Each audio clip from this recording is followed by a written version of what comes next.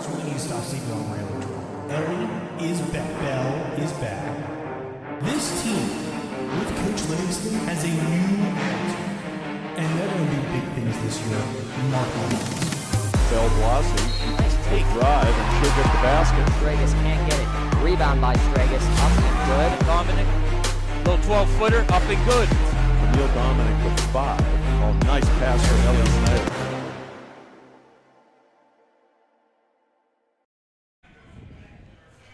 Good evening, everyone, and Happy New Year. Welcome to 2024.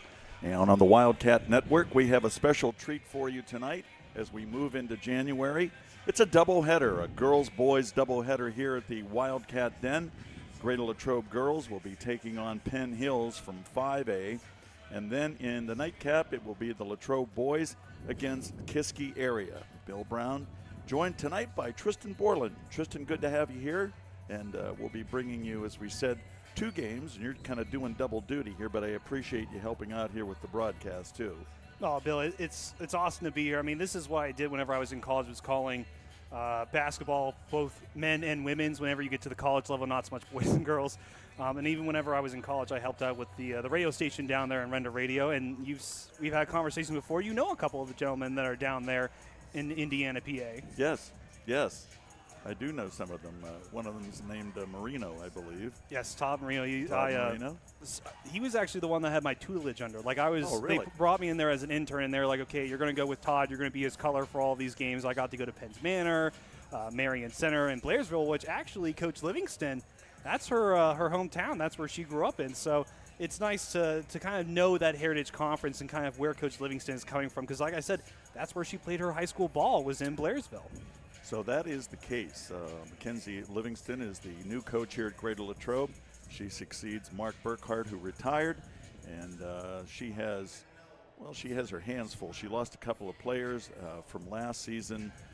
Emma Blair, even though Emma didn't play much last year because of a horrific injury, but she moves on, along with, I think, one of the underrated players from last year is Josie Stregas.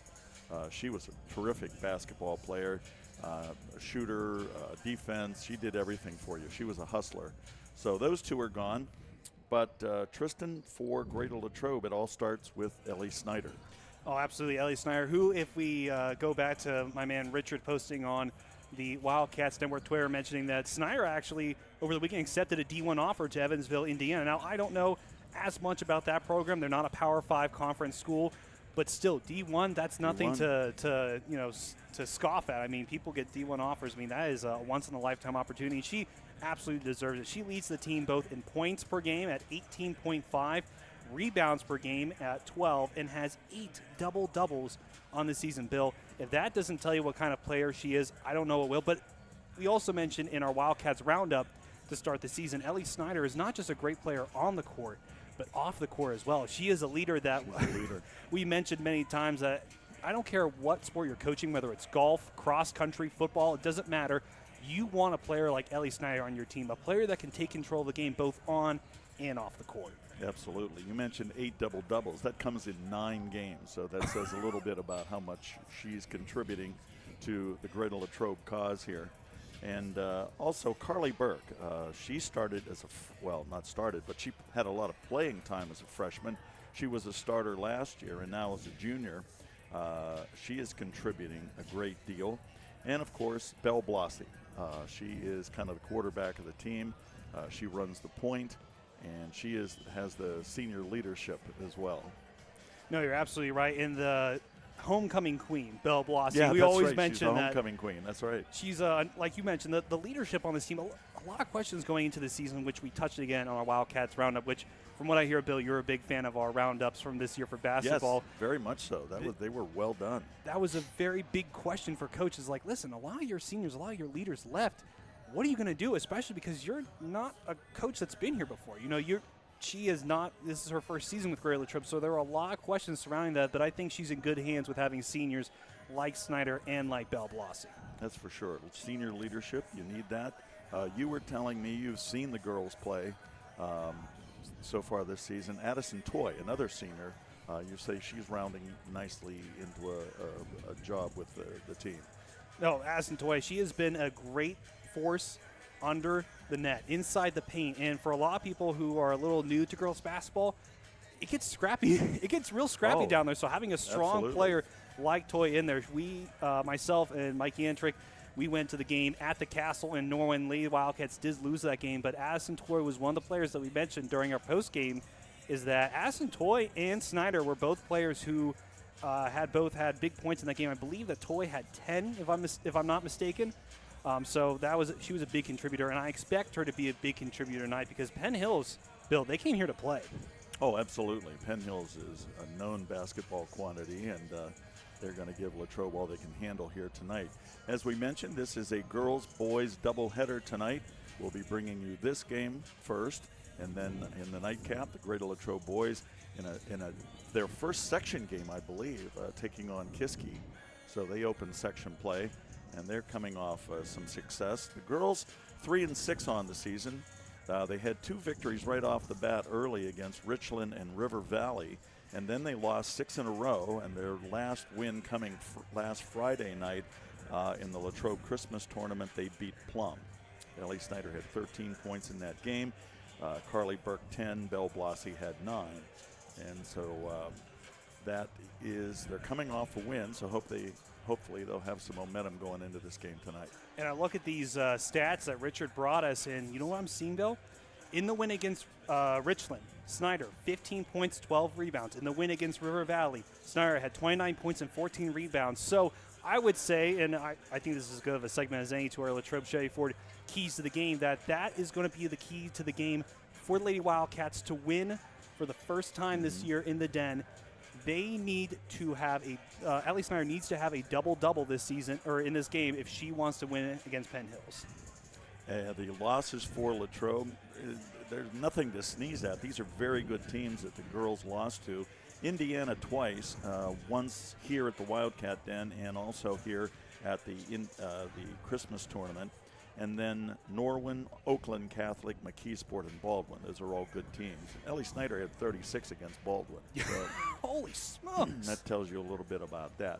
So what we're going to do, we're not far from the start of tonight's game. They're still shooting out here, but we're going to have the introduction of the starting lineups. But let's take a break first. We'll be back with basketball here, a doubleheader on the Wildcat Network.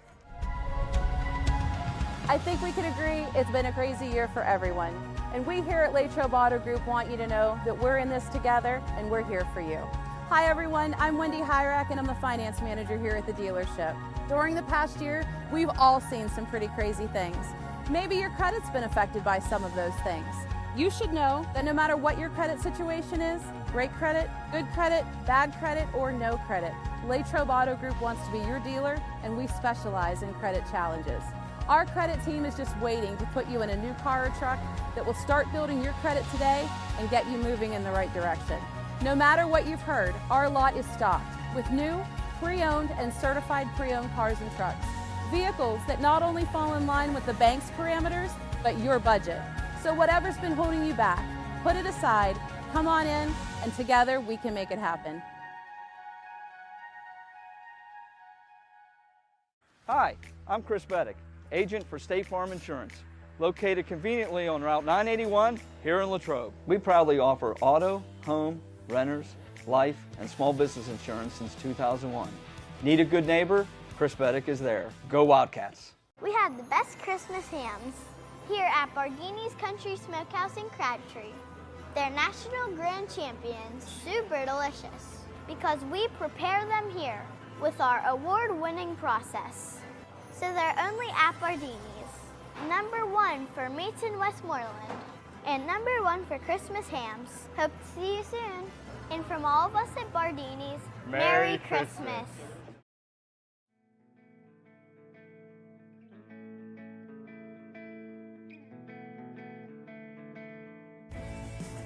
Hello, I'm Maria Graziano Bickerstaff, President of the Greater Latrobe Partners in Education Foundation. The foundation ensures the highest level of education innovation supporting GLSD students, faculty, and staff. The foundation strives to provide educational opportunities for all students in grades K through 12. We believe students should have what they need to reach their full potential. Give, build, grow. Every student, every day. It's a beautiful day in the neighborhood to stop at Hotel Loyal.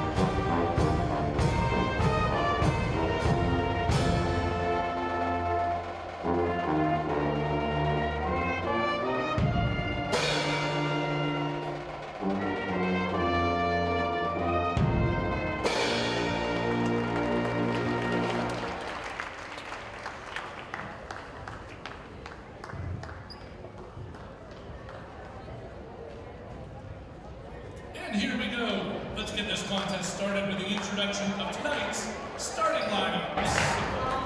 First, for the visitors, the Penn Hills Indians. Starting at guard, 5 foot 7 inch sophomore, number 1, Milani Oliver. At guard, 5 foot 9 inch senior, number 5, Hannah Pugliese. At forward, 5 foot 11 inch senior, number 10, Egypt Coleman. At center, 5 foot 10 inch senior, number 20, Kara Crawford. And rounding out the Indian lineup, at guard, 5 foot 4 inch junior, number 24, Shy Short. Assistant coaches for the Indians, Alicia Johnson, Desiree Oliver, Shira Oliver, and Mark Penix. Penn Hills is led by head coach Robert Cash. And now, ladies and gentlemen, it's time to meet and greet your Lady Wildcats. Representing Greater Latrobe, starting at guard, 5 foot 5 inch senior, number 1, Mel Bossy. At guard, 5 foot 7 inch junior, number 5, Carly Burke. At guard, 5 foot 9 inch senior, number 10, Ellie Snyder. At forward, 5 foot 11 inch senior, number 13, Addison Toy. And rounding out the Lady Wildcat lineup this evening, at forward, 5 foot 10 inch senior, number 44, Sammy Cronenwetter. The assistant coaches for the Lady Wildcats are Ron Monack, Beth Havrilla, and Blake Reaping. The Lady Cats are led by head coach Mackenzie Livingston. All 5. What they want.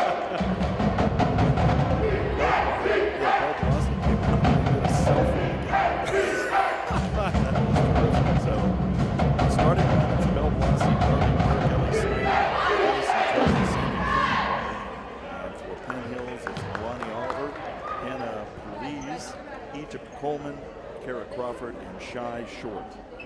Those are the starting players for tonight's game. The first one, as we said, we have it here. We have the Wildcat Den. I know, it's incredible. I mean, 2024, it feels like yesterday I was like, 2018 is so far ahead. Yes. So, it will be Addison Toy jumping for Greater Latrobe and Egypt Coleman.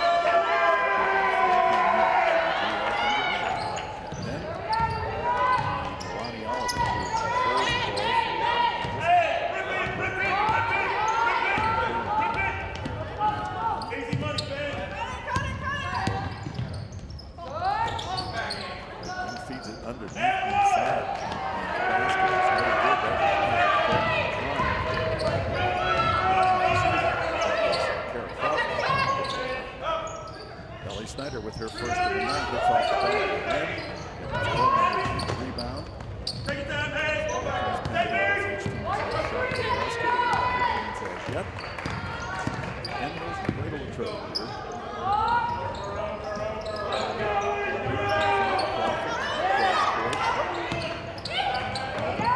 Feet inside and going up for the layup. No good. Ellie Snyder with the rebound. Down to the lead. Got a shot, but it's no good. Bill Blossom is the point guard. Wildcats. Madison Toy from the left wing. That is no good. Gonna let it go out of bounds. And here's the back to go. How about a hats off to for moving the basketball? Oh my gosh, I cannot see Zach and thank him personally. That is such a good performance. They got this one out of the way in front of us. They did that one just for a while. We can see the other side of the court. So Penn Hills with the ball.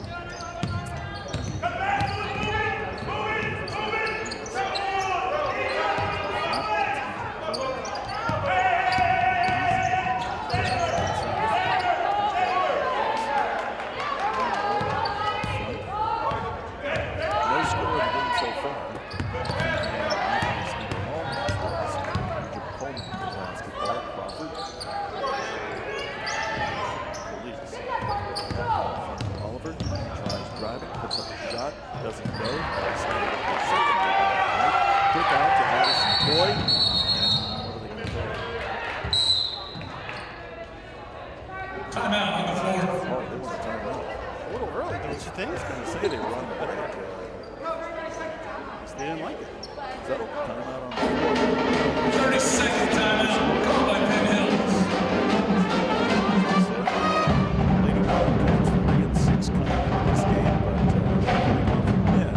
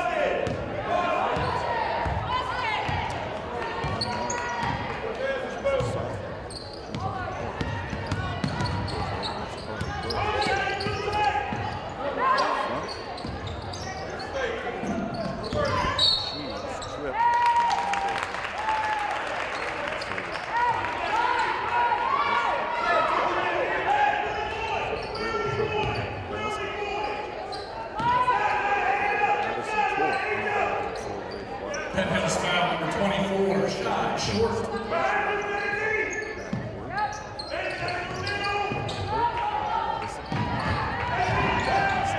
Puts up the shot and gets it to go. Number 2.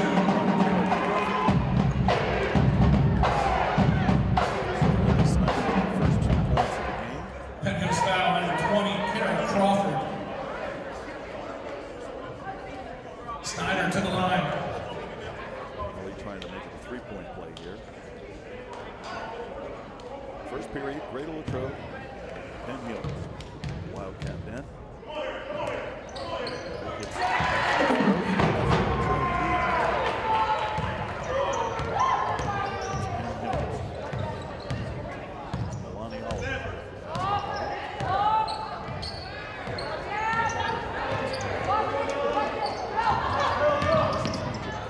Steps inside, lays it up and in. So Egypt Coleman for 2.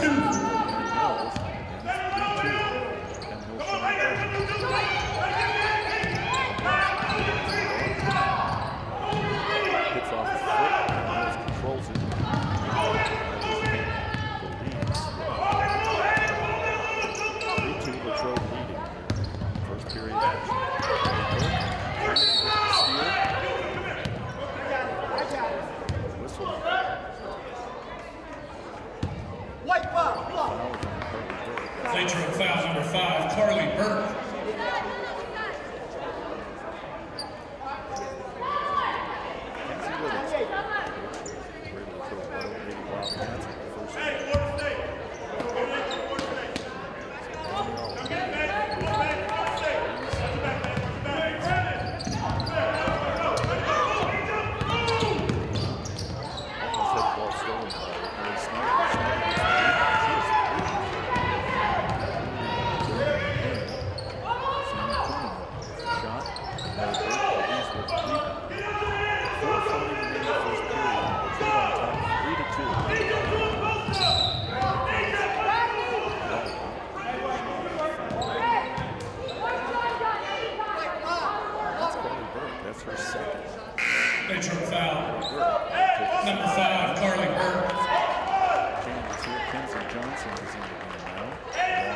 Entering the game for the Wildcats, number 14, Kenzie Johnson. Number 21, Bradley Bodner.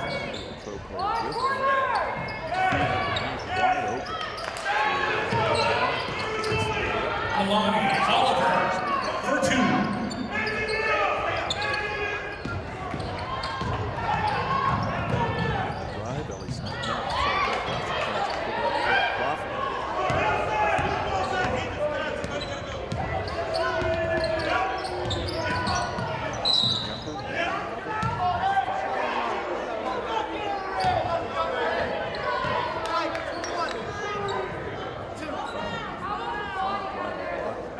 Later foul number 21, Bradley Bodner. That foul sends Oliver to the line for 2 shots.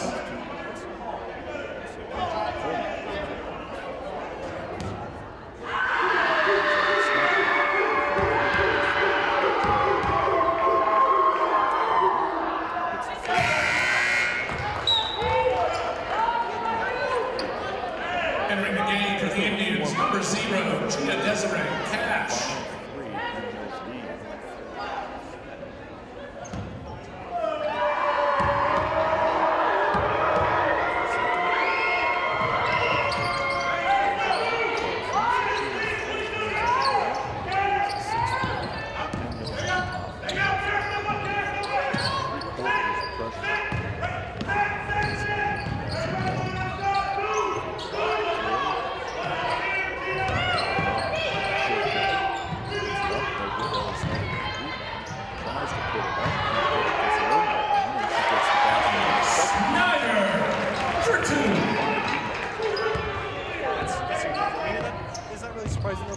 Snyder having 5 rebounds so far. I mean, she's going to force me to make that for sure. Headed for a double-double here in the first period.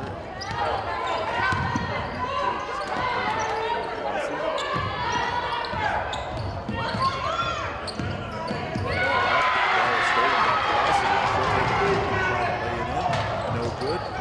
Rebound shot short. Whistle.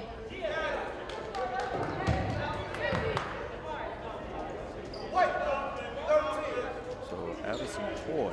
Lady Wildcat foul number 13, Addison Toy. Her first. Trout with 14 fouls, 2 of them. Curly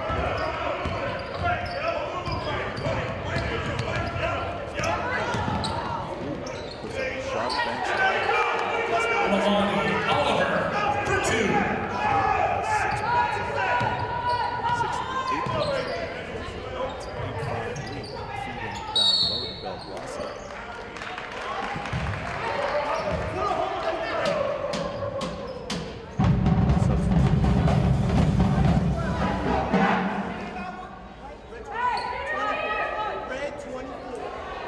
Penn Hills foul, number 24, Shy Short. Substitutions.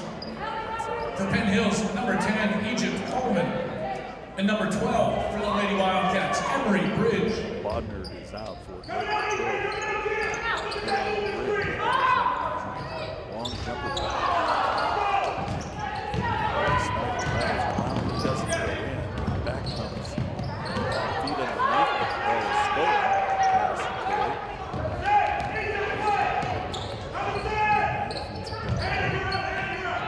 Snyder with the jumper. And she gets this one. 3 points.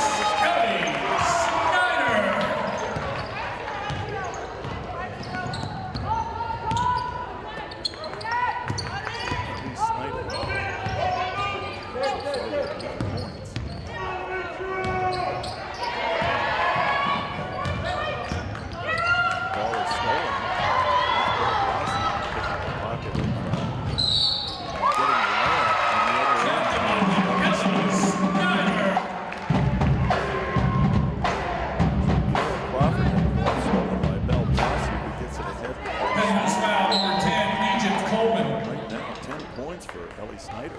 Substitutions for the Lady Wildcats now entering the game, number 44, Sammy Cronenwetter. And for the Indians,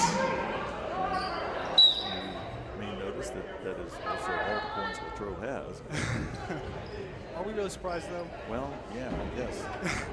Well, like you said before, they need more balance in the score. She can't be doing all this stuff, but so far she has. You think about whenever Snyder had Bill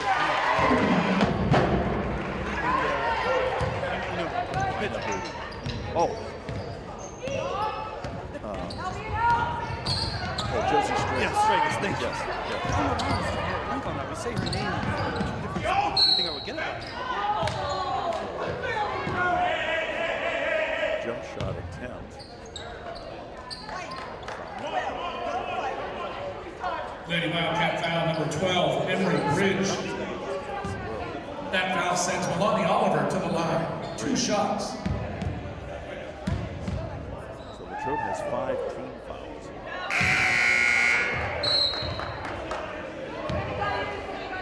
With that, Penn Hill's now Re-entering the game for the Indians, number 20, Kara Crawford.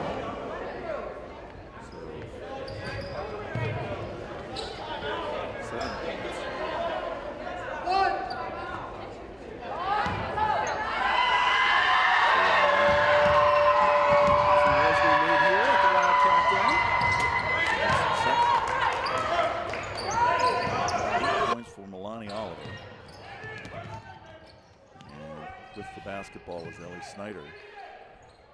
Penn Hill's trying to steal it away, but Snyder keeps it for the Lady Wildcats.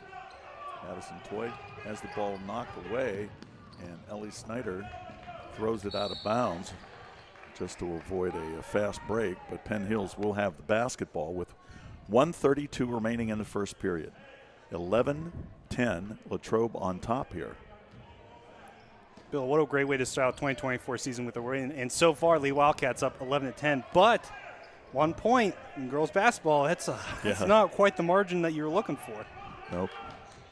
Feed down low. That's Kara Crawford putting up a hook shot. No good, but coming across is Egypt Coleman to make the rebound.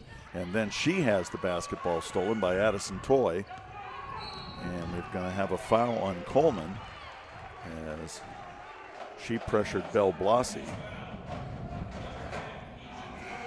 Bill, Penn Hills came to play. They're getting physical out there. Oh, yeah. And we love to see, especially in girls basketball. It always gets a little bit more chippy. But, I mean, it's the physical play that I'm seeing from both the Wildcats and the Indians is really great. Love to see that kind of basketball here at the Den. So 5 team fouls for each. Blasi misses the first, but under the new rules this year, it's no longer a one-on-one situation. You get 2 fouls when you get to the bonus. Oh, and I can't tell you how long Richard and Mikey Antrick went on and on about that when I saw them at Norwin. They were baffled that they made that change. Especially Mike. He's a basketball purist. He likes to keep the game as it was. Yes. Yes. So Blasi misses both. Police with the spin-around bank shot. She gets it to go, and Penn Hills retakes the lead, 12-11. Under a minute left, first period.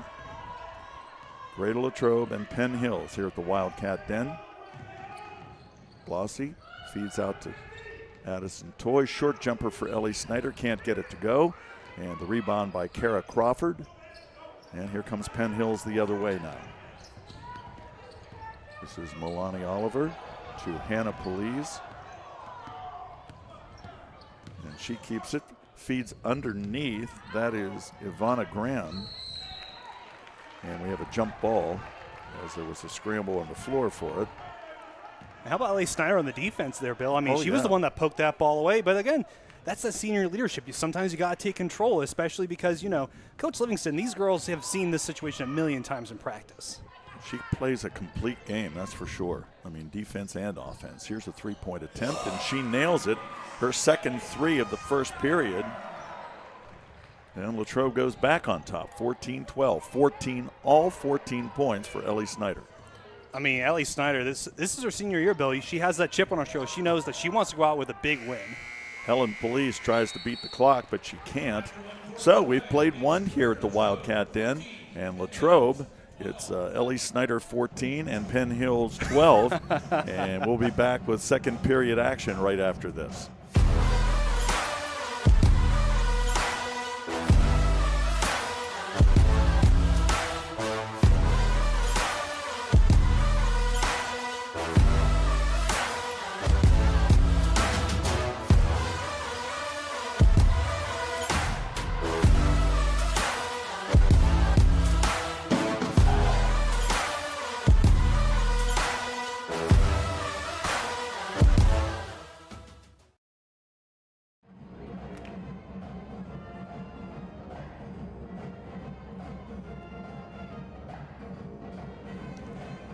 Back here at the Wildcats Den, Tristan Boylan, Bill Brown. Bill getting some stats here. Now, folks, the reason why Bill does the stats, he's the smarter of the two. No, he's that's he's not the veteran. true. No, I know it's true, Bill. I know it's true. That's why we have you doing the stats right there. You see Coach Livingston getting her girls ready to go. And Bill, the one girl that I don't think she needs to hype up anymore is Ellie Snyder. Oh my gosh, what a first period she had. She has all of Latrobe's points. I have not been able to keep rebounds, but I know she has at least 5. Hopefully Fez has the numbers down there. Yeah, Fez, we can get that. One of the assistant coaches for the football team down there keeping stats. So we begin the second period, 14-12, Latrobe on top. For Penn Hills, it's Milani Oliver, a sophomore, who was the leading scorer with 8 points. And from the top of the key, it is Oliver with the jumper, no good. On the rebound, well, I don't know who is on the, oh, it is Kayla Williams. No, that's wrong. I'm sorry. Turnaround jumper by Kara Crawford does not go, and there's Ellie Snyder with a rebound. She just gets perfect position. I mean, she's not the tallest girl out there, but she gets inside position, and she gets the rebound. Nice three-pointer there for Greater Latrobe. Emery Bridge, a freshman, hits a big 3 from the side, and that builds Latrobe's lead up to 4 points, 16-12. Milani Oliver to Police, and they're going to get Belle Blasi for reaching in. This will be her first foul. Team 6th. Well, I guess it's the first in this period, so Penn Hills will inbound. Early second period, Latrobe on top 16-12. The first of a doubleheader here tonight. Coming up next, the Latrobe boys against Kiski. Ivana Graham is in the game for Penn Hills. Down low to Kara Crawford, working against Cronenwetter. And Sammy gets the rebound for Latrobe. Nice rebound, nice work inside by Sammy Cronenwetter. And Ellie Snyder out front to Belle Blasi to Cronenwetter. Come across court, and there's Cronenwetter from the foul line. She hits it, or shoots it, but can't get it to go. And that is Ivana Graham with the rebound for Penn Hills. And back comes Hannah Police for the Lady Indians. Milani Oliver with a three-point attempt, no good. And it is tipped out of bounds by Ellie Snyder. 6:02 remaining in the second period. Latrobe up 4, 16-12. First game of 2024 for the Lady Wildcats. They had a tough preseason, and they played a lot of good teams. They were 3-6. Police, the shot no good, and the ball goes off a Latrobe player, and Penn Hills will keep it. They had losses, as I said, to good teams: Norwin, Oakland Catholic, McKeesport, Baldwin, and Indiana twice. Once in a regular season game and once in the tournament that Latrobe held. So underneath it is Hannah Police. Takes it back to the top of the key, and it's Milani Oliver. Egypt Coleman. Oliver out front, Police with a long three-pointer, and it glances off the rim and goes out of bounds, so it will be Latrobe's ball. Emery Bridge with the only points of the second period here. She hit a three-pointer.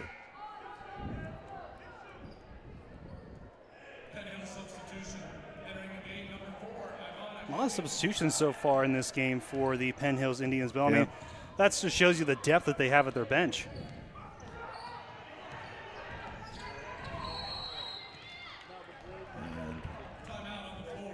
So we have a timeout on the floor. 5:30 remaining second period. Latrobe on top 16-12. We'll be back with more Lady Wildcat basketball in a moment. Good evening, everyone, and welcome to the Wildcat Den. LHTC Media Crew bringing you tonight's game. Short notice, preparing for a good team like this isn't easy, but this is our style of basketball. Greater Latrobe starts out the evening with a pin from Palmer Airport in Latrobe, live streamed by LHTC Media. You've been watching the Wildcat Network on LHTC Media. We're back here at the Wildcat Den tonight, the first of a doubleheader, as we said. And it's Greater Latrobe on top 16-12, and I have a correction to make. I thought that the Emory Bridge jumper was a three-pointer. It was actually a two-pointer. So that's Ellie Snyder with 14 and Emory Bridge with 2. Addison Toy tries to get the pass out to Bridge, but it goes out of bounds, and Penn Hills will have the ball. 5:21 remaining in the half. Penn Hills has not scored yet in this second period. And right there is the leading scorer for the Lady Indians, Milani Oliver.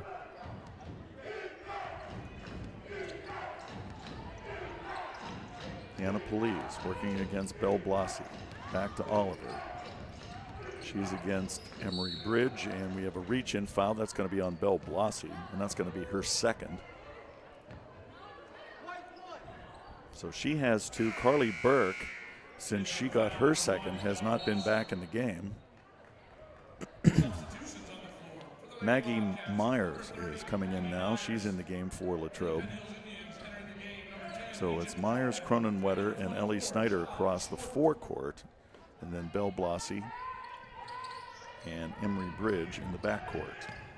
Police trying to drive the baseline. Nice step up there by Bridge. And Milani Oliver. And the pass is stolen. Great job there by Emory Bridge. And she feeds it off to Belle Blasi. Puts up the shot. It's no good, but we have a foul.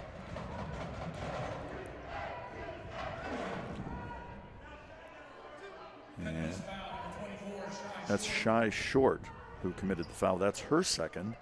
And it sends Belle Blasi to the line. 4:43 remaining in the half. 16-12, Latrobe on top. And Belle misses the first. That puts her at what, 0 for 3 right, Bill? Yeah, 0 for 3, that's right. It's tough. You can't miss opportunities like this when you go to the line. At least that's what Mike Antrim could say. He would say when you get opportunities like this, when you go to the line, you got to score here. You got to take these free points. She hits the second. That's her first point of the game. And it's 17-12 now with 4:39 remaining in the half. Egypt Coleman out front. Kara Crawford. Police. Nice spin move. Puts up the left-handed layup. No good. And there's Ellie Snyder with another rebound. And she fights to keep it. So here comes Latrobe now with a 5-point lead. Snyder. Top of the key. Blasi. And that's the freshman, Emory Bridge. And trying for the rebound is Maggie Myers, and it goes off her out of bounds. So Penn Hills will have the ball. I'm very impressed with the play of Emory Bridge, a freshman. She's in there with 2 points, and she has a steal. And she's working with the point against the point guard for Penn Hills. That's Milani Oliver. Police puts up the layup and gets it to go. So that is Hannah Police with her 4th point of the night. And the first point of the 3rd period for Penn Hills. 17-14 is the score. Bridge, Snyder looking inside. Bridge feeds it back to Blasi. Tries to win for the layup, and it's no good, but Blasi hustles and gets her own rebound. And there's Ellie Snyder. And she will drive and put up the shot. It hits off the backboard. So Penn Hills, Latrobe with 2 chances there. Couldn't get them to go. And there's the jumper by Police. Rebound by Graham. And there's a fight for the ball inside. Kara Crawford controls it. And I don't know why that's not 3 seconds, but she was in there a while. And so with the rebound, Ellie Snyder again. And she has to be closing in on 10 rebounds in this game. Oh, easily. Easily. I mean, she's already got the double in terms of points. So some wholesale changes. Cronenwetter and Myers are out. Carly Burke is back in the game since she got her 2nd foul in the 1st period. And Addison Toys back in the game as well. And she is on the far wing. Blasi to Carly Burke. Latrobe. Carly Burke with a three-point attempt. Oh, man, it did everything but go in. It rolled around twice. It just didn't fall. Egypt Coleman feeds underneath. Nice look pass there. That's Ivana Graham. And she loses the basketball, but it goes off of Toy. And so Penn Hills will keep it. 2:21 remaining in the first half. 17-14, Latrobe on top. They have led the entire second period. Nice bounce pass inside to Kara Crawford. Can't get it to go, and there's Ellie Snyder almost with the rebound. With the putback, though, is Kara Crawford. And the foul will go on Emery Bridge. That is her second. And Crawford gets credit for the basket. And she'll try to make a three-point play here. And I have to find out who number 23 is for Penn Hills. I don't have a 23. Crawford can't get it to go, but right there for the rebound is Penn Hills, and they get the basketball back out front. So they don't get the three-point play, but they do keep the basketball. Oliver with the drive, and she gets the roll. Milani Oliver, she has 10 points now. And suddenly, Penn Hills has retaken the lead. 18-17 is the score with 1:45 remaining in the half. Emery Bridge trying to drive the baseline, and they're going to say she had her foot on the line out of bounds. So Penn Hills will get the ball. Little cold spell here for the Lady Wildcats right now. Egypt Coleman is back in the game for Penn Hills.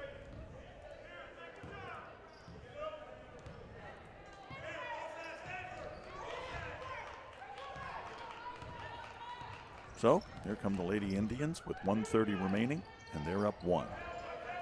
And it's Hannah Police with the ball inside. Kara Crawford tries the layup, no good. And it's Carly Burke with the rebound for Latrobe. She brings it back the other way. Addison Toy with the three-point attempt. She gets it to go. So the first points for Addison Toy is a three-pointer, and that gives Latrobe the lead again, 20-18. 1 minute remaining in this first half. That was a nice step up and score there for Addison Toy. Police with the basketball, working against Belle Blasi.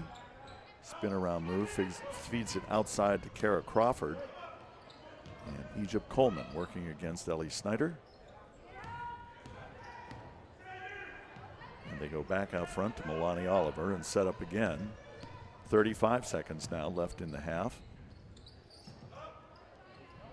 Ivana Graham had the ball. She has it again now on the right side, guarded by Carly Burke. And the ball is tipped by Ellie Snyder as it goes out of bounds, so Penn Hills will keep it with 22 seconds remaining in the first half. Latrobe clinging to a 2-point lead here. It's gone back and forth. Latrobe has led most of the second period. So we're under 20 now as Milani Oliver brings it up. Egypt Coleman, Kara Crawford, and Hannah Police. She gets a screen set forward, drives, and it's no good. Tipping it outside, and Ellie Snyder gets the ball. And let's see if we have a foul called.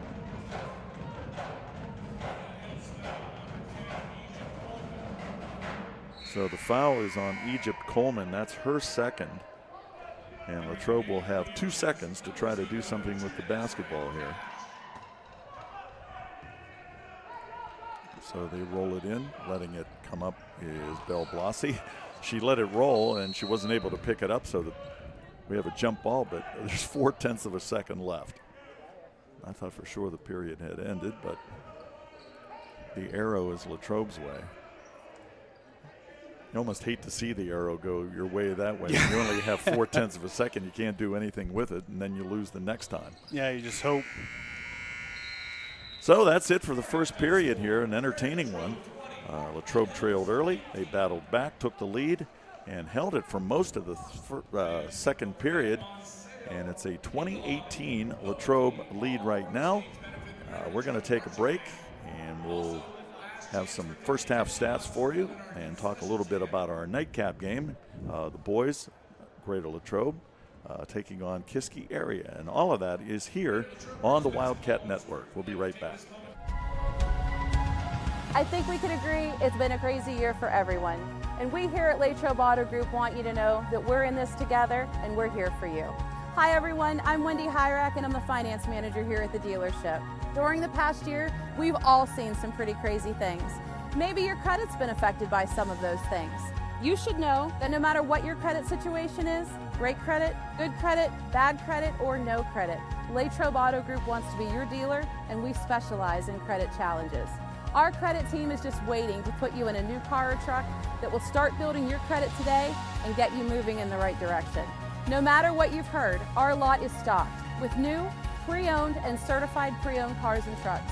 Vehicles that not only fall in line with the bank's parameters, but your budget. So whatever's been holding you back, put it aside, come on in, and together we can make it happen.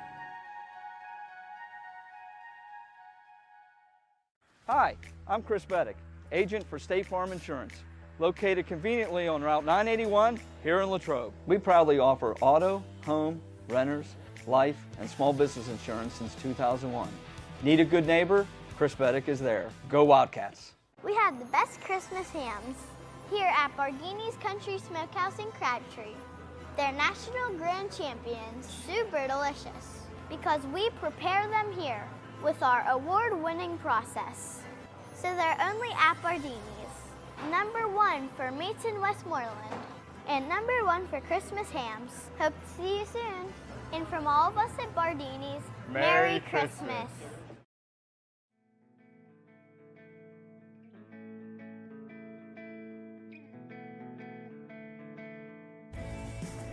Hello, I'm Maria Graziano Bickerstaff, President of the Greater Latrobe Partners in Education Foundation.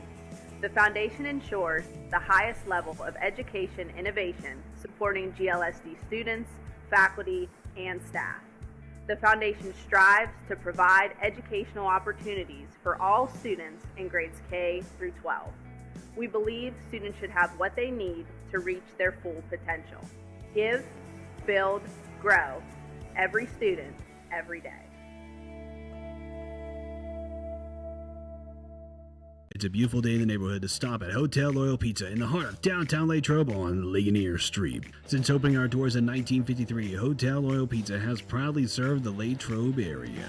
From pizza, sandwiches, sides, salads, and so much more. Whether you're taking out or dining in, our menu has something for everyone. As if the company here wasn't enough to stop in, try one bite of our highly acclaimed pizza and you're sure to be hooked. Visit our website, hotelloyalpizza.com, or call us at 724-537-3741. And remember to support our 2023 Gridiron Wildcats.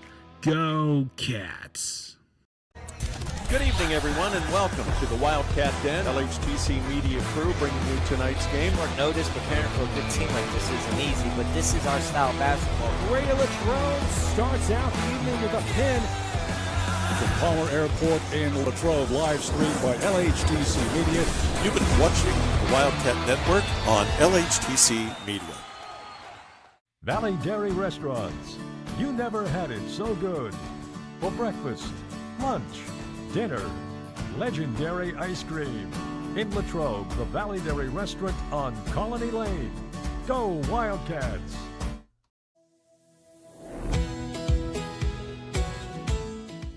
I'm proud to work with an organization that's known across the state, that's reputable. Adelphi is a place to have ample opportunities for promotion. There's nothing that Adelphi won't do for you personally and professionally. Come on in.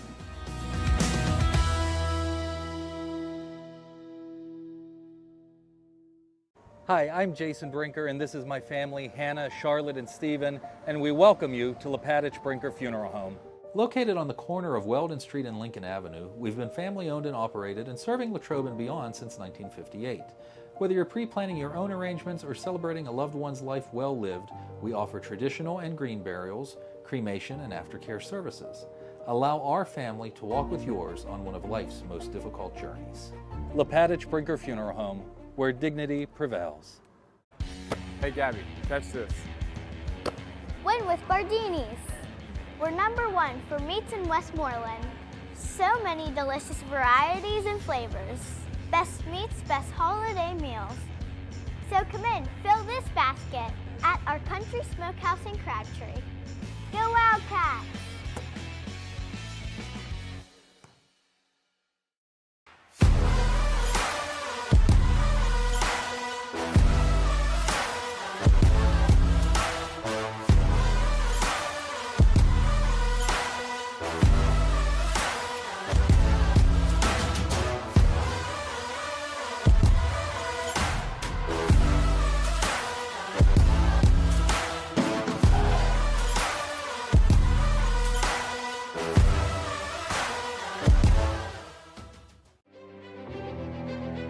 I am the swiftest creature alive.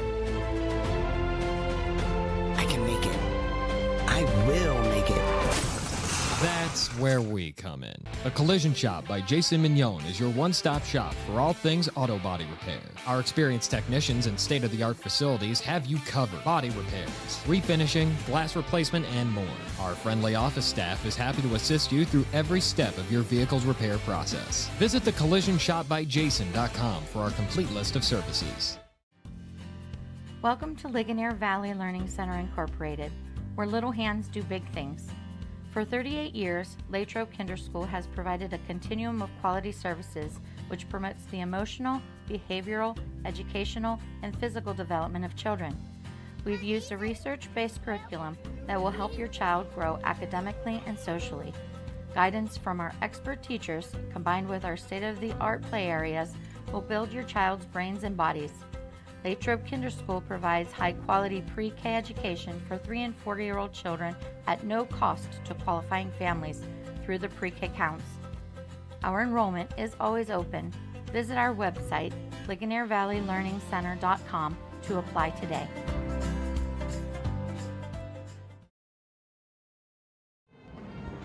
Welcome back to the Wildcat Den. It is halftime of our first game of a doubleheader tonight, and the Greater Latrobe girls are on top here 20-18. It was the Ellie Snyder show in the first period. She had 14, but they held her scoreless in the second period. Latrobe's points coming from Belle Blasi with 1. Emery Bridge, the freshman, had 2. Madison Toy hit a 3-pointer, and those were Latrobe's 6 points. Penn Hills also with 6 points, 2 each by Milani Oliver, Hannah Police, and Kara Crawford. And so that's where we stand. 20-18. Latrobe looking for their 4th win of the season and their 2nd in a row. And in the first period, Tristan, Ellie Snyder was Ellie Snyder. I mean, she just hit everything in sight, and I think she already has 10 rebounds in the game. So that would be 9 double-doubles in 10 games. That's what I was going to say, Bill. You're telling me that we are not even into the second half of play, and Ellie Snyder already has a double-double. Aren't there most people who hope to get a double-double throughout the course of a game Ellie Snyder has done in the first half? If that doesn't tell you how important she is to this team and to Coach Livingston, I don't know what will. Absolutely. Yeah, she does it all. And as we said, she's not the tallest girl on the floor, but she gets great position underneath, and that's where most of her rebounds have come, defensive rebounds for the Lady Wildcats. She could use some help in the scoring department, though. Carly Burke got in foul trouble early, and that took her out of the game, but she has returned. She has 2 fouls. She has no points in the game as yet, so I think she could provide a lift. Belle Blasi has just 1. For Penn Hills, Milani Oliver has 10 points. Hannah Police has 4, and Kara Crawford has 2. And they are the scorers for the Lady Indians. Coming into this game tonight, this is not a section game for Greater Latrobe. The next game, though, the boys' game is. It's their section opener against the Kiski Area Cavaliers. And we'll have that one here for you as well on the Wildcat Network. Right now, though, we're just about ready for the third period of play here. Mackenzie Livingston's team looking to get their second win in a row and their fourth overall here tonight at home. And again, I think the big thing is that with them starting out 2024, Bill, here in the Den, I don't think a game gets more important than this one. I mean, what a great way to start out the year and again, what Coach Livingston said in our Wildcats roundup earlier this year, start with confidence. Yeah. You know, there are a lot of young players who haven't seen a lot of varsity time, if any at all. So getting that confidence and getting a win at home in front of this home crowd, which honestly, Bill, is really good. We have a nice crowd here tonight. I'm sure it will be even more so when the boys' game starts. Richard did tell me that we have some royalty in the house today. Not only do we have Zach Hyde, Tyler Gustafson, and Dr. Benning, but also I hear rumors that there's a Mr. Ron Prady roaming around the halls of the school today. The football coach, after his fantastic season for the Wildcats, and we have a turnover here by Penn Hills. Just underway, third period for Greater Latrobe. It is Belle Blasi, Addison Toy, Ellie Snyder, Sammy Cronenwetter, and Carly Burke. That is the starting five, the same five that started the game. Belle Blasi working against Shy Short, feeds it off. Carly Burke, nice feed inside. Toy gets it back outside. Sammy Cronenwetter with the jumper from the foul line, no good. Blasi saves it. Inside to Toy, left-handed shot, no good. Toy gets her own rebound. So Latrobe controlling the basketball underneath, and what do we have? Cool, a shove there. Yeah. And that is on Kara Crawford. She has 4 fouls now. Not good, especially for Penn Hills. When you're trailing, you want to have your best players in, and if she gains another foul, Bill, that's it for her night. Underneath, Ellie Snyder tried to put the shot up, but it's no good. And that foul actually was on Shy Short, I should say. It was not on Crawford. Shy Short is out of the game. And we have a jump ball, and it goes.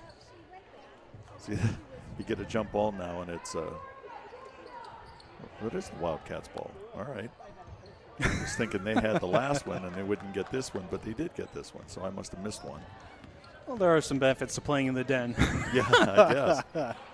Carly Burke with a nice pass underneath, but I don't know whether she moved her feet.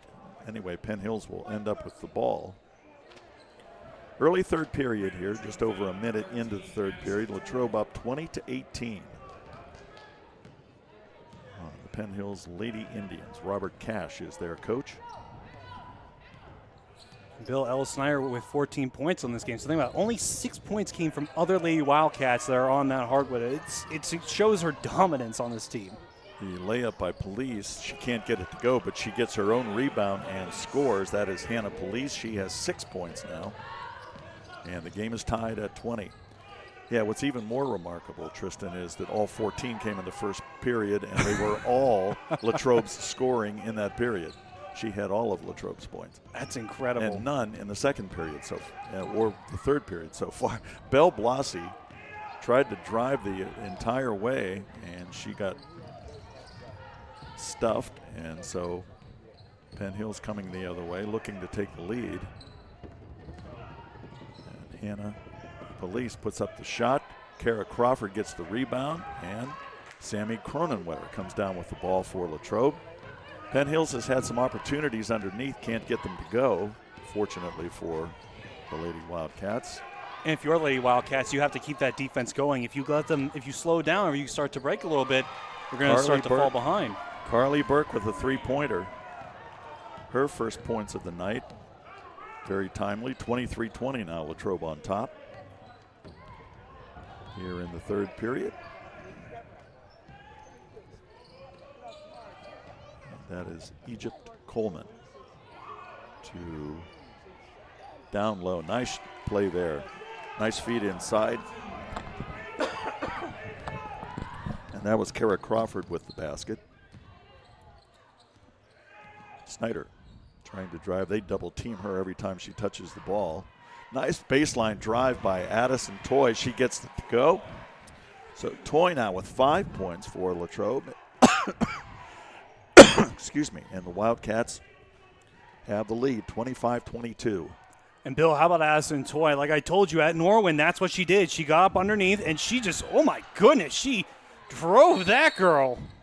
So the drive that time by Milani Oliver, and she's still on the floor. She got hit hard as she tried to lay it up. I don't believe there was a foul called. No, there was not. It was clean. There was no malintent or anything like that, but I'm telling you what. She took a hard fall. Yeah, and Addison Toy, I'm telling you, Bill, she drove her. That is some physical basketball, and that's what the Lady Wildcats, the kind of basketball that they like to play. They like to get down inside the paint, and they like to fight underneath the paint, and I'm telling you what, Bill, that's where they're most comfortable at. Unless you're Ellie Snyder and you're shooting threes from half court, then, that's where she's more comfortable at, I guess.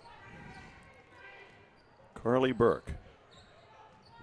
She had 2 early fouls that took her out of the game. Ellie Snyder to Belle Blasi, and Belle steps on the baseline. So Penn Hills will have the ball. 4:25 remaining third period.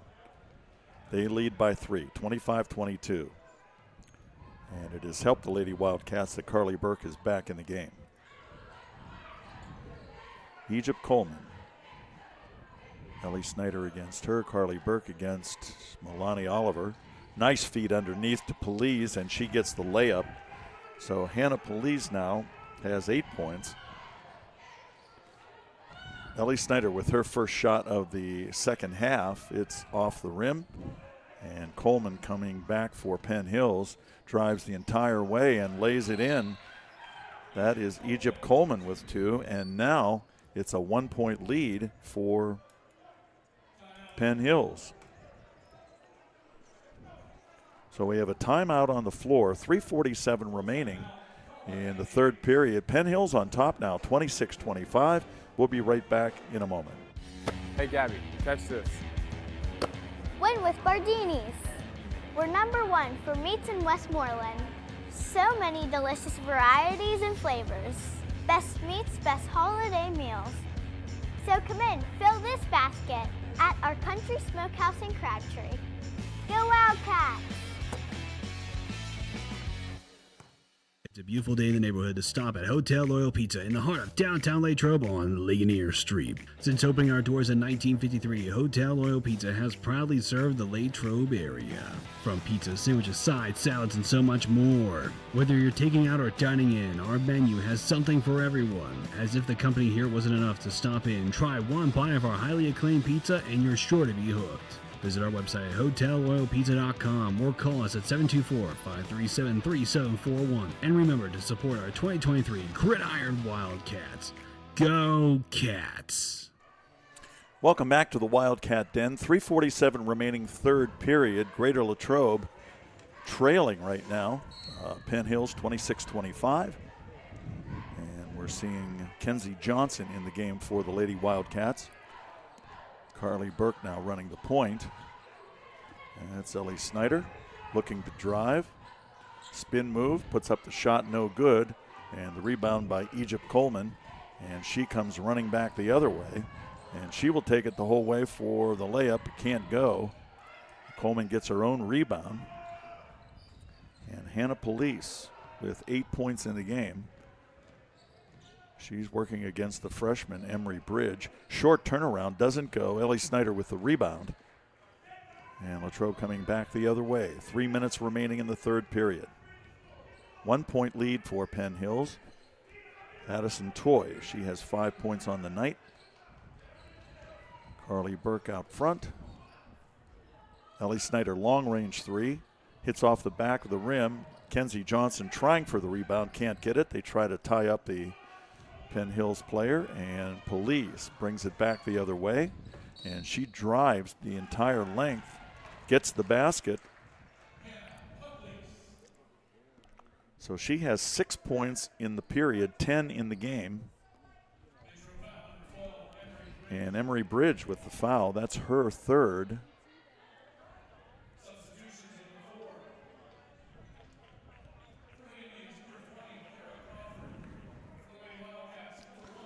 So Kenzie Johnson and Emery Bridge come out of the game. Sammy Cronenwetter is back in for Greater Latrobe. And Belle Blasi. Police hits the three-pointer, or I should say the free throw to make it a three-point play. Ellie Snyder puts it up, and she gets it to go. That is a three-pointer for Ellie Snyder, her first score since the first period. 29-28, Penn Hills on top with 2:20 remaining third period. Here at the Wildcat Den, the first of two tonight. Greater Latrobe boys against Kiski coming up right here on the Wildcat Network after this one. And for some ease of access for the folks at home, just so you know, this is going to be a continuous stream. So if you are ready for some boys basketball as soon as we're done with this, don't go anywhere because we will have more fast-paced Wildcats basketball coming up. So that's good to know. Nice feed underneath to Belle Blasi. I think her shot was partially blocked. It was a nice look inside. Hannah Police, she's being tied up by Blasi, looking for someone to pass it to. And Robert Cash wants a timeout. 1:39 remaining third period. Penn Hills on top 29-28. And we'll be right back with more Lady Wildcat basketball after this.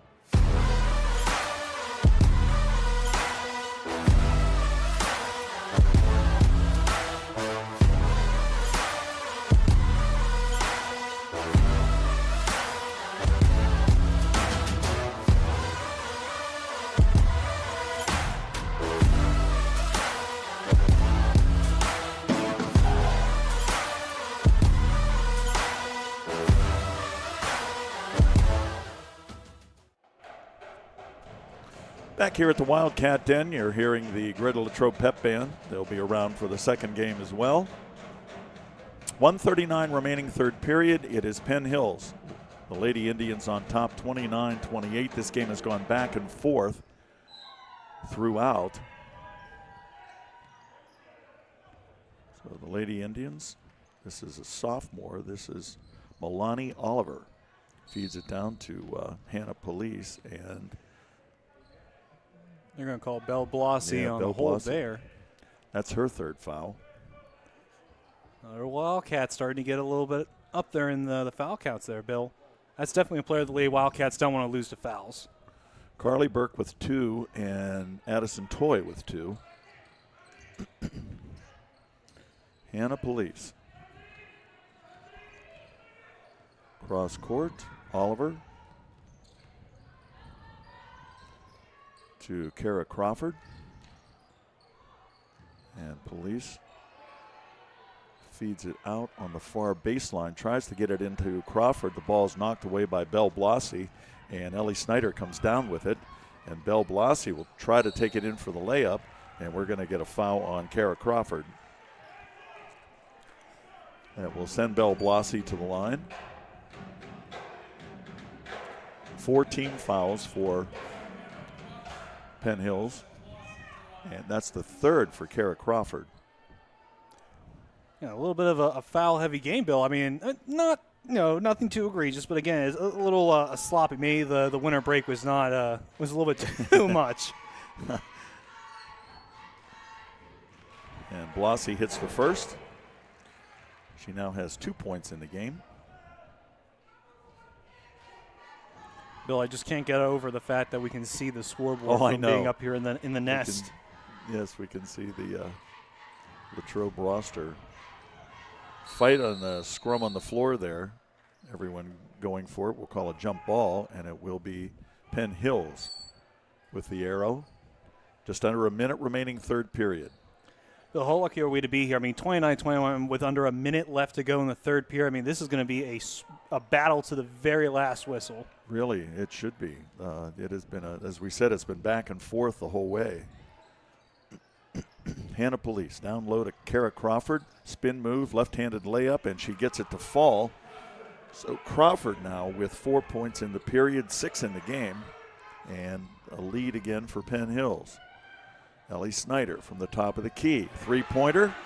She gets it to go, and she has 20 points now. Oh, my goodness. I mean, Bill, talk about complete domination. 20 points in the game. You're in the third period. 12 of them on three-pointers, 4 three-pointers. My goodness. This reminds me of the Connellsville game that we were at, when Ellie Snyder was just in his zone, and she currently is tied for the record in terms of threes all time, and she leads the women in terms of threes all time.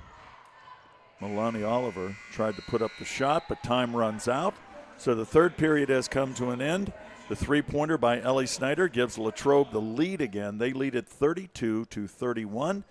And we are ready for 8 minutes of exciting basketball to finish this off, and we'll be right back here on the Wildcat Network. I am the swiftest creature alive. I can make it. I will make it. That's where we come in. A Collision Shop by Jason Mignon is your one-stop shop for all things auto body repair. Our experienced technicians and state-of-the-art facilities have you covered. Body repairs, refinishing, glass replacement, and more. Our friendly office staff is happy to assist you through every step of your vehicle's repair process. Visit thecollisionsshopbyjason.com for our complete list of services. Hi, I'm Chris Beddick, agent for State Farm Insurance. Located conveniently on Route 981 here in Latrobe. We proudly offer auto, home, renters, life, and small business insurance since 2001. Need a good neighbor? Chris Beddick is there. Go Wildcats. Welcome back to the Wildcat Den. We're ready for the fourth period of action here. 32-31, Latrobe on top. Ellie Snyder leads all scorers with 20 points, 11 for Hannah Police, and 10 for Milani Oliver for Penn Hills. And Oliver with the steal, tried the layup, no good. Addison gets a block, and they're going to say that Police stepped on the baseline, so Latrobe will keep the basketball. 1 point lead as we begin the fourth period of play. Now, Bill, I imagine this is the point where Coach Livingston is going to try to slow the game down a little bit, drain that clock. This is where, in a football game, this is where you start to run the ball quite a bit, don't you think? Yeah. Sammy Cronenweather with the three-point attempt. It doesn't go. Egypt Coleman. And here comes Milani Oliver. The ball bounces up high. There's a fight for it between Ellie Snyder and Ivana Graham. And they're going to give it back to Snyder. Yeah, I don't know whether that was a jump ball or they just gave. Oh, nope, they're going to give it to Penn Hills. I thought that they were pointing the way of the lead Wildcats, but I guess not. Yeah, it's Penn Hills ball. Oliver underneath. Inbounds to Kara Crawford. Hannah Police out front. Egypt Coleman. Police is blocked by Addison Toy. Great job there by Toy to block the three-point attempt. Penn Hill still with the basketball. Coleman inside. A jumper by Graham, Ivana Graham, no good. And Ellie Snyder with the rebound. I am anxious to know how many rebounds Ellie Snyder has in this game. Oh, I can only nice imagine. Feed to Belle Blasi. She gets the layup. Carly Burke, great assist there.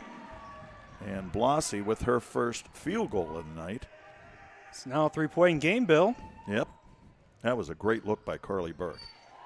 I mean, and that play was done exactly how Coach Livingston drew it up. Spin move by Hannah Police. And a fight for the ball underneath between Cronenwetter and Kara Crawford. It's a jump ball, and it will go Latrobe's way this time. It will actually go Latrobe's way, folks. Bill called it correctly.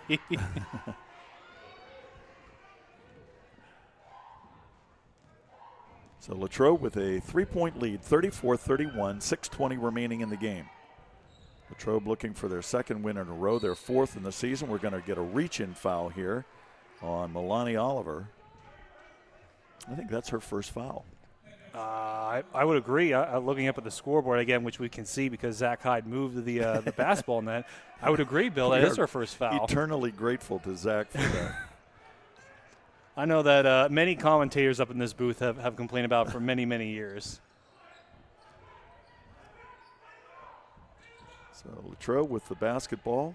Carly Burke out front. Feeds to Ellie Snyder. She goes to the foul line with a turnaround and hits it. So Ellie Snyder with her first 2 points of the fourth period. She has 22 in the game. Billy Wildcats starting to pull away. 5-point lead with 5:45 left on the rolling clock. Yeah. Anna Police. She's been dogged all night by Belle Blasi, who's done a nice job. Out front to Kara Crawford. Oliver. Hannah Police. She hits the three-pointer. So Police with 14 points in the game. And back comes Latrobe. Ellie Snyder. Three-point attempt. She nails it. I'm telling you, this is the Connellsville game, and I correct myself. That was the most threes in a game that she had at Connellsville. So with the three, she has 25 in the game now. Latrobe has 39. And with the steal, Belle Blasi, nice job stepping in front of that pass. Takes it down. Ellie Snyder puts up the shot, and she is knocked down, and she will go to the line. Kara Crawford. And let's see how many she has. Kara Crawford has 4 fouls now in the game. One more, and that'll be the night. And you got to be careful with a physical game like this, Bill. Oh, yeah. Getting a foul is not exactly a difficult thing to do. Well, especially down low. You know, there's a lot of fighting for the basketball there. Ellie Snyder hits the first. 26 points on the night. And Latrobe's lead is 6 with 4:56 remaining in the game. Snyder coming to life here in the second half. She gets both. 13 points in the second half, 14 in the first half. I call that a night. I don't know about you, Bill. That is a night right there. And it's why Lee Wildcats are up 41-34. Milani Oliver with the runner. It didn't go. Latrobe comes away with the rebound. So now it would be nice to just milk some clock here, but Carly Burke says, no, I'm going to try a three-pointer off the front of the rim. So back comes Penn Hills. Hannah Police, nice spin move for the layup. Police now with 17 points. I thought it was 17. Sammy Cronenwetter hits the shot. Jumper for Cronenwetter from the foul line. Her first 2 points of the night. And the lead is back to 7.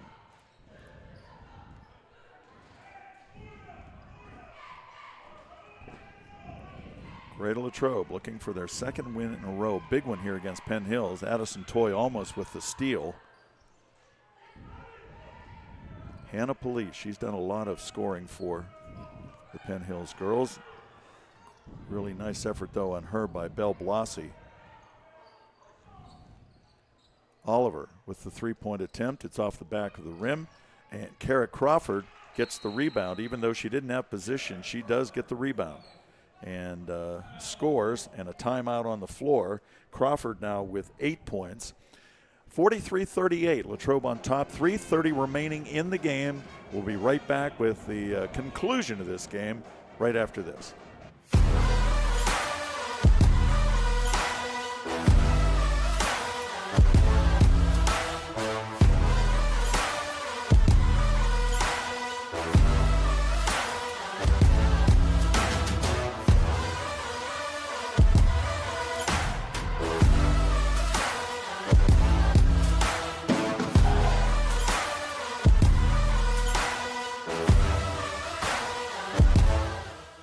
Hi, I'm Chris Beddick, agent for State Farm Insurance, located conveniently on Route 981 here in Latrobe. We proudly offer auto, home, renters, life, and small business insurance since 2001.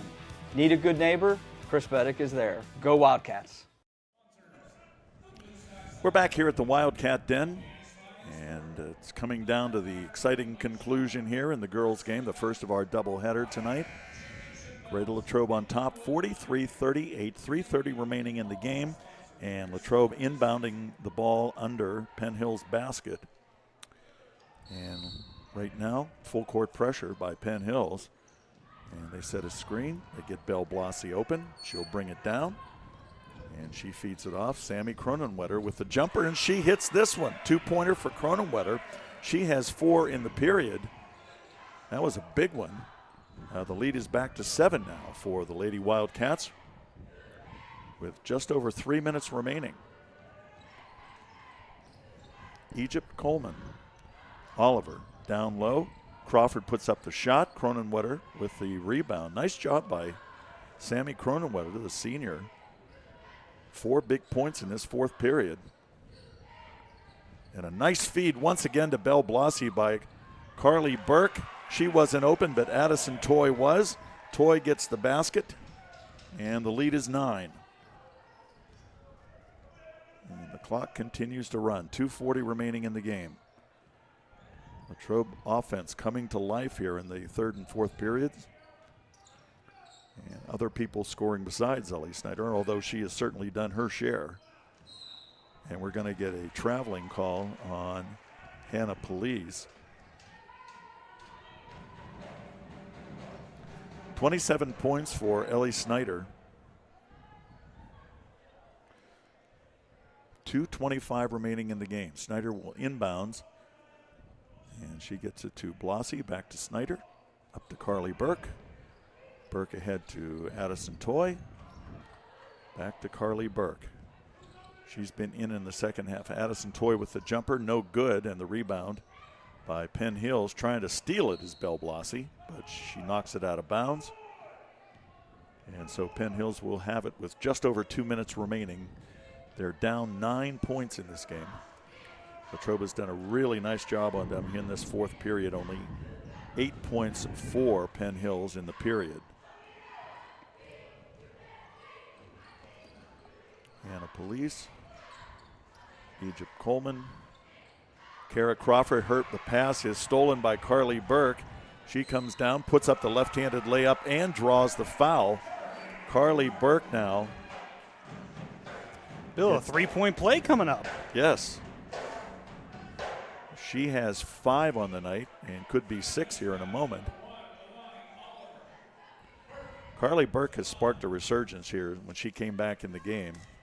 She missed most of the first half with foul trouble, but her return to the game has really helped the Wildcat offense. She hits the 3-point play, and the lead is now 12 with 1:42 remaining.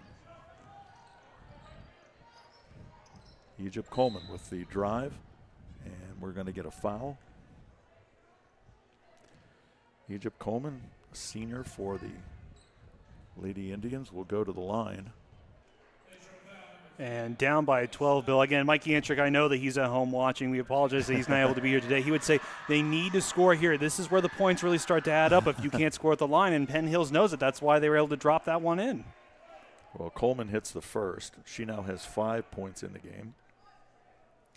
And a reminder to folks at home, we hope to have Coach Livingston and one player of her choice who, Bill, if I was a gambling man, I would say that it would be Ellie Snyder who's going to come up here and talk to us in the post game. It could be. Very well could be. And the pressure. And we have a timeout on the floor. And Coach Livingston calls it. 1:30 remaining in the game. Latrobe up 10, 50-40. And we'll be right back with the concluding moments of this one right after this. I think we can agree it's been a crazy year for everyone. And we here at Latrobe Auto Group want you to know that we're in this together and we're here for you.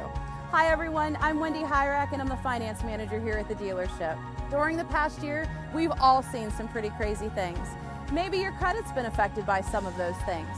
You should know that no matter what your credit situation is, great credit, good credit, bad credit, or no credit, Latrobe Auto Group wants to be your dealer and we specialize in credit challenges. Our credit team is just waiting to put you in a new car or truck that will start building your credit today and get you moving in the right direction. No matter what you've heard, our lot is stocked with new, pre-owned, and certified pre-owned cars and trucks. Vehicles that not only fall in line with the bank's parameters, but your budget.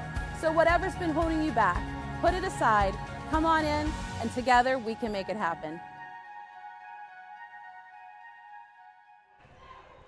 Back here at the Wildcat Den, Latrobe inbounding it. They have a 10-point lead, 50-40, with 1:25 remaining.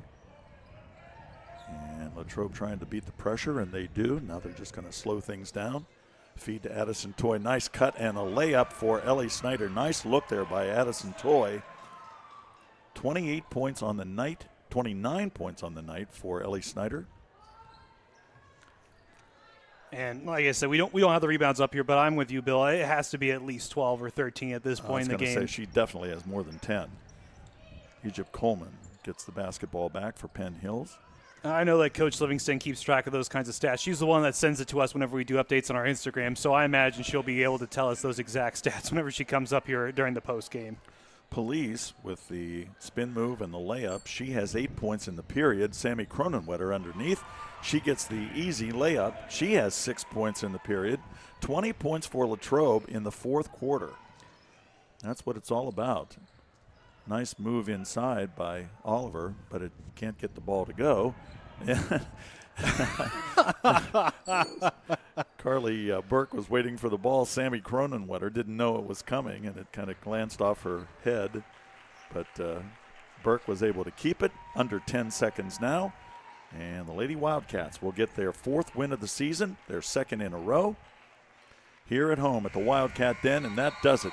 Greater Latrobe wins it 54-42. So, Bill, we're going to take this is where we're going to take our quick break, and Richard is going to make sure to bring up Coach Livingston and Ellie Snyder. So, folks, don't go anywhere. We have some incredible people coming up to meet with Bill and I and talk about this game coming up next on the Wildcats Network. I think we can agree it's been a crazy year for everyone. And we here at Latrobe Auto Group want you to know that we're in this together and we're here for you. Hi everyone, I'm Wendy Hyrak and I'm the finance manager here at the dealership. During the past year, we've all seen some pretty crazy things. Maybe your credit's been affected by some of those things. You should know that no matter what your credit situation is, great credit, good credit, bad credit, or no credit, Latrobe Auto Group wants to be your dealer and we specialize in credit challenges. Our credit team is just waiting to put you in a new car or truck that will start building your credit today and get you moving in the right direction. No matter what you've heard, our lot is stocked with new, pre-owned, and certified pre-owned cars and trucks. Vehicles that not only fall in line with the bank's parameters, but your budget. So whatever's been holding you back, put it aside, come on in, and together we can make it happen. Hi, I'm Chris Beddick, agent for State Farm Insurance, located conveniently on Route 981 here in Latrobe. We proudly offer auto, home, renters, life, and small business insurance since 2001. Need a good neighbor? Chris Beddick is there. Go Wildcats! We have the best Christmas hams here at Barghini's Country Smokehouse in Crabtree. They're national grand champions, super delicious, because we prepare them here with our award-winning process. So they're only at Bardini's, #1 for meats in Westmoreland, and #1 for Christmas hams. Hope to see you soon. And from all of us at Bardini's, Merry Christmas. We have the best Christmas hams here at Barghini's Country Smokehouse in Crabtree. They're national grand champions, super delicious, because we prepare them here with our award-winning process. So they're only at Bardini's, #1 for meats in Westmoreland, and #1 for Christmas hams. Hope to see you soon. And from all of us at Bardini's, Merry Christmas. Welcome back here to the Wildcat Den. Bill Brown, and I'm joined by a number of Wildcats. We'll get to them first, but we have Coach Livingston with us right now.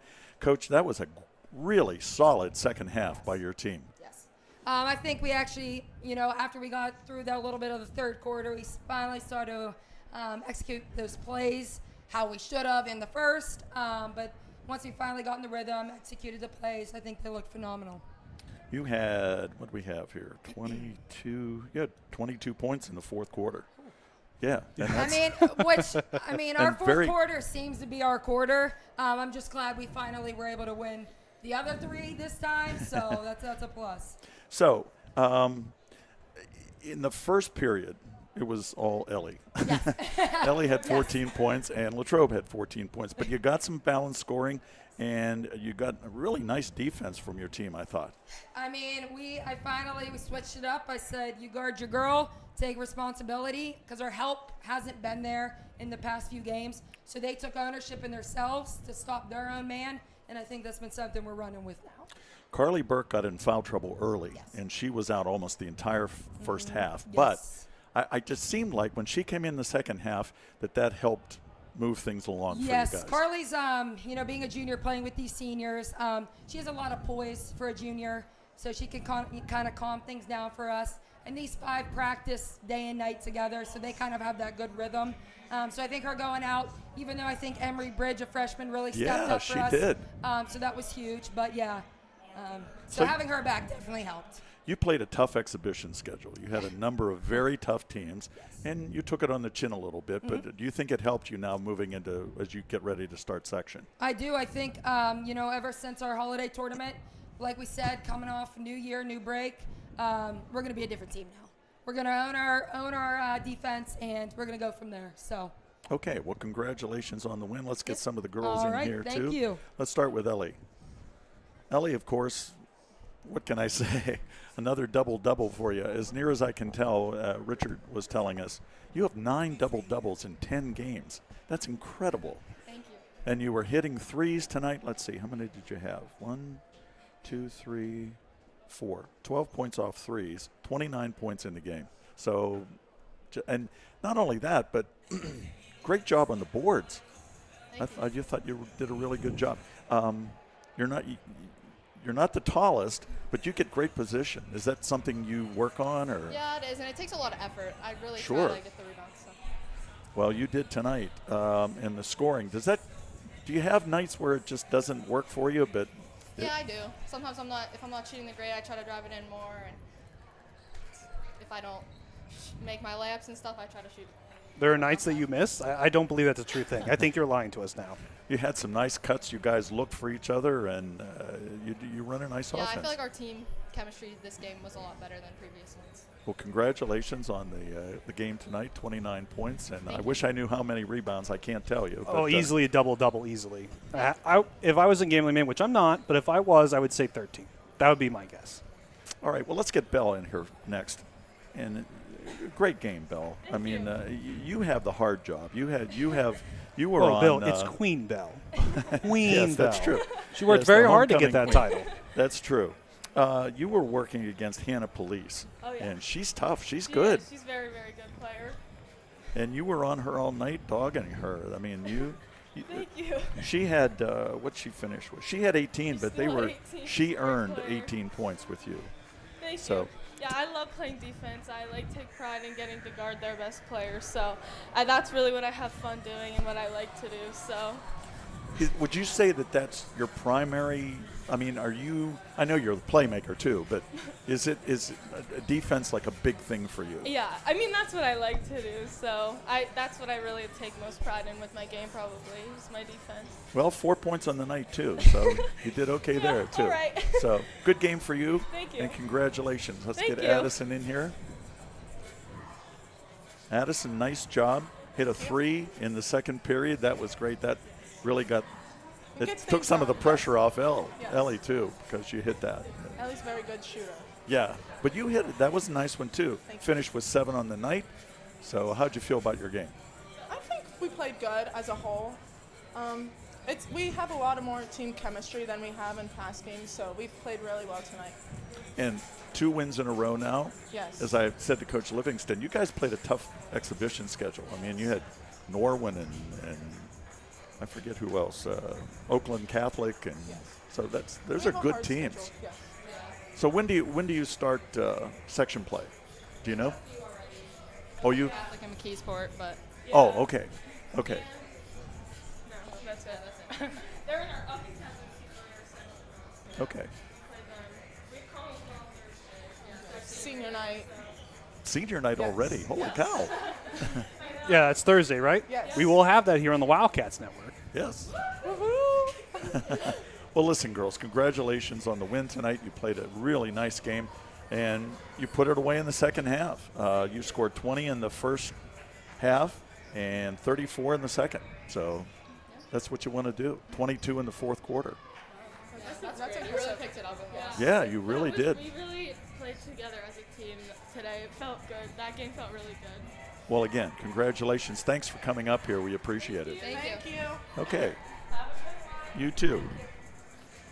So that was Belle Blasi and Ellie Snyder and Addison Toy, and of course Coach Livingston. So, and Bill, I was going to say this is usually where we start to send it off, but I think we're going to stick it here for our St. Vincent College pregame show for our boys basketball game, because again, this is unique. To my knowledge, and I haven't been around here as long as you have, Bill, but to my knowledge, this is the first time the Wildcats Network has had a doubleheader. I've never done that before. I know that. Well, I can tell you this is exciting. And this is a section game tonight. This is the boys. And what a game to start out with. Kiski area and Latrobe. I mean, I don't think it gets more heated than that, except Franklin Regional in Latrobe, which we will also have here on the Wildcats Network when the boys travel to Franklin Regional later this month. Last year, right here at the Wildcat Den, the Greater Latrobe boys played Kiski. They came back in the fourth quarter and got a key section win. Latrobe led 31-16 late in the first half. Kiski rallied and led 55-49 with 5.5 minutes left. Latrobe would come back and win it 70-61. Landon Butler, of course, was a senior then. 12 fourth quarter points. Finished with 20. Max Butler had 16. So Max, of course, will be here tonight. And the Wildcats looking for the win here. They went to New York to a Christmas tournament. That's correct. And Mikey Entrick was very upset that we were not able to go to that one. Went 1-2 in that. They're 4-5 as they come into this game tonight against Kiski. And among those taking in the game tonight, we saw him here earlier, is Alex Tash, of course. Alex not able to play this year, and he just, I don't know, when was it, today or yesterday or something, had surgery on his labrum? Yes, I believe yesterday that Tash did have shoulder surgery on his labrum. That was a bit of a tongue twister, but I got it out. And he is here tonight having a couple words with Coach Ron Prady. I did not see Coach Prady, but I'm sure he'll be up in the stands at some point. Yeah. But Alex Tash and Bill, I mean, yes, we're having basketball here on the hardwood right now, but it is just, I am itching to find out which D1 Power 5, it has to be Power 5, school is going to have the Alex Tash be their outside linebacker. That is exciting. What's he have, 17? Something like that. Yes. Scholarship offers. And again, Power 5 conferences, USC, TCU, Notre Dame, Pitt, Penn State. I mean, the list goes on and on and on. And it's just wondering, I can only imagine what he's being offered right now by these different schools. And he hasn't even played his senior season yet. That's the incredible part. And I will say this, yell at me if you want, but I would say USC, especially with the new NIL deal, law that they have out there in California, that's got to look pretty enticing, Bill. Well, and so does, I mean, you're looking at academic schools like Duke and, as you said, Notre Dame, Stanford's offered him. I mean, it's incredible the number of offers he's had. And so he has a decision to make, of course, and they're missing him on the basketball team this year, that's for sure. He was a big part of their front court game. You talk about these players, and especially these football players, Bill. There's a guy out there who I see does not have his knee brace on today, and that's John Wetzel, who in the last couple games here on the Wildcats Network had a big brace on his knee because he suffered a knee injury in the game against Aliquippa. But right now, I see him out there, Bill. Well, no brace. Good. That's good. It's good to hear. Another player Latrobe is missing is Jack Drenovich. He's a junior as well, and he also had a football injury, and so he is not here for the Wildcat basketball team. It was ruled as an ACL injury. I believe he had surgery over the weekend, and his basketball season is done. And I mean, from what I was told by Richard, it's a pretty tough injury, and we just hope that he'll be able to get back to normal life, if we're being totally honest. Well, yeah, I'm hopeful. I'm sure Ron Prady also that he would be able to come back in time for football next year, but we'll have to wait and see, of course. But we have Greater Latrobe tonight against Kiski area. They are 3A. This is the Section 3. And the Cavaliers. And Bill, the Cavs, they're no slouches either. They come into this game, they only have one loss on the season. Can you guess who that loss was to? I'll give you a hint. They're a team that the Lee Wildcats have already played this season. Oh, okay. Well, then I would say, let me get my notes here. Sorry, Bill, I don't mean to put you on no, the spot. No, that Norwin? Yes, they lost to Norwin at the Castle. And I'm telling you what, Bill, I'm so glad that Norwin isn't in our segment. They are quite terrifying up there in the Castle. Yep. So we've got a good one here tonight in the boys' action. We want to acknowledge our sponsor of the pregame here, St. Vincent College. They have been sponsors for all of our pregames in all of our sports, including football. St. Vincent, together we rise, and we are thrilled to have them be a part of this game, as we are with all of our sponsors. They are a big part of what we were able to do, of course. And, Bill, I was going to say, we talk about St. Vincent College and how tightly they are with our company at LHTC Media. Actually, tomorrow night, I'm going to be at Robert S. Carey Center and broadcasting a doubleheader there as well. So for folks who love basketball and want to see some great basketball, you got to come and you got to watch the St. Vincent men's team play. The women's team is great too, but the men's team is currently undefeated. Oh, wow. Yes, they are 12-0. And That's great. They're playing home against Allegheny. So I'm telling you, folks, if you want to see some great basketball, you got to see that. But we're going to have some great basketball here tonight too, Bill. Yes, we are. Greater Latrobe and the Kiski Area Cavaliers. And we're about 10 minutes away from the tip-off of this game. Let's take a break right now, and we'll be back with more of the pregame right after this. Do you reward your staff like this? Hey, Pat, got a minute? Sure. I just want to stop by and give this to you. 12 months in a row. You the man. You the man. Thanks. Or do you treat your staff like champions? Hey, Pat, you got a minute? Sure. Just wanted to say thanks again for all your great work. I wanted to stop by and give you this. Yes! Who's the man? I'm the man! You the man. I'm the champion! Congratulations, sales champ. Woo! Yeah, I know. Sales champion. I love my boss.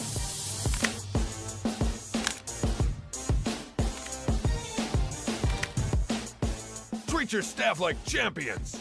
Contact Wildcat Championship Belts today.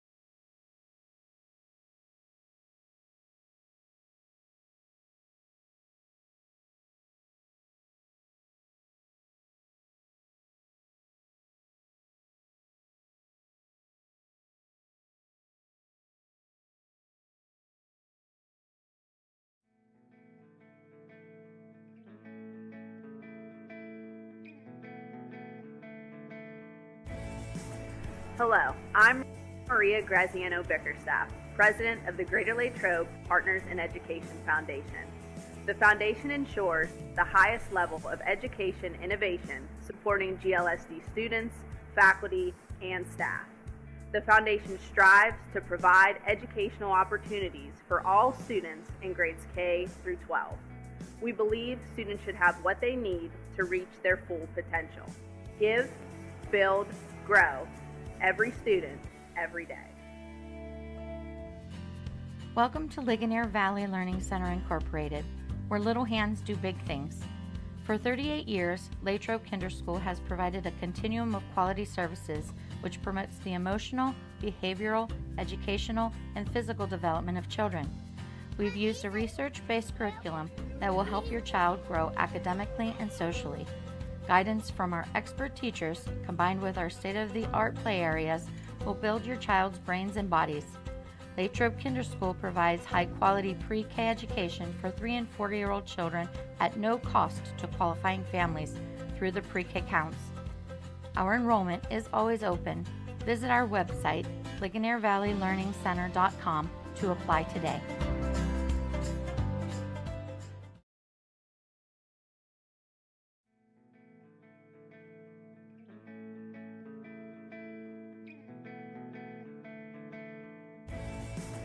Hello, I'm Maria Graziano Bickerstaff, President of the Greater Latrobe Partners in Education Foundation. The foundation ensures the highest level of education innovation supporting GLSD students, faculty, and staff. The foundation strives to provide educational opportunities for all students in grades K through 12. We believe students should have what they need to reach their full potential. Give, build, grow. Every student, every day.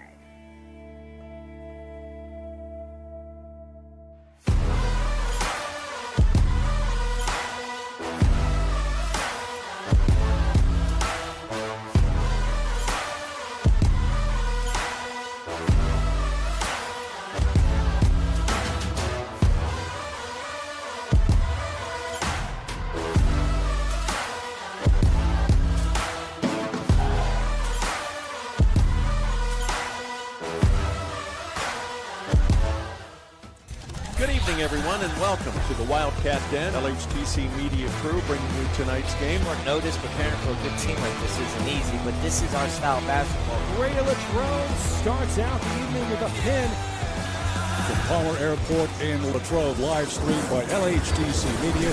You've been watching the Wildcat Network on I think we can agree it's been a crazy year for everyone. And we here at Latrobe Auto Group want you to know that we're in this together and we're here for you. Hi everyone, I'm Wendy Hyrak and I'm the finance manager here at the dealership.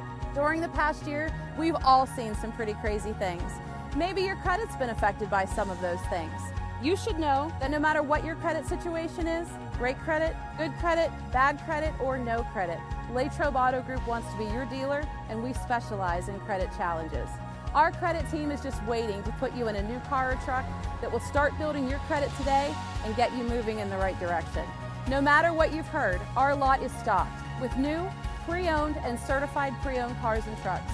Vehicles that not only fall in line with the bank's parameters, but your budget. So whatever's been holding you back, put it aside, come on in, and together we can make it happen.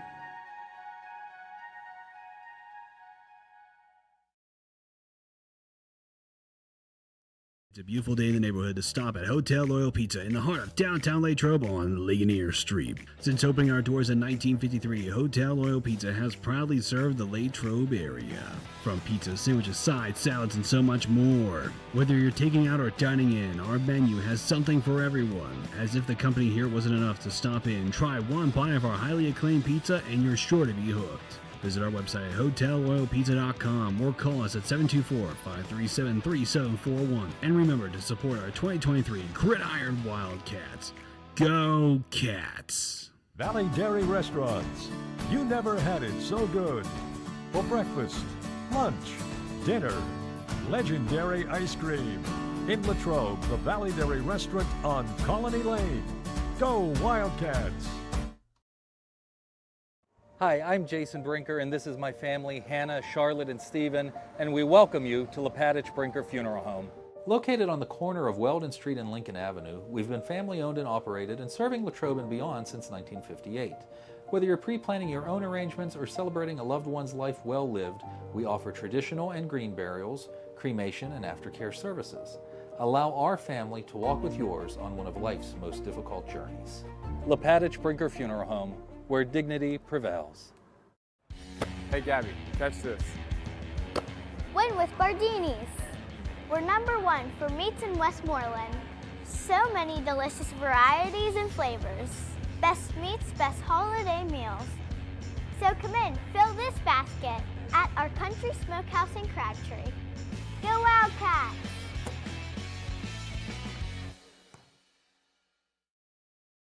Hi, I'm Chris Beddick, agent for State Farm Insurance, located conveniently on Route 981 here in Latrobe. We proudly offer auto, home, renters, life, and small business insurance since 2001. Need a good neighbor? Chris Beddick is there. Go Wildcats! Valley Dairy Restaurants. You never had it so good. For breakfast, lunch, dinner, legendary ice cream. In Latrobe, the Valley Dairy Restaurant on Colony Lane. Go Wildcats!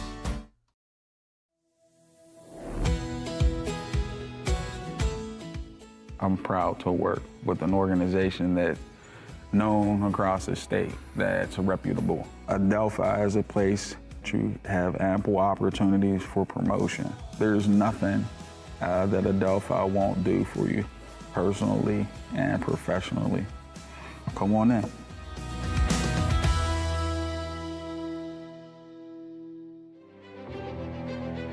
I am the swiftest creature alive. I can make it. I will make it. That's where we come in. The Collision Shop by Jason Mignon is your one-stop shop for all things auto body repair. Our experienced technicians and state-of-the-art facilities have you covered. Body repairs, refinishing, glass replacement, and more. Our friendly office staff is happy to assist you through every step of your vehicle's repair process. Visit thecollisionshopbyjason.com for our complete list of services. Thanks for those who supported us. You won't be sorry. There are championships coming. It's going to be a really fun ride here. First, they need it most. Max Butler, deep three on the way. It's good. Penn trying. He gets it, and he gets the bank, and he gets 1,000 there. Three! Drops in there.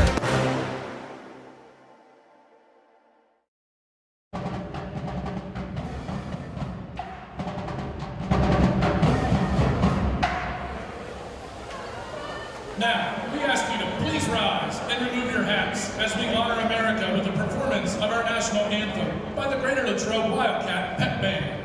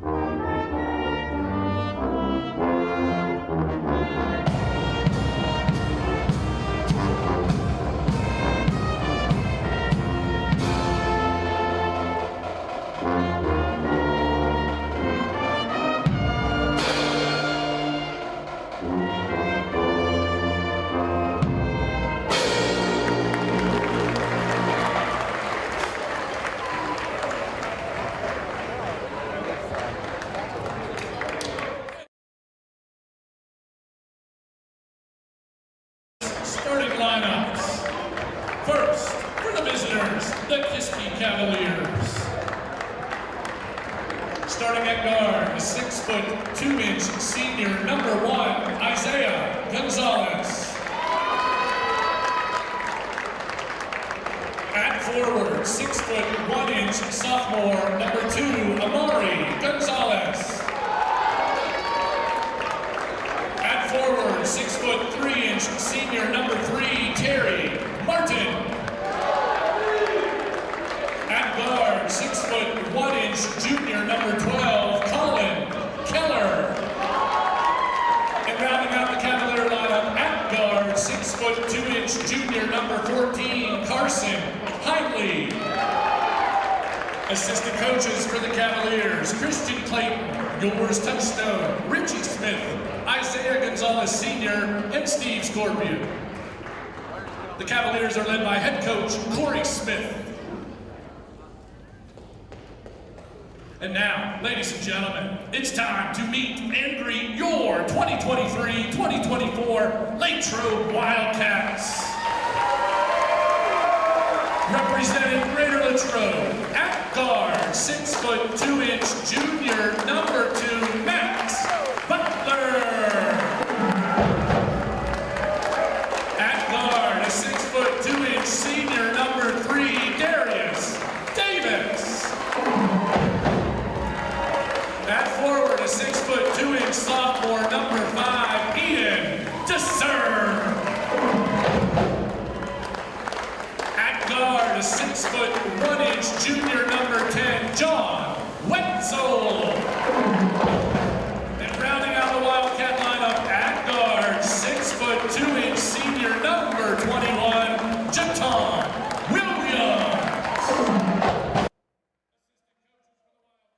So there you have it, the starting lineups for tonight for Kiski area. The Gonzalez brothers, Isaiah, who is a standout player for Kiski, Amari, a sophomore, Terry Martin, Colin Keller, and Carson Heinley. And then for Greater Latrobe, Max Butler, Darius Davis, Ian DeSerb, John Wetzel, and Jaton Williams. And Bill, how about Ian DeSerb? I mean, we mentioned him in our Wildcats roundup, which I promise you I will continue to reference back to until the end of the season. That's I mean, fine. He was really a standout from what I saw in practices, and even whenever we were at Quaker Valley. But you know the player that really impressed me the most at Quaker Valley? That would be Quadarius Davis. Last year, we all know he was a little frustrated with his playing time, but over the offseason, he has really shaped into being a real key contributor to this Wildcats offense. Well, he has been a hustler all the time for Greater Latrobe. He's in the starting lineup, as we said. It will be Ian DeSerb jumping against Terry Martin. Ian, a sophomore. Martin is a senior, and we're ready to go, and we're underway here at the Wildcat Den. Kiski controls it, and that is Amari Gonzalez playing on the point. Jaton Williams guarding against him, and it goes to the left wing, and that is Colin Keller. And driving and putting up the layup and apparently drawing the foul, that would be Terry Martin. And for those who are just joining us here on the Wildcats Network who were not holdovers from our girls basketball game, I will point out once again a huge thank you to the athletic director, Zach Hyde, and assistant Tyler Gustafson for moving the basketball board that is usually blocking our vision of the scoreboard. Bill and I are forever in your debt. Terry Martin is at the line. He misses the first of two. The foul was on Ian DeSerb. And we are underway here at the Wildcat Den. Greater Latrobe, Kiski area. This is a section game. And Martin hits the second. And first blood is drawn by Kiski area. John Wetzel on the point. Feeds it off to Darius Davis. And Darius hits a three-pointer to get things started for the Wildcats. And just that quickly, Latrobe on top, 3-1. Long pass down court. And that is Isaiah Gonzalez. He can't get it to go.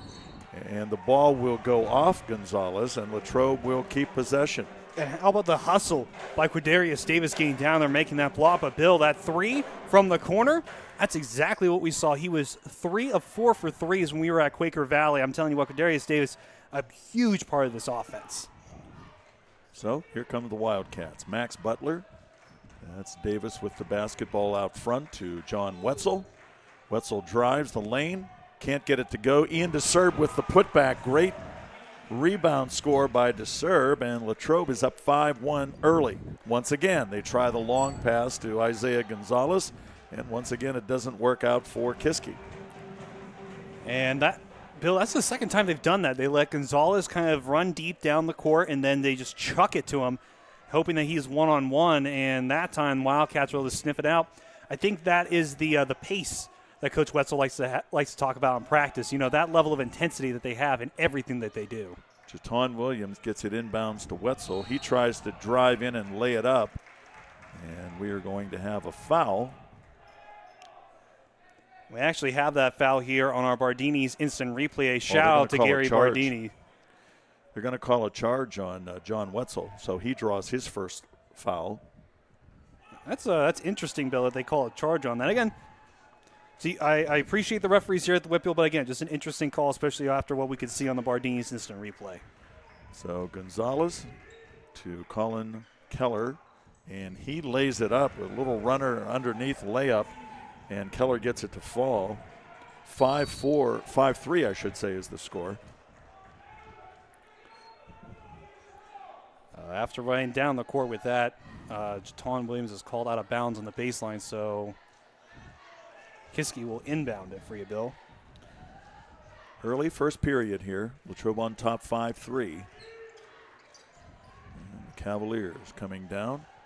Isaiah Gonzalez feeds it across court, and that is Colin Keller. Can't get the three-pointer to go, and DeSerb gets the rebound. And they're going to say that he was tied up, and Latrobe will get the basketball.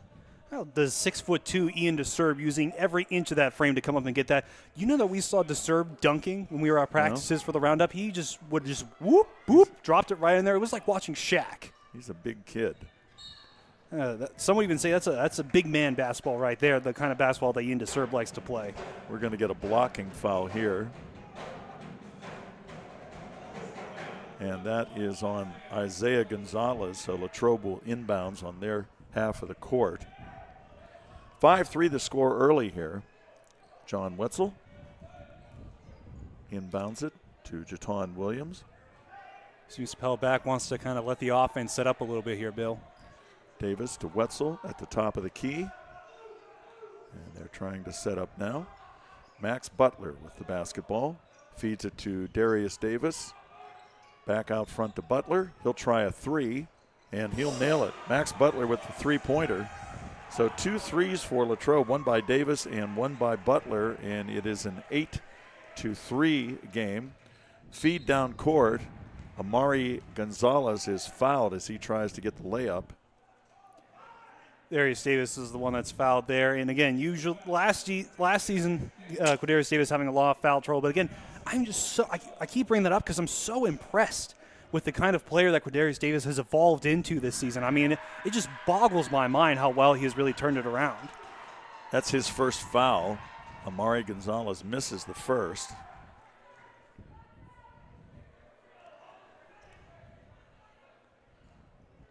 So it is DeSerb, Williams, Butler, Davis, and Wetzel for Latrobe.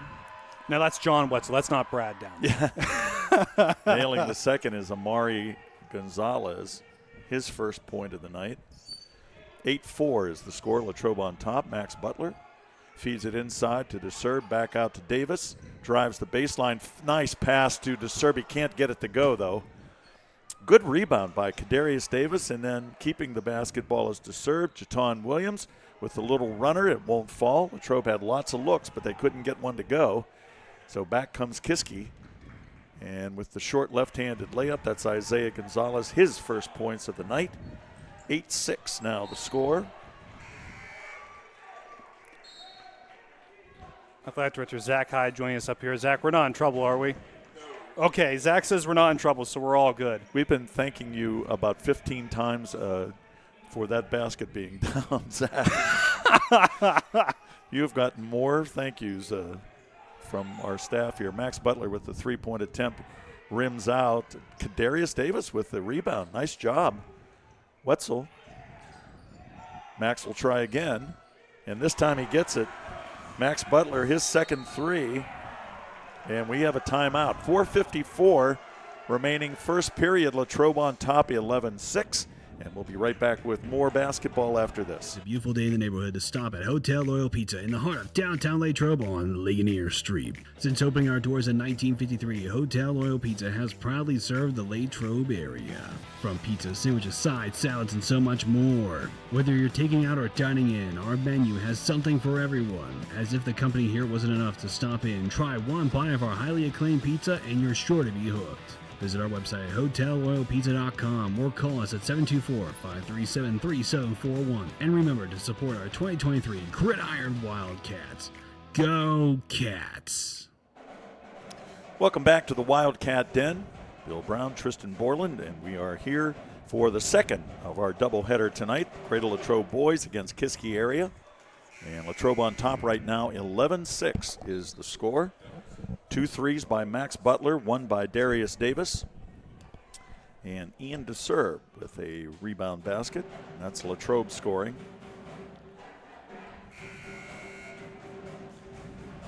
And Bill, to the comment that we mentioned earlier, that's John Wetzel, so not Brad. I will not admit on air how much money I would pay, but I will say I would pay an exorbitant amount to watch Brad Wetzel don the black and orange once again and head back out there onto the hardwood. I never got to see him play. I'm sure that was incredible. But I know he was very good.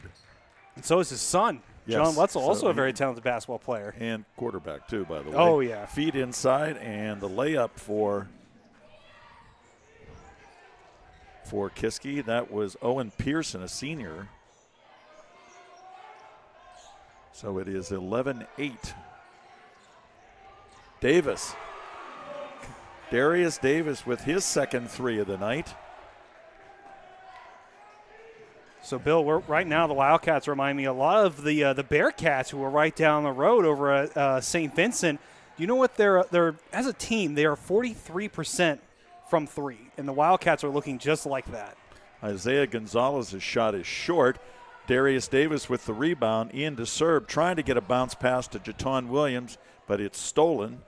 And back comes Kiski now. And they'll get, nice block by Ian DeSerb. Sends it into the crowd. DeSerb with the block. And he'll take a seat right now after that. And it will be Kyle McNeil in the game for Greater Latrobe.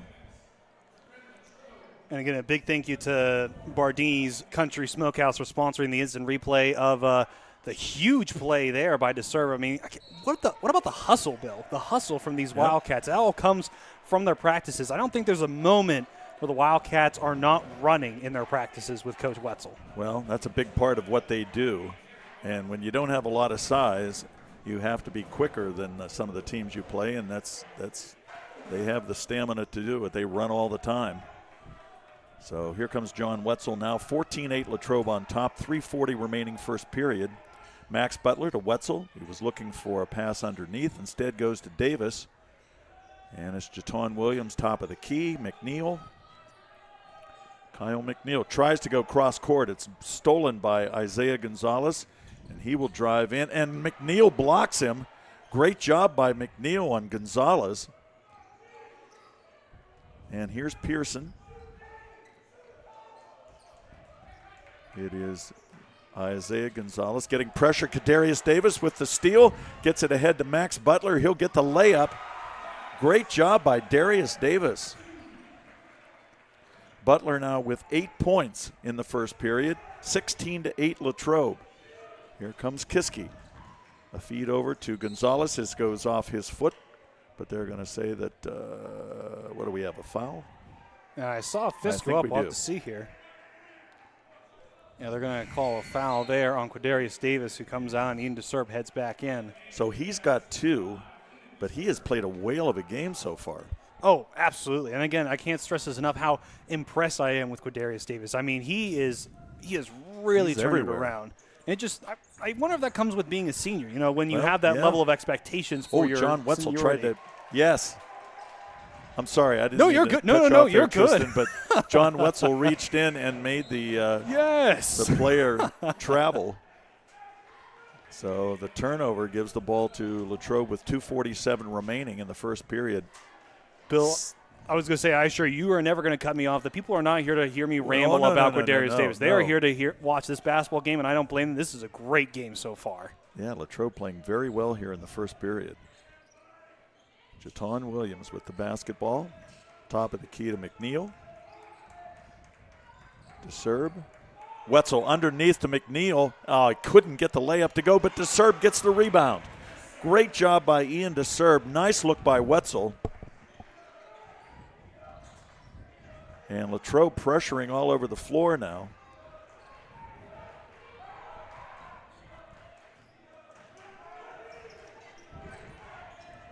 Cross court. Keller, top of the key. And a jumper from the corner. Max Butler with the rebound. Johnny Wetzel with the three-point attempt. Goes off the back of the rim. DeSerb almost with the rebound, but here comes Isaiah Gonzalez going the other way. He takes it in between 2 Latrobe players, doesn't get it to fall. Max Butler has the rebound. And how about the scrap that we're seeing right now between these two teams? Bill, this is a section game through and through. I don't know if it gets more physical than this. I mean, again, maybe Franklin Regional, but I think that's a bit of a stretch. So Jacob Musselman is called for the foul. Musselman. There we go. That's the last name right there. Latrobe will be getting the basketball. So, Bill, we talked about last names. I'm going to take a jump back to my IUP days. There is a player. He was a transfer. He played at Seton Hill. His name was Almighty Godspeed. Oh, you got to be kidding me. He was 6'6", 300 pounds. He played center, if you couldn't guess. Oh, my gosh. He was a transfer student from Africa. I don't quite remember where, but, I mean, we voted that he had arguably the best basketball name we have ever heard of ever in broadcasting. So Latrobe with the ball. To serve out front to Wetzel. Wetzel right wing to Butler. Butler driving underneath to the serve. Reverse layup. Nice job. Nice pass by Butler. Nice layup by Ian DeSerb. That was some nice basketball there. And again, the passing for the Wildcats is what's really blowing me away, Bill. I mean, every pass is on target and purposeful. Well, that's what they do. I mean, they don't have the height, but they do cut well and they do pass well. And Kiski gets the rebound. Can't get the basket to fall. And we got a foul. And a foul on Ian DeSerb. And again, for DeSerb being the big man underneath the net and inside the paint, not surprising. I mean, he's going to get a couple fouls. But again, with 2 fouls already, we're not even out of the first period. You guys start being a little more careful there. 20-8 is the score. Latrobe on top here. And this sends Jacob Musselman, the junior, to the line for Kiski.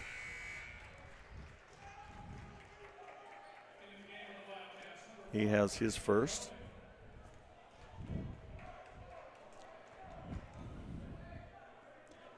Again, Musselman, a great name. Not almighty Godspeed, but, pretty close. I would take that. Unbelievable. I mean, remember, first name Almighty, last name Godspeed. Jaton Williams with the rebound for Latrobe. And Latrobe bringing it down quickly. Wetzel has it stolen away from him, and coming the other way is Pearson, but Wetzel gets the ball back underneath to Max Butler, who gets the layup for Latrobe. So Max Butler, he has 10 points in the game for Latrobe. And Butler was fired up, getting the and one on that play. And that's why you always got to fight through those fouls, is you never know. You might get the and one. You can still score, and that just shows you the talent that Butler has. You know who else got a lot of and one, Bills? Landon. Oh, yeah, absolutely. Absolutely. And it'll be interesting. I don't quite remember. I believe that Max is a junior, if I remember correctly. And so it'll be interesting whenever Max is gone. It'll be the first season. The last Butler. It'll be the first season without the Butlers. Yeah. Now, will that be something? Boy, what a legacy they have here in Latrobe. Butler can't get the free throw to go. 22-9 is the score. Latrobe on top. Keller, he took some steps there, that more than he needed to. And so the turnover gives the ball back to Latrobe with 32 seconds remaining in the first period. What a great first period it has been for the Wildcats. And I'll be frank, Bill, I thought we were going to have a closer matchup than this. Well, I mean, don't get me wrong, Kiski is it's still only the first quarter. And that's the way this game went last year. As I was reading about that, Latrobe was up early. Kiski came back, went up by 9, and then Latrobe put on that fourth period. That showstopper really brought the house down. That's what barn burner games like this are all about. McNeil, nice pass inside. And Brady Prohovic puts it up. With the rebound is McNeil. His shot is blocked, so he brings it back out and gets it to Max Butler, top of the key. Three-pointer, doesn't go. And McNeil trying to get the rebound, knocks it out of bounds. And there'll be 5 seconds left for Kiski to try to do something. They haven't hit double digits yet. Bill, they're already down 13. Bill, that snag out of the air by Max Butler. I know that Ron Prady's in the stands. I bet you he's going to be texting Max pretty soon going, hey, we got a position at wide receiver if you're looking to join. Amari Gonzalez's three-point attempt is no good. What a first period for Latrobe. They jump out to a big lead, 22-9. And we'll be back with second period action right after this. Hey, Gabby, catch this. Win with Bardini's. We're #1 for meats in Westmoreland. So many delicious varieties and flavors. Best meats, best holiday meals. So come in, fill this basket at our Country Smokehouse in Crabtree. Go Wildcats!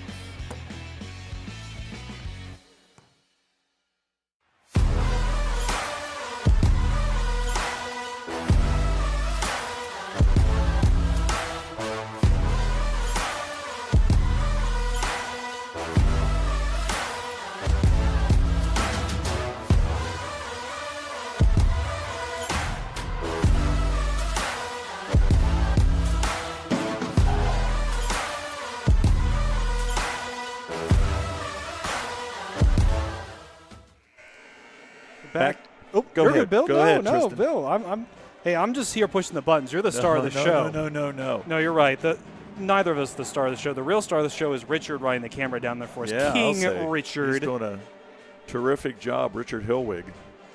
He does so much for the Wildcat Network. Oh, yeah, stats. I mean, over the... You too, Tristan. You do a great job. Well, I mean, as the head of live production, that you're expected to do a lot. But I will say this. Richard was actually updating our Twitter during the break whenever I was in Philadelphia for the holidays. Richard was right here for the girls' the tournament that they had here, and he was updating our Twitter page for us. Jaton Williams trying to get a pass down in the paint, and it's stolen. But Jaton Williams then gets a block at the other end of the court, and Latrobe comes away with it. Max Butler ahead to Ian DeSerb. What a move by DeSerb. Oh, they're going to say he traveled. Oh, he took the basketball behind his back. Oh, that was beautiful. Even if it was traveling, that was worth it. Yeah, I agree with you. You know, I'm not too worried about it. The move there by DeSerb was something crazy. I could only imagine what Michael Yantrick is saying at home watching a play like that. That was incredible. He just lost the handle on it for a second. And a pass goes out of bounds there. And again, I'm waiting for Ron Prey to pop up in the stands. I saw him earlier talking to Alex Tash, but I can't quite see him right now. I know he's around here somewhere. For Latrobe, Max Butler with 10 points and 6 each by Darius Davis and Ian DeSerb. Butler trying to get the steal, couldn't keep it. And so here comes Isaiah Gonzalez, and he jumps up. He wanted a foul. Ball goes out of bounds. It will stay with Kiski. Nice block there by Max Butler. And interesting there was the fact that people would be saying to Cordarius, why didn't you go for the ball? He was like, listen, I'm just going to let it roll. Goodbye. I'll get it whenever it comes back. But a good play there by Kiski to get out of bounds. Isaiah Gonzalez with the 3, and he gets it to go. So he has 5 points on the night. Back comes Latrobe that quickly. And Darius Davis has his shot blocked. And Kiski now running the other way. And going up for the layup. It doesn't go. And that was Terry Martin. And we're going to get a foul on Max Butler, I believe. And Coach Wetzel calling the referee over, having some words to say. I'm not quite sure what he's saying, but all I know is that Coach Wetzel is probably letting him know. I mean, I talked to Richard about how much I love talking to Coach Wetzel because he doesn't sugarcoat anything. He tells you exactly how it is, and if you don't like it, that's too bad. I think he was looking, well, I think Butler was looking for the charge, but they didn't get it. And so it's Terry Martin at the line, and he hits the first. He has 2 points now in the game. Bill, I don't know if you see at the far end there, the Lady Wildcats, after winning their game against Penn Hills earlier in the broadcast. For the folks who want to watch that back, we will have that on the WildcatsNet.com. Go to our past broadcast, and you'll be able to watch that game. Lady Wildcats had a great game here at the Den. Yeah, the second one is no good. Max Butler with the rebound, and we're going to get a foul, and I think it's on let's see who it is. It is on Gonzalez. I'm not seeing it. I agree, Maybe it though. wasn't a foul. It might not have been a foul. I will say Gonzalez did have his hands in there. I will say that. Isaiah Gonzalez, one of the only returning Cavs to this Kiski area team from last year. 6:40 remaining in the first half. Latrobe up 22-13, but they have not scored yet here in the second period. Darius Davis with 2 3-pointers in that first period. Wetzel drives to the middle to Jaton Williams. Tries to turn around, and the ball, Amari Gonzalez tried to steal it from Jaton, but it hit the out of bounds, and so Latrobe will keep the basketball. John Wetzel, Ian DeSerb, Max Butler, Jaton Williams, and Darius Davis for Latrobe. Wetzel, right wing, inside. Nice pass by Butler. DeSerb can't get the layup, but he fights for the rebound. And we'll go to Kiski. And I hope that's not a foul on DeSerb, and it is. So Ian DeSerb has 3, and that is not good. No, like we mentioned, I mean, for DeSerb playing inside the paint, playing a physical game, I mean, getting 3 fouls before the third quarter, that is not something you want to do. I'm sure Coach Wetzel is trying to tell him, keep a cool head. Yeah, it's a section game, but once you start losing your cool, that's when you start to slip. He's a talented sophomore, that's for sure. He goes out. Kyle McNeil is in for Latrobe in his place. Amari Gonzalez to Isaiah Gonzalez, who will put up a three off the front of the rim. Jaton Williams with the rebound. Butler leads the break and feeds it underneath to McNeil, and he gets the layup. Nice pass by Butler, nice layup by McNeil. And it's 24-13, 5:39 on the rolling clock, and foul there called on Butler. He was called for the push, and his face would say he doesn't quite understand that call. So he has 2 fouls now for Latrobe. McNeil providing some quality minutes in this game in relief of DeSerb. 24-13 is the score, 5.5 minutes remaining in the first half. Here on the Wildcat Network, Bill Brown, Tristan Borland. King Richard on the camera. King Richard on the camera, Richard Hillwig, jack of all trades here at LHTC Media. Our special guest, Zach Hyde, the athletic director up here. We're happy to have him here. We thanked him personally. Isaiah Gonzalez, John Wetzel guarding him. Tries to feed it across court. He does. And with the left-handed drive. Now, Gonzalez tries again. And with the block is Wetzel. And Latrobe coming the other way. Jaton Williams out front to Butler. Long three-pointer off the back of the rim. Wetzel with the rebound. Works his way inside, but he has it blocked by Terry Martin. Blocked out of bounds. So Latrobe will keep the basketball. 4:48 remaining in the first half. 24-13 is the score. Latrobe on top after a big first period. 22 points in the first period. They've only had 2 now here in the second. John Wetzel with the runner off the back of the rim and will go out of bounds, and Kiski will have it. Bill, right now I'm keeping an eye on another game.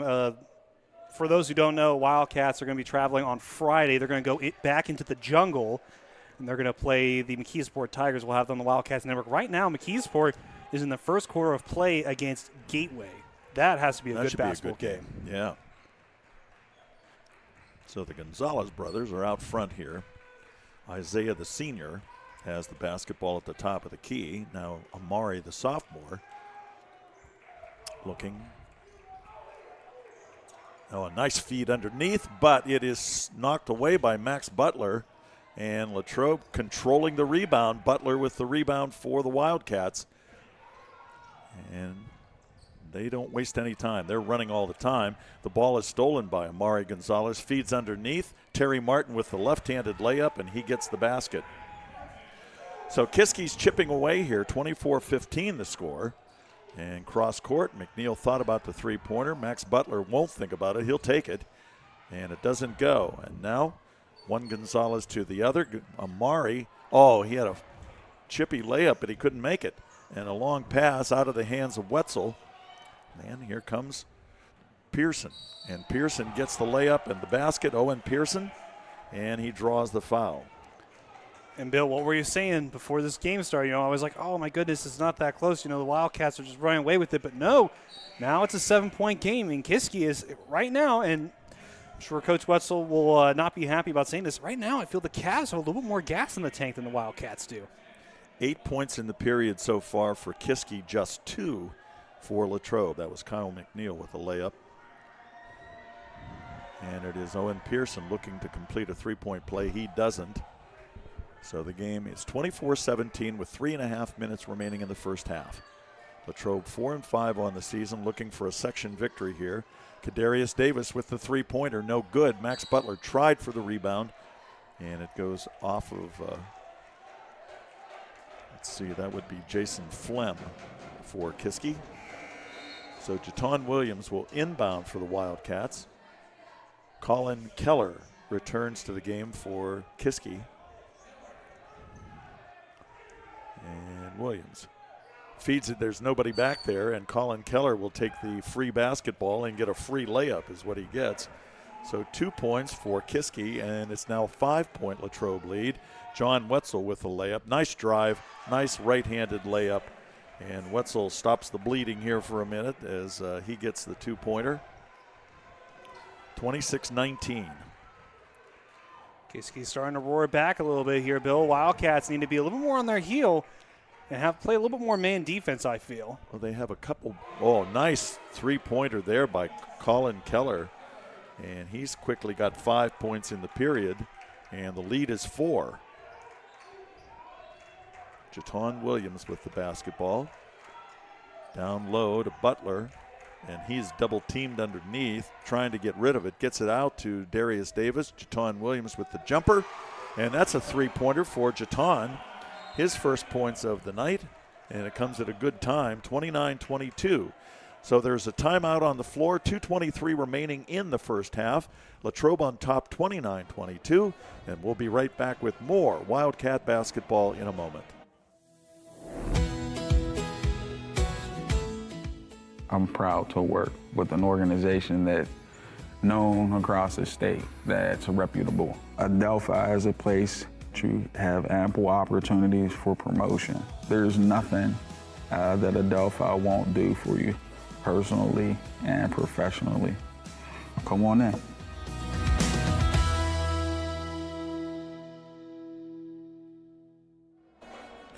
Welcome back to the Wildcat Den. This is the second of a doubleheader we're bringing you here on LHTC Media and the Wildcat Network. The girls were successful in their game. They knocked off Penn Hills in the opener, 54-42, and it was Ellie Snyder with 29 points in that game.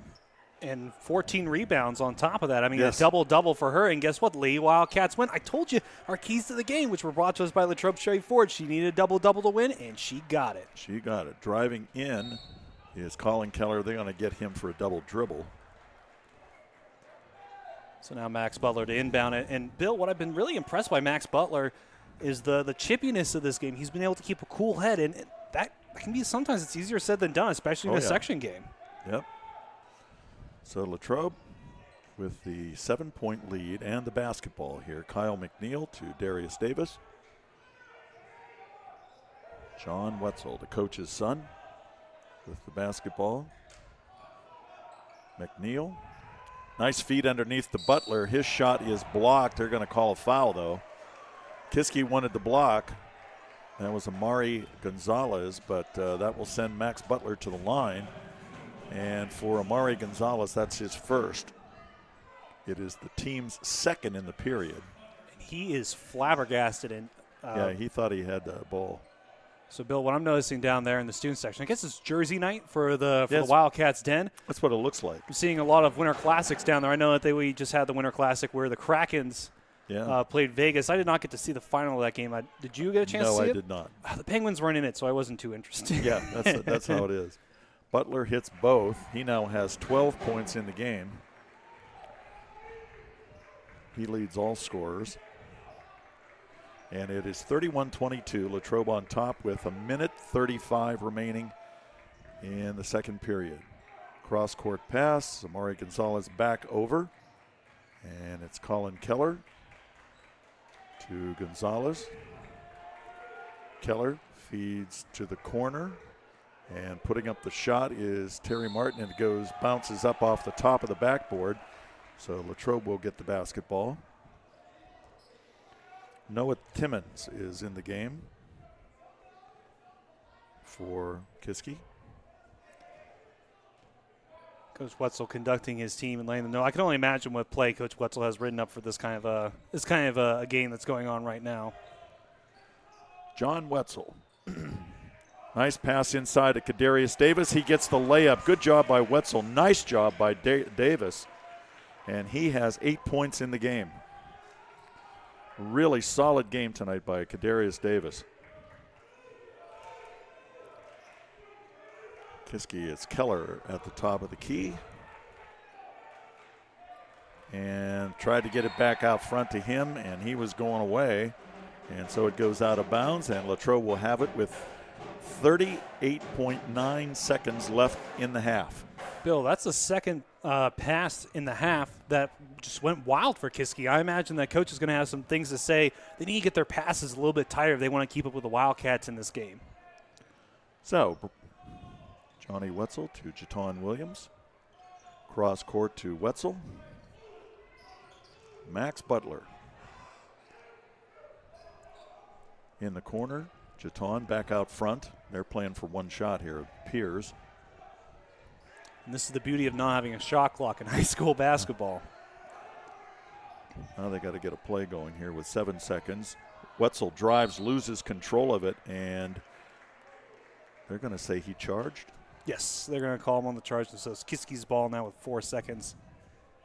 Well, I don't envy Kiski. This is what are you going to do with the ball with 4 seconds before the half when you're down by 11? So Wetzel has 2 fouls, and he comes out of the game. No, he stays in the game. I'm sorry. Brady Prahovic is in the game for Latrobe.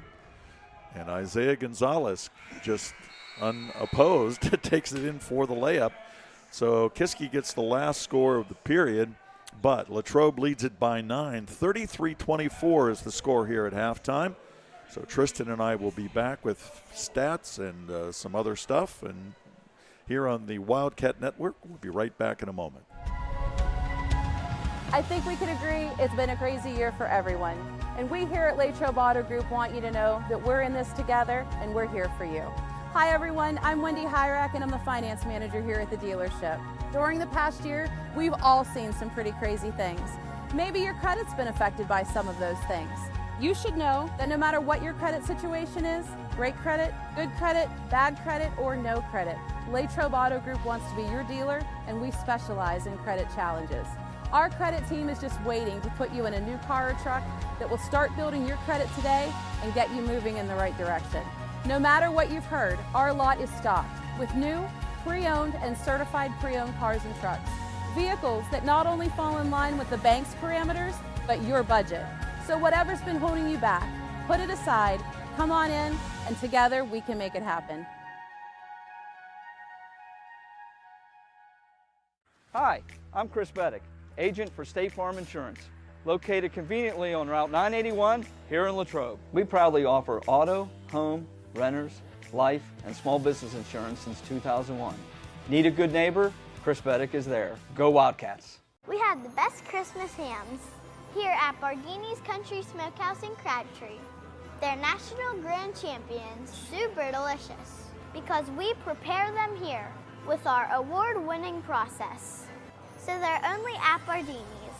#1 for meats in Westmoreland, and #1 for Christmas hams. Hope to see you soon. And from all of us at Bardini's, Merry Christmas.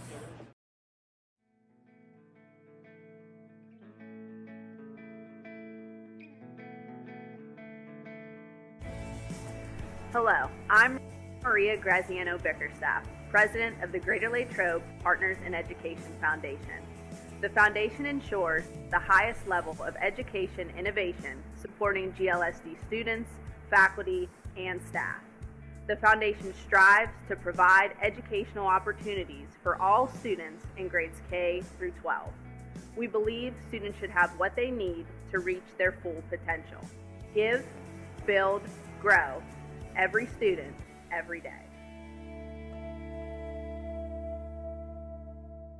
It's a beautiful day in the neighborhood to stop at Hotel Loyal Pizza in the heart of downtown Latrobe on Ligonier Street. Since opening our doors in 1953, Hotel Loyal Pizza has proudly served the Latrobe area. From pizza, sandwiches, sides, salads, and so much more. Whether you're taking out or dining in, our menu has something for everyone. As if the company here wasn't enough to stop in, try one bite of our highly acclaimed pizza and you're sure to be hooked. Visit our website at hotelloyalpizza.com or call us at 724-537-3741. And remember to support our 2023 Gridiron Wildcats.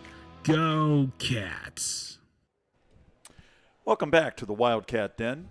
A nice crowd here tonight for this doubleheader, girls-boys doubleheader. The Latrobe girls were winners in the first game, 54-42. They beat Penn Hills, as we said, Ellie Snyder, with 29 points, 14 rebounds, her 9th double-double in 10 games. And so Latrobe improves on the season to 4-6, I believe. And Latrobe boys looking to even their record at 5 and what are they? 5 and 4 or 4 and 5? They're 4 and 5. So they're looking to even their record at 5 and 5. And right here at halftime right now, they lead at 33-24. Max Butler is the leading scorer. He has 12 points. He had 10 in the first period, picked up a couple of free throws here in the second. The other Latrobe scorers, Kadarius Davis with 8. Ian DeSerb has 6, but he also has 3 fouls, so he had to leave the game. John Wetzel with 2. Chaton Williams has a 3-pointer. And Kyle McNeil has 2 points on the night. They only scored 11, half as many as they did in the first period. 22 in the first period, 11 in the second period. Meanwhile, Kiski only got 9 points in the first period, but they did get 15 in the second. And they are led by Isaiah Gonzalez with 7 and Colin Keller with 7. Terry Martin, a senior, has 4. Amari Gonzalez has 1. 4 for Owen Pearson and 1 for Jacob Musselman. So that is where we are at halftime here. As we said, Latrobe looking for their 5th win of the season and a big section victory here tonight at home. So Tristan, what's your impressions here of the first half? Well, I think first things first is that, Wildcats came out and they really smacked the Cavs right in the chops. I mean, almost immediately, right from the get-go, they said, you are in our den. It is 2024. This is our season, and we're going to make sure we come out with this in this year with a big game. And I think it's up to the Cavs to really come back. I saw right before half, I noted that I felt the Cavs had a little bit more gas left in the tank heading into halftime. And I'm sure that Coach Wetzel is telling his team, we need to pick it up a little bit more because that's their game. That's how the Wildcats win games, is by keeping the pace up a little bit higher than the opposing team. So let's see which team can kind of pick up the energy a little bit as we head into the third period. What also hurt Latrobe was foul trouble. Ian DeSerb, as we said, has 3, so he left for most of the second period after he got his 3rd. Max Butler has 2. He hasn't actually left the game, but John Wetzel has 2. Darius Davis has 2. Those are the only ones. DeSerb is the one who has the most problem with foul trouble.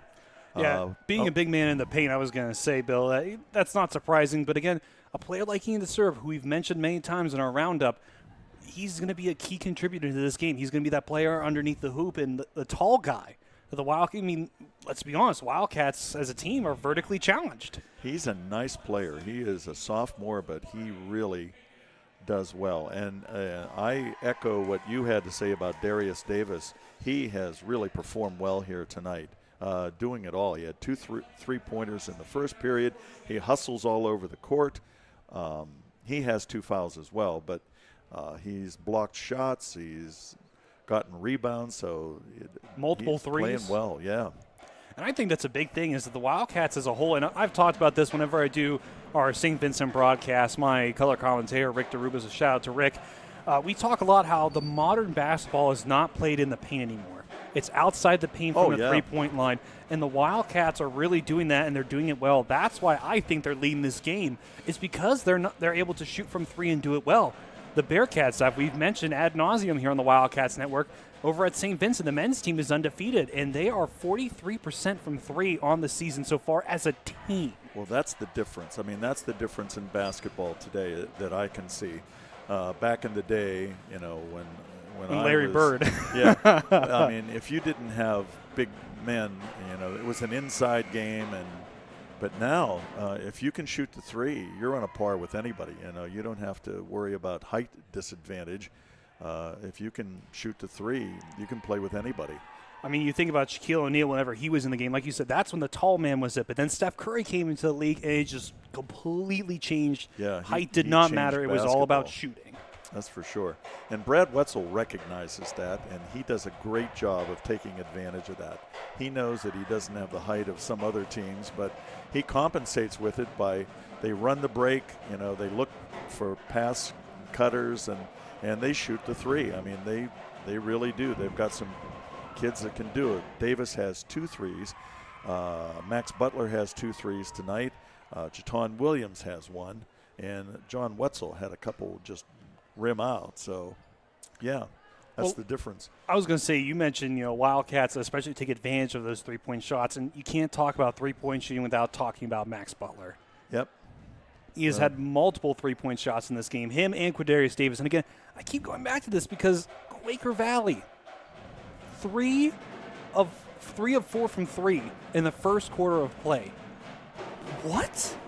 And like I said, Quadarius has really turned it around. I'm glad to see that he's doing so well. And again, as a senior, I wonder if that was just an expectation of him. Like, hey, Quadarius, you're a senior. This is how seniors play. And he's really been able to step up to that challenge. That's for sure. Not to change the subject, but I'm seeing Jack Drenovich down there underneath the basket. As you were saying, he had surgery on his leg. And so he's down there with the team. And he does have the brace on, but, I mean, last time I saw him, he wasn't even walking. So to see him up on his own 2 feet walking around like that, I think that's incredible to see him like that. And we did see Alex Tash here earlier, but I don't see him now, but he may still be. I'm assuming he's still here. Another group of people who we mentioned earlier at the top of the broadcast, or mentioned in our previous broadcast, Elite Wildcats right down the middle. I see him right there. Addison Toy, Carly Burke. Queen Belle Blossy, although I am not seeing Ellie Snyder. I'm sure she's around here somewhere, though. Supporting the boys? Just as the boys do. I've seen multiple of the boys players at the girls' basketball games. Yeah. So we're just about ready to start the third period for Latrobe. It will be the same 5 that started the game. Ian DeSerb, Max Butler, John Wetzel, Jaton Williams, and Darius Davis. And we'll see who's starting here for Kiski. Now, Bill, if I'm Coach Slavic and for the Cavs, I'm coming in here, I'm saying, listen, we got to press, we got to play tighter defense. We've been allowing the Wildcats to run all over us. We just can't allow that to happen anymore if we want to get back into this game. Same starting 5 for Kiski: Isaiah Gonzalez, Amari Gonzalez, Terry Martin, Colin Keller, and Carson Heinley. And Isaiah Gonzalez and Colin Keller are the leading scorers in the game for Kiski with 7 each. As we said, Max Butler leads all scorers with 12 for Latrobe. And Kiski inbounds, and we're underway here in the second half. Third period, it's Isaiah Gonzalez, or Amari Gonzalez, working against Jaton Williams. Out front to Isaiah. He tries to drive. Wetzel tries to block him off and does. Max Butler gets the rebound. And here comes Latrobe running. Kadarius Davis feeds underneath to Ian DeSerb. He couldn't hold it. And so Latrobe will keep the basketball. John Wetzel puts up a 3-pointer. It's off the rim. And with the rebound is, that's Carson Heinley driving in. Heinley tries to put up a shot. It is blocked. And with the rebound is Max Butler. And Kiski wanted a jump ball, and they'll get one. They'll dual possession. So the arrow, let's see who it favors. I guess it favors Latrobe. Just underway, third period. 33-24, Latrobe on top. They jumped out to a big lead in the first period and were not as productive in the second, but they still have a 9-point lead here. Jaton Williams. Nice feed inside to Wetzel. He puts up the basket and the score. Good look by Jaton, and nice basket by John Wetzel. He has 4 points on the night. And, Bill, we talk about, and another missed pass there by Kiski, we talk about the chemistry between a lot of these players. John Wetzel and Jaton Williams both played football, along with multiple other Wildcats that are out there on the hardwood. So I wonder if a lot of those great passes between those two players are just because they know exactly where they're going to be. So Jaton will inbound it to John Wetzel. Down low to Max Butler. Tries to get it up, and it's blocked by Isaiah Gonzalez. And here comes Kiski the other way. Amari Gonzalez to his brother Isaiah. Isaiah the senior working against Max Butler. It is Martin, Keller, out front to Heinley, and baseline drive by Amari, loses it, but it goes to his brother. However, he can't get the shot to fall, and here comes Latrobe. Jaton Williams with the rebound. Kadarius Davis, beautiful drive. He gets the basket. Nice pass, but a nice drive by Darius Davis. He has 10 points on the night. 10 points for Latrobe. He's played a really good game. I'm not sure he didn't backcourt that. So here's Keller with the 3-point attempt. And we have jockeying for position, and it goes up and hits the top of the rim, so Latrobe will get the basketball. 6:03 remaining third period. Latrobe up 13, 37-24. And Bill, how about another 3-point shot missed by Kiski? I mean, they got to start making those shots if they want to try to make this back into a more competitive section game. Yep. Cross court to Wetzel. Wetzel working against Amari Gonzalez, and he drives in. Can't get the basket. Isaiah Gonzalez with the rebound. Gets it over to Martin, trying to drive the baseline. Left-handed shot. That was a beauty. Terry Martin puts it up left-handed and gets the basket.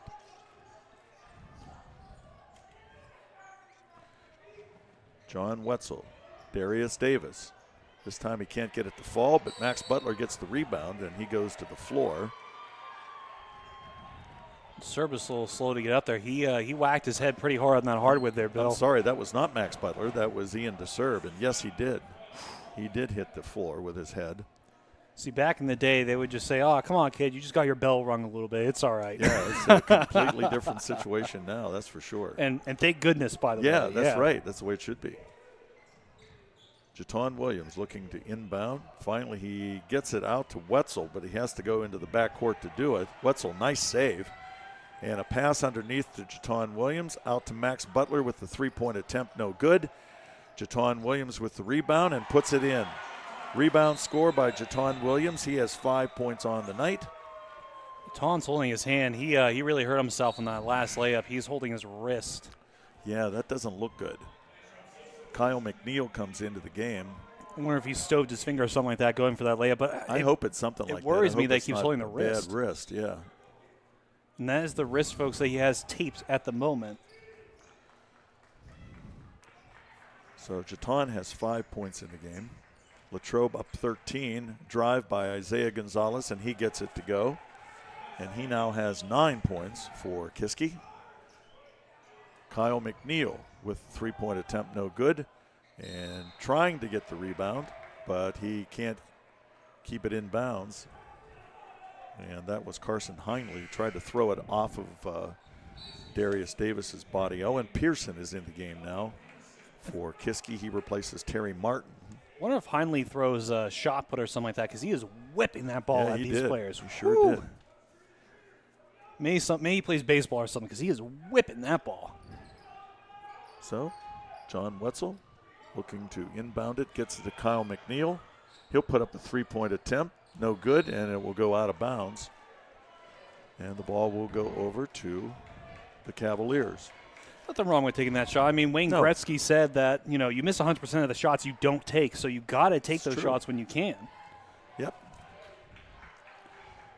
11-point lead for Latrobe, 4:40 remaining in the third period.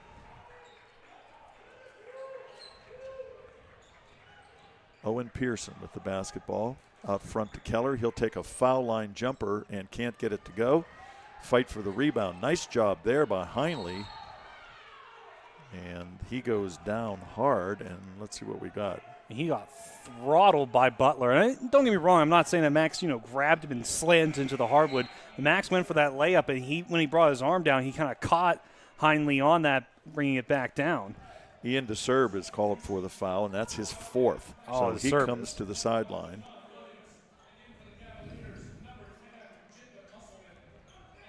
And Latrobe gets the steal off the inbound. And it is John Wetzel trying the drive, and he goes hard to the floor too, and we're going to have a foul.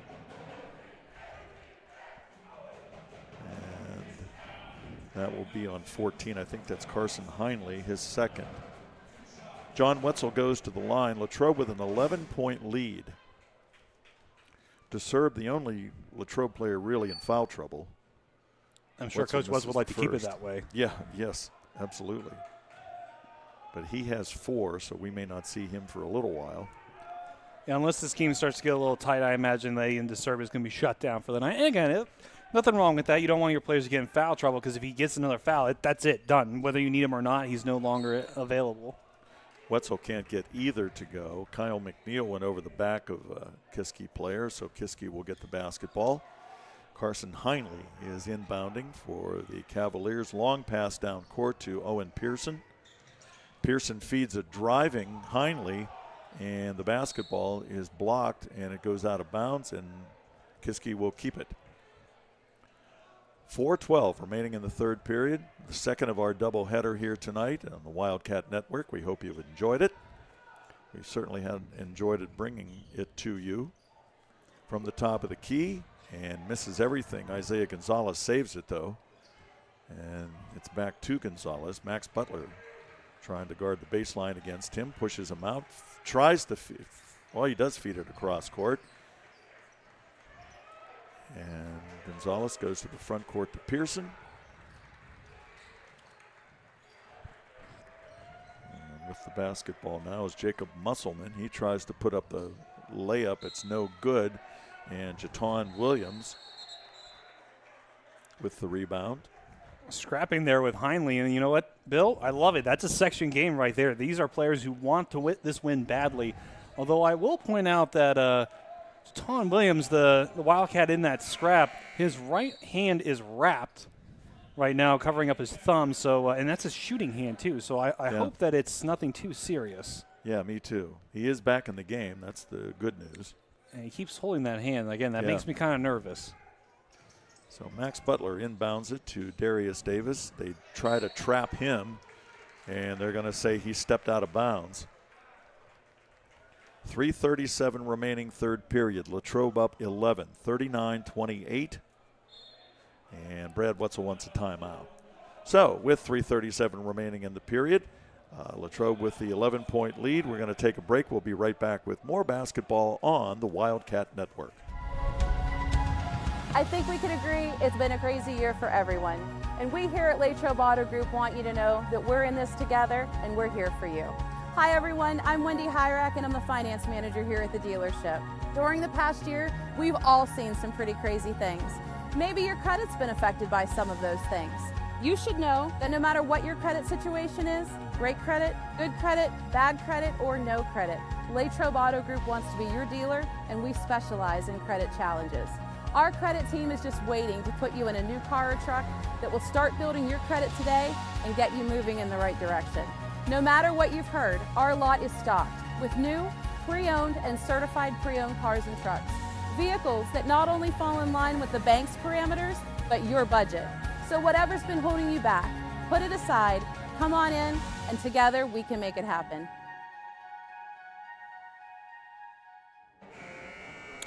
We are back here at the Wildcat Network. Bill Brown, Tristan Borland, and Latrobe on top, 39-28. 3:37 remaining third period. Kiski will inbound the ball in their half of the court. And it is Noah Timmons for the Cavaliers. He looked at a three. Now he drives the baseline and goes out and trying the shot, getting the rebound. That is Owen Pearson. He gets the rebound score for Kiski. He has 7 points on tonight. Max Butler with a three-point attempt. And they're going to say, I don't know whether you traveled. Yeah, they're calling him for a travel. Again, whip the referees. I have nothing to say. I would not agree with that. With that, that pivot foot, you can't move it. So 39-30 is the score. Kiski keeps trying to chip away, and when they do, Latrobe gets a big three. And again, do the math. You know, you go in for a layup, that's two. Max Butler comes around, top of the key, shoots a three. Nice pass underneath, and the layup for Isaiah Gonzalez. What are they going to say? That basket is no good. I don't know why. I don't know what the call was, but it was a beautiful pass. I believe they called him on some kind of a grabbing foul, which again, interesting that's a call. Foul. Owen Pearson is called for the foul. That's his first, and it nullifies a nice basket for the Cavaliers. So it's good to see Jaton Williams back in the game. Darius Davis. Wetzel. Underneath to Max Butler. Gets it back out to Jaton. They come back to Wetzel at the top of the key. 2:35 remaining. Third period. Latrobe up 9.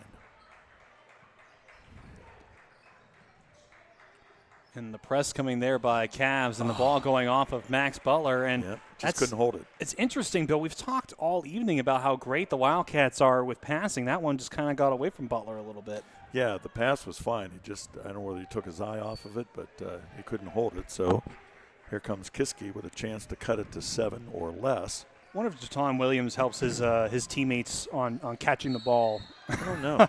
Well, we got a travel here now on Amari Gonzalez. So Latrobe gets the ball back.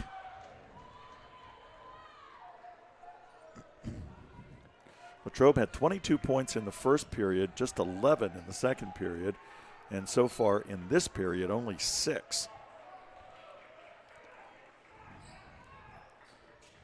Williams, corner. McNeil, his shot is no good, but fighting for the rebound over there is John Wetzel. It goes out of bounds off a Kiski player, and Latrobe will keep the ball. I feel the pain of Mr. Muscleman there with John Wetzel falling on top of him. That's a big man right there, wrestling for that ball with you. I don't envy his job in the least. 5 seconds they call on Latrobe. They didn't get the ball inbound. And so Kiski will take it with 2 minutes and 1 second remaining in the third period. Starting to tighten up a little bit, just like it did in the second quarter there, Bill. But again, I think what's really helping the Wildcats is the fact that Kiski doesn't really seem to want to shoot those threes that they have. Well, and they're doing a good job defensively, too. Latrobe is trying to prevent that. They're not getting real clean looks at threes. Isaiah Gonzalez with the inbounds pass. Nice feed on the drive. Amari Gonzalez can't get it to fall, but they're going to get a foul. So Gonzalez will go to the line. Let's see who the foul is on. They're going to call that on Kyle McNeil on the block. So McNeil, that's his first. And the noise here at the Den game pretty loud there, Bill, but didn't shake him. I mean, the Den's packed for this game. It is. Yeah, it is. Filled to the nice brim. Crowd here. Yes, it is. I understand why Mike Premka, who usually is at these games, cannot make it because I don't think there's a seat for him to sit in, if I'm being totally honest. I hope he's watching on the Wildcat Network. I hope I get a text on my phone soon.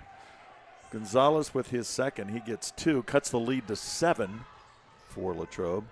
Latrobe's been in. A pass goes up by Butler, and it's stolen by Kiski. Here they come now. Pearson out front to Amari Gonzalez. And calling a timeout is Corey Smith. 1:39 remaining third period. They have cut the Latrobe lead to 7. 39-32 is the score. We'll be right back with more basketball on the Wildcat Network. I am the swiftest creature alive. I can make it. I will make it. That's where we come in. A Collision Shop by Jason Mignon is your one-stop shop for all things auto body repair. Our experienced technicians and state-of-the-art facilities have you covered. Body repairs, refinishing, glass replacement, and more. Our friendly office staff is happy to assist you through every step of your vehicle's repair process. Visit thecollisionshopbyjason.com for our complete list of services. We're back. Welcome back to the Wildcat Network. 1:39 remaining third period. Latrobe with a 7-point lead, but at one point that was a 13-point lead for the Wildcats. Kiski has been chipping away at it. They have the basketball now with 1.5 minutes left in the third period. And it is Jacob Musselman. Just a warning, Bill. We better be on our best behavior because Mike Premka texted me, and he is watching this game. Great to have the superintendent here. Yeah, that's good. So Bill, you better behave yourself. Latrobe coming the other way. Kadarius Davis to Max Butler, and the ball gets away, and here comes Kiski the other way. And Terry Martin tries to put up the left-handed shot, no good. And here comes Latrobe, Max Butler. And riding him is Martin, and I think they're going to get Martin for a foul. Yeah, blocking foul. So that'll send Max Butler to the line. And, Bill, I just want to make this point. So with how packed the Den is, I'm glad that I'm sure there are many people who are happy that the Wildcats Network exists in total because you can watch it no matter where you are. I remember last year for the band concert, we had people tuning in from Australia and England. Oh, that's great. Watching that broadcast. So I hope that there are many people like that watching here tonight. And watching the doubleheader. That was great that Latrobe has this doubleheader tonight. Max Butler at the line. It's the first. Yeah, if Zach High is watching this back, if you could schedule more more events like this that I would really appreciate, because these doubleheaders Makes are it really easier awesome. for you, yeah. Yep, I just set up all my equipment. I just leave it. So Butler hits the first and the second. And the lead is back to 9, 41-32. Feed underneath. Musselman. Cross court. Terry Martin feeds it to Amari Gonzalez. No good. And with the rebound is Max Butler. And Kyle McNeil tried for the layup. Couldn't get it to fall, but he does draw a foul.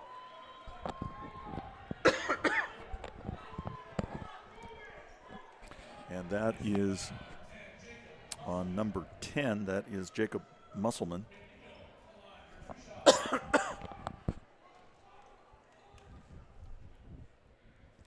So now McNeil is at the line, and he won't get the first one to drop. And in a game like this, Bill, you got to get those to drop. I mean, yeah, it's a 9-point lead, but that's not very safe, especially in a section like this. Tickle in my throat here. So McNeil misses the first. It is McNeil, Butler, Wetzel, Jaton Williams, and Brady Prahovic in the game for Latrobe. And he misses both, and here comes Kiski trying to cut into that 9-point lead. Just about 30 seconds remaining in the third period. They're trying to trap Amari Gonzalez, but they can't do it. Isaiah Gonzalez at the top of the key.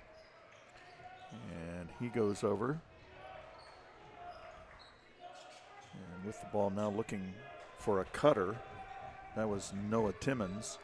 Oh, nice feet underneath to Isaiah Gonzalez. He'll get the layup. That was a great look there by Colin Keller.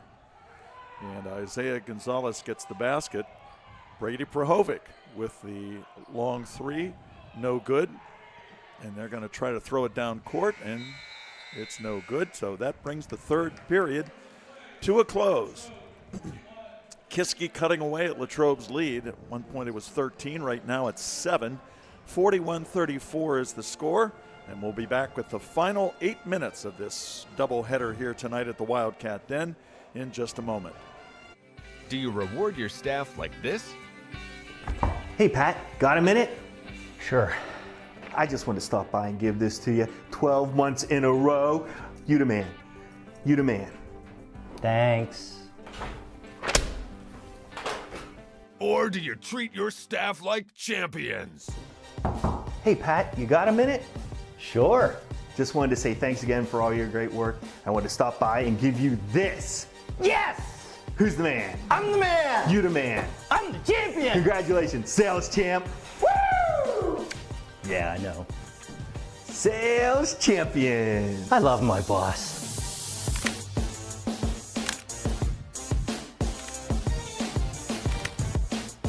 Treat your staff like champions. Contact Wildcat Championship Belts today. Welcome back to the Wildcat Den. We're down to the final period of this boys-girls doubleheader here tonight at Greater Latrobe. Latrobe clinging to a 7-point lead, 41-34. They scored only 8 points in that third period. Kiski was able to muster 12. So right now, 41-34 as we said. And here comes Kiski, and a steal, this time by Ian DeSerb, who was back in the game. He tried to dunk it, and he couldn't do that, but he did draw a foul. And that's going to be on Owen Pearson. DeSerb wanted to dunk it if he could, but I'm telling you what, he would have dunked it. I saw it many times when we were gathering film for the Wildcats Roundup. Ian DeSerb can dunk with some of the best of them, and I really wish we would have seen it there. That would have been really something, a dunk in high school basketball. And coming off right now Pearson. Yeah, he has a nosebleed right now. Oh, I see.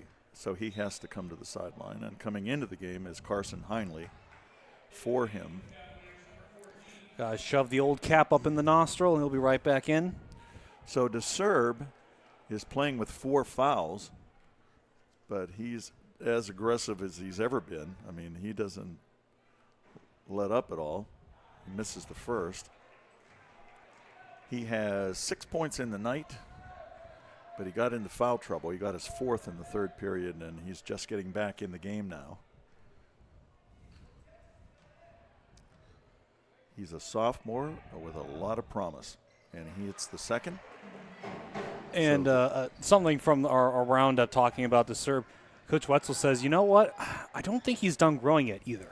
Yeah, that could be. Certainly filling out, I'll bet he does more. If he fills out a little bit more, I can assure you he's going to be getting phone calls from Ron Brady saying, hey, we need an edge rusher. What are you doing this weekend? That's true. It could be a tight end, too. Oh, that would be something the next Corey Borio. Underneath is Amari Gonzalez. Gets it out to his brother Isaiah. And Amari has it in the corner for the long jumper. No good. Looked like DeSerb hit the net, which could be construed as goaltending, but it wasn't called. John Wetzel saves it for Latrobe as it was going out of bounds. Max Butler with the 3, and it's all net. Max Butler with the 3. That is his 3rd of the night. He has 17 points for Latrobe. Ian Gonzalez tries to put it up on the layup, and he is fouled in the process. 45-34. So, Bill, I'm sure you see Max Butler over there smiling a lot, and you know why he's smiling? As Michael Yanchuk would say, this is Wildcat-style basketball. They love controlling the pace of the game, and that is why they're having so much fun right now, and also, arguably, why they have their 11-point lead.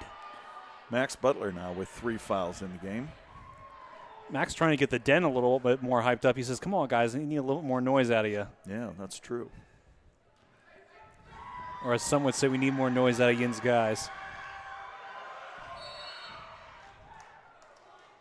Something happened. We had a lane violation, I think, on Kiski, so that second one, which would have been good, is nullified, and Latrobe will get the basketball still with their 11-point lead.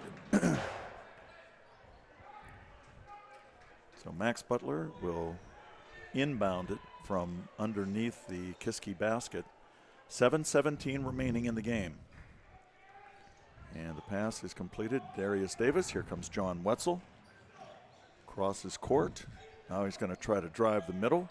He was going to put it up, and he is fouled in the process. He takes it to the basket and either gets a basket or he draws the foul. He's very good at that.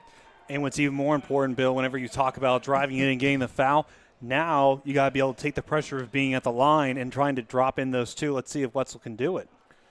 Noah Timmons is called for the foul. John Wetzel goes to the line. John has only 4 points, make it 5. I think that's more of the fact that John is more of the leader. He seems to be able to get that ball in the inbound and kind of directs traffic. He's the point guard, yes. He does that. As a point guard would do. So he gets both. Isaiah Gonzalez out front and putting it up. The three-pointer is no good, but it is Musselman with the rebound in the corner, and that is Keller. Colin Keller with the basket. And they're going to, that's a three-pointer, I believe. He has 10 points on the night. And we have a timeout on the floor. 6:51 remaining in the game. Latrobe leads at 47-37, and we'll be back with more on the Wildcat Network. Hey, Gabby, catch this. Win with Bardini's. We're #1 for meats in Westmoreland. So many delicious varieties and flavors. Best meats, best holiday meals. So come in, fill this basket at our Country Smokehouse in Crabtree. Go Wildcats!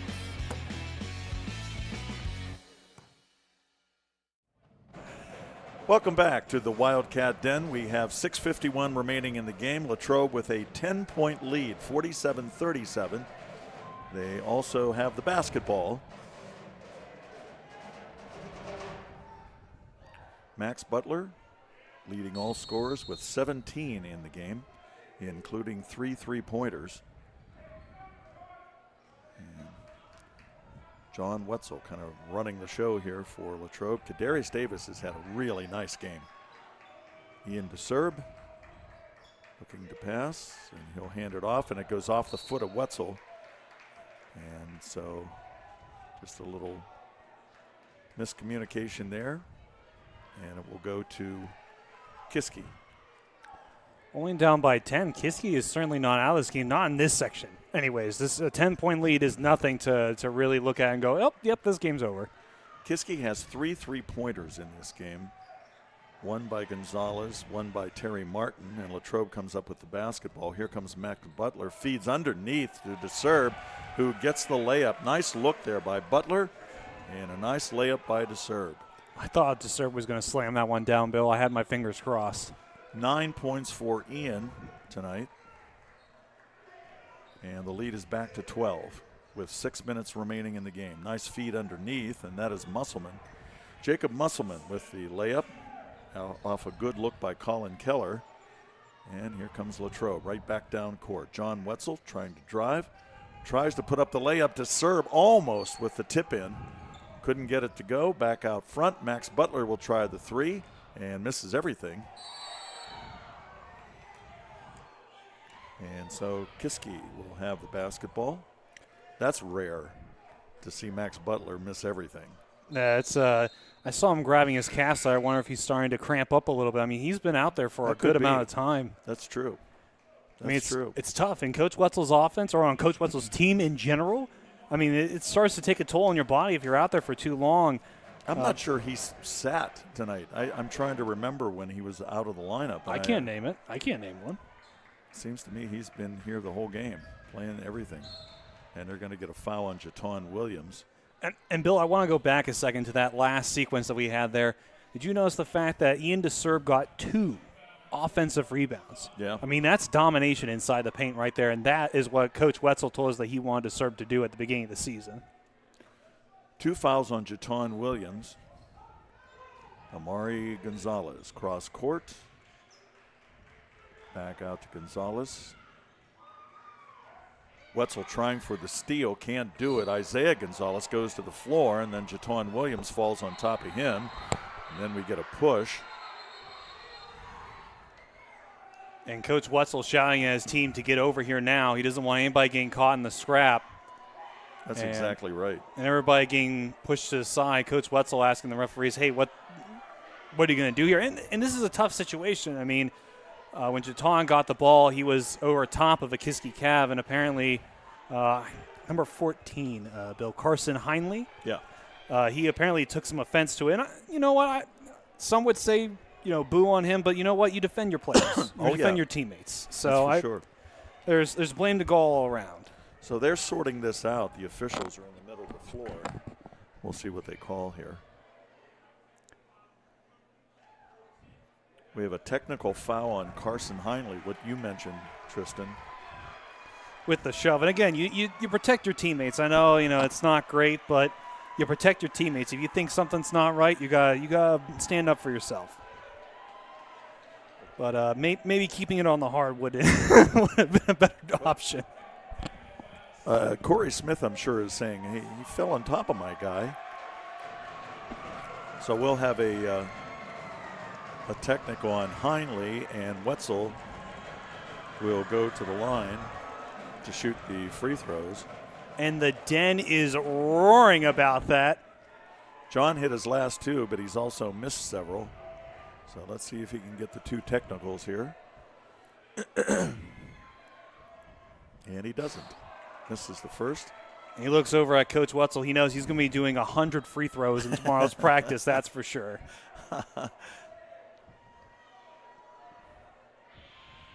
He missed them both.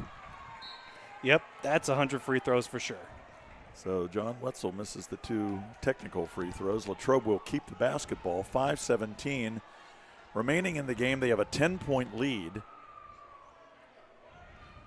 And they will inbound at midcourt. And it will be Butler to Wetzel. John tries to feed it over to Kadarius Davis. And we have a jump ball. He was tied up. Who gets the ball? Looks like Latrobe keeps it. Coming back in the game is Terry Martin. And he replaces Owen Pearson. Jaton Williams to Ian DeSerb. Nice basket by DeSerb. Good feed by Jaton. Good basket by DeSerb. Latrobe's lead is 12 again, and Latrobe gets the steal and getting it ahead. Nice pass from DeSerb to Jaton Williams, and he goes down hard. Didn't get the basket, but he does draw the foul.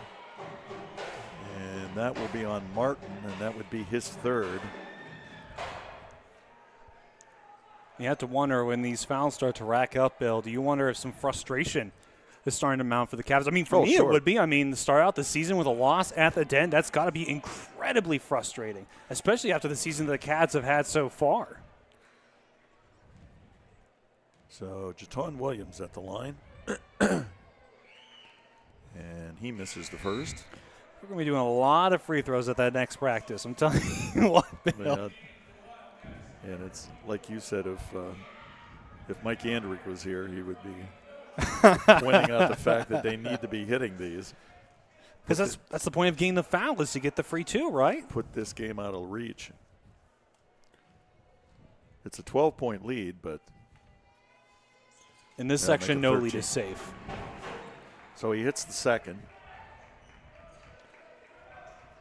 And here comes Kiski. Cross-court pass. That's Colin Keller. His shot is no good to serve. No, I'm sorry, Max Butler with the rebound. And we got a hold on one of the Kiski players that will send Butler to the line. Or will it? No, I guess it won't. Well, that's 5. That's 5 fouls. I think they will shoot it.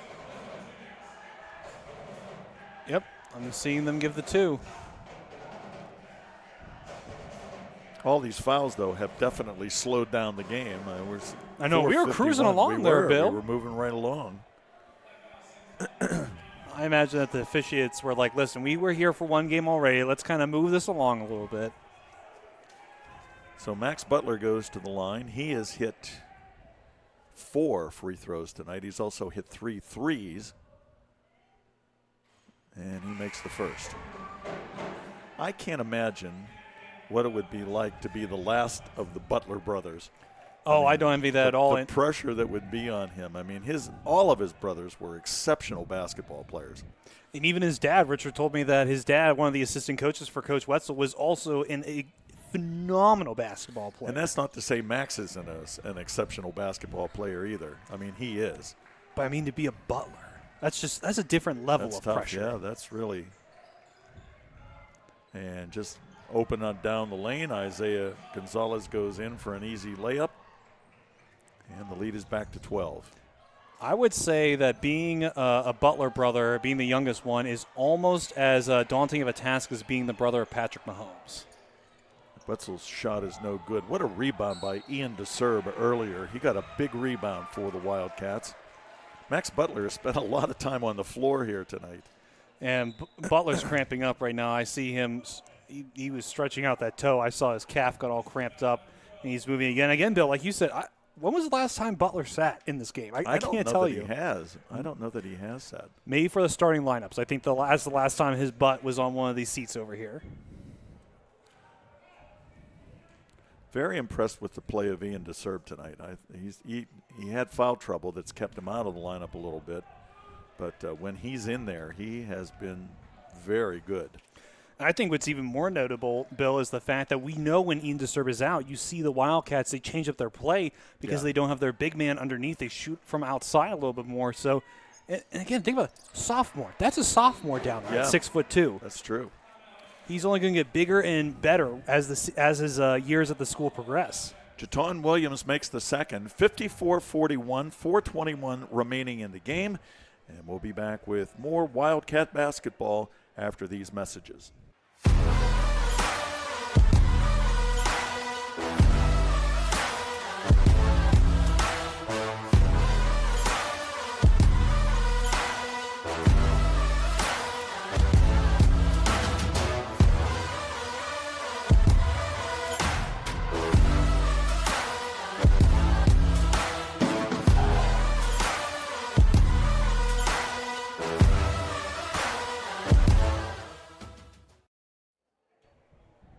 Back here at the Wildcat Den, we want to thank St. Vincent College and all of our sponsors for helping to bring you this live stream tonight. It was a continuous live stream. You got to see both games here between the Greater Latrobe girls and Penn Hills. Latrobe winning that game 54-42.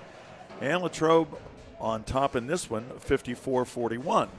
So the scores are similar. And Latrobe trying to hold on here for another 4 minutes and 21 seconds. As we said, Max Butler, the leading scorer, he has 18. Ian DeSerb with 11.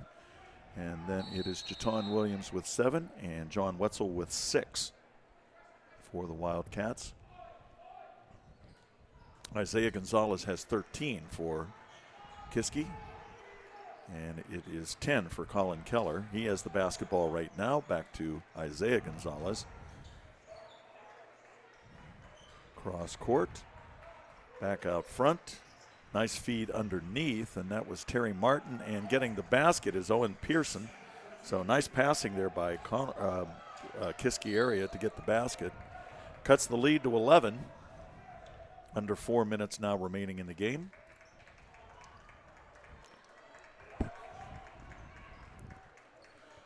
Latrobe will inbound it. That will be Max Butler to John Wetzel. And they get it down to McNeil. He tries to get it ahead to DeSerb. Goes through his hands, but Butler is able to recover it. And then we have a trap. And they're going to call a foul on either Pearson or not sure who that's going to be on, whether it's Noah Timmons. Yeah, it's Owen Pearson called for the foul. And that is his third. And it sends Max Butler to the line. Butler could end up with 20 points here if he can hit these two. And he misses the first. If there's one complaint about Latrobe's play tonight, it would be free throws. No, I agree. They and have not hit their free throws. And some would say that's a little ticky-tacky on us, but think about when you go to Gateway and you play the Gators at their own home field, you better make sure that you're hitting every throw from the free line because every point counts in games like that, especially on Friday when we go to the Jungle Bill. Yeah. You just got to score every single point. There's no excuse. Well, and it's like you said. I mean, you get the free throw. I mean, you work hard to get a free throw, and then you got to be able to make them. John Wetzel drives the middle, but before he could lay that in, we have a foul on number 20. That is Noah Timmons. That is his fourth. And John Wetzel goes to the line. Still 3:34 remaining in the game. Wetzel misses the first.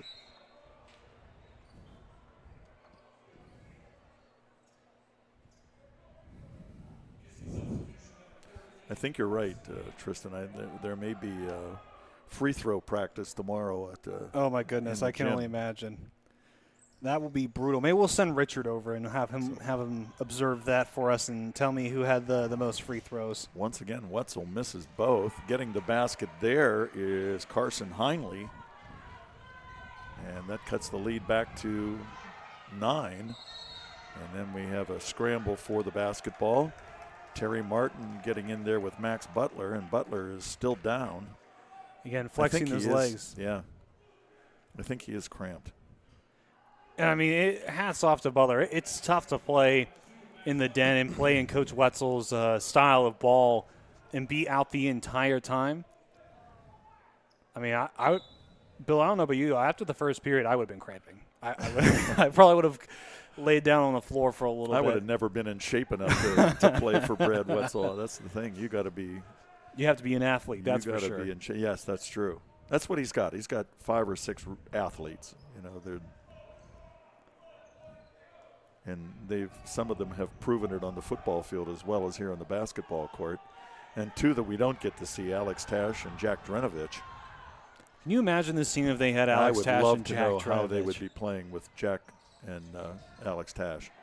Oh, that would be – I remember in our roundup, Coach Wetzel mentioned that he wanted to pair DeSerb with Tash, which I frankly think would have not been fair for the other teams. That would have been something. They would have had a really nice force of front court. Underneath to Wetzel, trying to make a move on Pearson. They get it back out front to Butler. Trying to run some time down here. Max, oh, man. And that is not good. Max, you didn't want to do that, buddy. No, and with 2:52 left in the final minutes of this game, I mean, at what point does Coach Wetzel start? Yeah, there we go. I was waiting for him to pull Max. It was only a minute at a time. I don't know I whether guess that was not. Out of frustration or what it was. I don't know that. Corey Smith, I think, is asking for his ejection, but that's not happening. He did come to the sideline, though. And McNeil is in the game, and Kadarius Davis is in the game. So it's Williams, McNeil, Davis, Wetzel, and DeSerb. Here comes Kiski on the run. Isaiah Gonzalez, nice drive. And Gonzalez now with 15 points. And Kiski gets the ball right back. Jaton Williams trying to free it. And we have a timeout called quickly by Corey Smith. So 2:32 remaining, and it's getting more interesting maybe than it should be. 54-47 is our score, and we'll be back with more basketball after this. Good evening, everyone, and welcome to the Wildcat Den. LHTC Media Crew bringing you tonight's game. Short notice, preparing for a good team like this isn't easy, but this is our style of basketball. Radio Latrobe starts out the evening with a Penn from Palmer Airport in Latrobe, live streamed by LHTC Media. You've been watching the Wildcat Network on LHTC Media.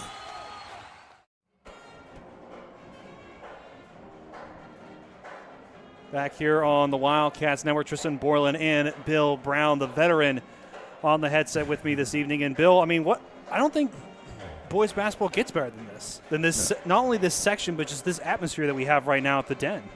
Very much so, and we got to see two good games tonight. The girls did an exceptional job, as we said. They were 54-42 winners tonight. Latrobe has been stuck on, the boys have been stuck on 54 here for a while. Meanwhile, Kiski has cut it to 7, 54-47. And they get to inbounds the ball here. And it will be Carson Heinley inbounding for the Cavaliers into Isaiah Gonzalez. He has 15 points in the game, and he is driving. Working against McNeil. It looked like he got all ball, but I think they're going to call him for a foul. That was a nice, I thought it was a block. That was a nice job by Kyle McNeil. And he does get the foul call, but I'm not sure he didn't get all ball. No, I agree. A tough, quick play there, but hats off to the Cavs for not giving up. At no point did they sit down and go, "Man, we're really out of this game. We're not going to be able to come back in it." Absolutely. And by the way, they're hitting their free throws. And this is something to note, Bill. So with this being a section game and it being at the Den, the next time these two teams meet, they're going to be at Kiski. It might be a much more different atmosphere for the absolutely. Wildcats. I'm sure it will be. Still lots of time, 2:25, and the lead is now 6. Still 6. But Isaiah Gonzalez gets his own rebound, lays it up, no good, and getting the score is Carson Heinley and draws the foul. It's now a 4-point lead, and it could be down to 3 here in a moment. Oh, wouldn't that be something, Bill? The Cavs come in here. They were held down by the Wildcats all game, and all of a sudden they just get hot at just the right time. And there's a nervous crowd here at the Wildcat Den. And who do we have? Do we have a foul in Latrobe?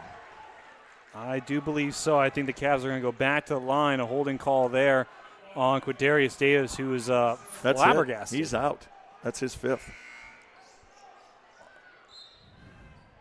Oh, you're right, Bill. He is done. Yep. He is done. That was his 5th foul. And it will send Terry Martin to the line. Brad Wetzel wants an explanation. And so does John as well. So I'm seeing 5 fouls up on the board. Kadarius has not left the floor yet. And now a timeout called by Wetzel. 2:17 remaining, and this game has suddenly gotten very close. Corey Smith's team battling back, and they trail by 4 now. It was 12 just a few minutes ago. No, I agree, Bill. And that's why I kept saying throughout this whole broadcast, in this section, I don't care if you have a 15-point lead. Your lead is not safe.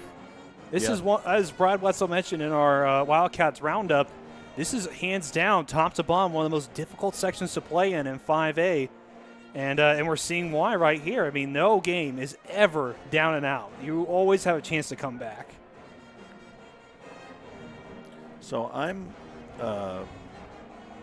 trying to determine if Max Butler was ejected or if he's just not in the lineup.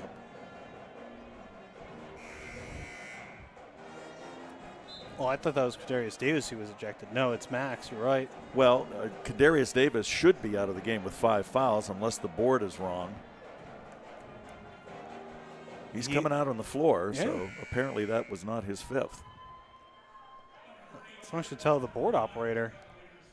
Oh, no, it was DeSerb. Oh, I saw DeSerb. It said 5 with 5 fouls. Not 3. That's my fault. I'm sorry. No, you're good. No. Ian DeSerb's 5th. That's what it is. I'm wondering. Okay. So Terry Martin misses the first. I'm mixing up numbers here. That's not good. See, Bill, this is why whenever I do games, I go with Richard. Richard is able to keep on top of this kind of stuff with me, so I'm just glad that I could help. That's just stupidity. Thank you. Oh, stop that. Terry Martin hits the second, and it's a 3-point game now, 54-51. And no DeSerb. And no DeSerb. So it is McNeil, Wetzel, Darius Davis, Brady Prahovic, and Jaton Williams. And they're trying to get the ball in bounds to Jaton, and then we're going to get a foul called on Terry Martin.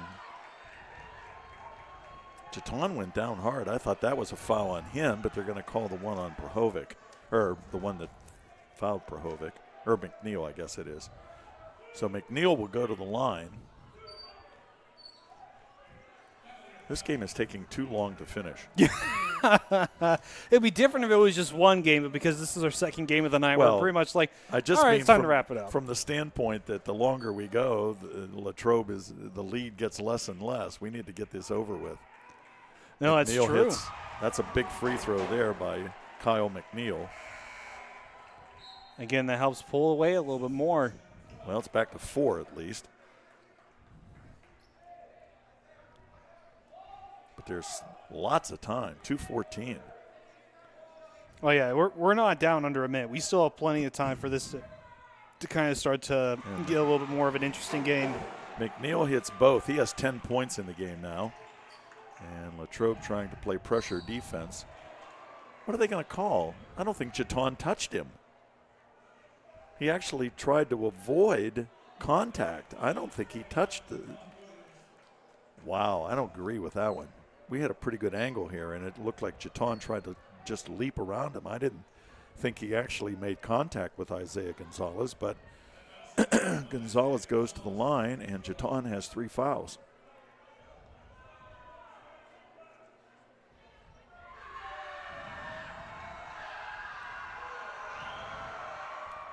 And he hits the first. So Isaiah Gonzalez with 17 points in the game and a chance to cut the lead to 3. And he does. Bill, the Cavs, again, I keep going back to the section because the Wildcats, it's not just the Cavs, any team in this section, you let them hang around for this long, they'll claw their way back into it, and we're a 3-pointer away from being tied.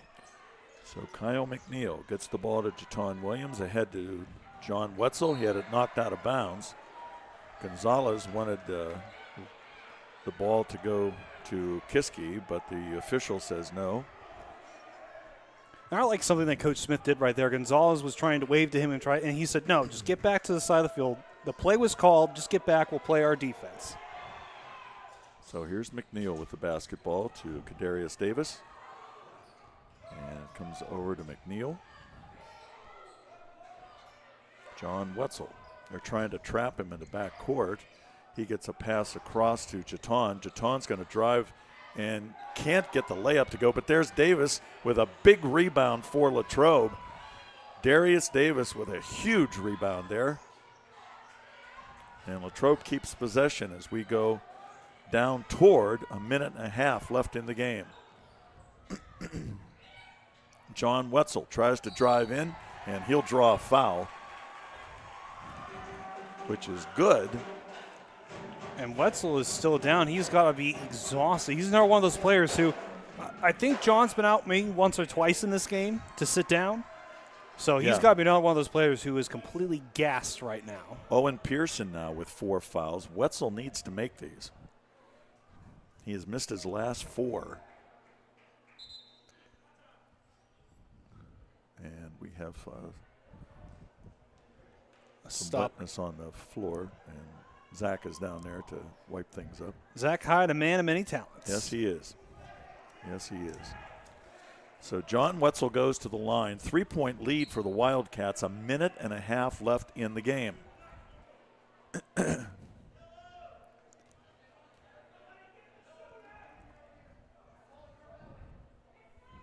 John Wetzel misses the first. Bill, not good. They can't afford this. He needs to make the second one. No need. Not I want him to. He needs to get this one. Yes. For the folks at home, I promise we're not having any audio issues. We were just silently Yeah, waiting, just holding watching. our breath.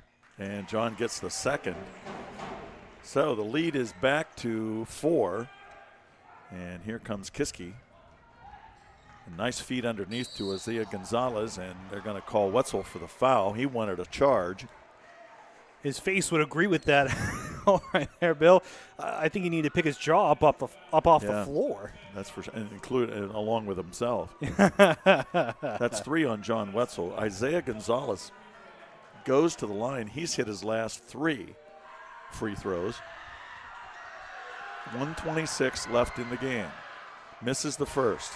The den getting to his head there. I saw the pep band were screeching over there in the corner.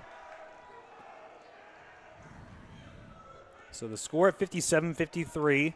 This is where the free throws count. Well, this is important, too, because if he misses, it's still a 2-possession game.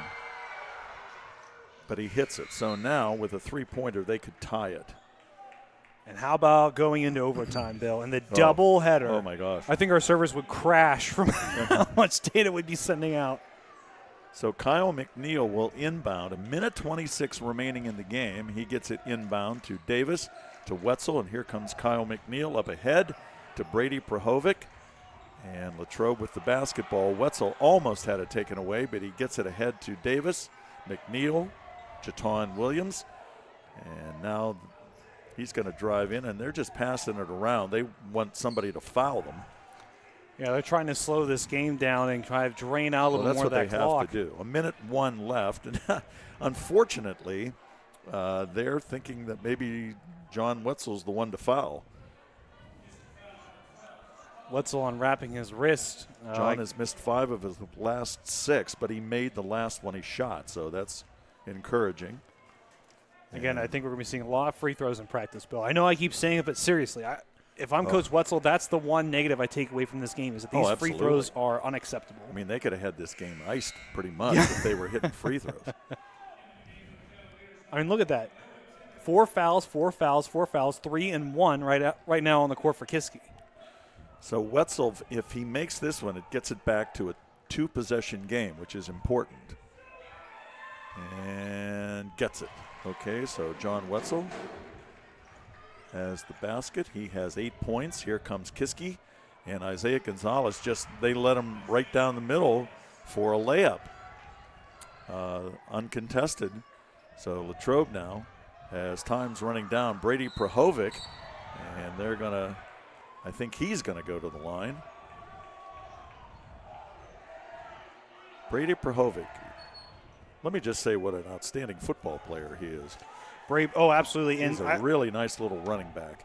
And I will say this, we mentioned in the past on the broadcast that in the Quaker Valley game, there were a couple times where some of the players, for whatever reason, were getting chippy with Brady Prahovic. And I'm sitting there, I'm thinking, of all the Wildcats you want to start getting physical with, that's the guy you pick? Like Brady Prahovic? Are you kidding me? I mean, this is a kid that was running down people all over the gridiron this year. That is the last kid who I'm starting to get a little bit elbow friendly with. So Prahovic hits the first. That was a big one.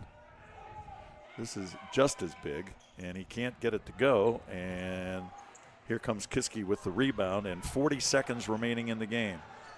And a feed underneath to Terry Martin, and they're going to get a blocking foul on Prahovic. He thought he had drawn the charge, but not to be. And so it will be Noah Timmons going to the line. 3-point lead. With 37 seconds left. The good news is that Timmons can't tie the game from the line. So Latrobe needs to get this rebound. And then I guess Kiski needs to foul them. Well, that's what they'll do. And then you force them to foul you. But, oh, that wasn't even close. I think. Again, folks, I'm telling you, this is the power of the Den. Well, if the Den wasn't involved before, they will be now after that free throw. They're going to be all over Terry Martin this time. Oh, my goodness. I think the building's shaking. And he hits the second. Hold on. That's the one he made? What did they say? Lane violation? Yes, they called Kiski on another lane violation. That's the second one in the game. But they put the score up. It's 59-57. Huh. Interesting. I thought they called a lane violation. I don't know. I'm not sure what happened there. But I was too busy talking. Latrobe now just will try to pass the ball around. We're going to get a foul, and that's going to be on Martin. And it will send Kyle McNeil to the line. McNeil made his last 2 free throws. I was going to say, if really that's the person you want to send to the line? Well, of all the people on the floor right now, I think he's the one you don't want to send to the line. Exactly. 31 seconds left. Latrobe clinging to a 59-56 lead.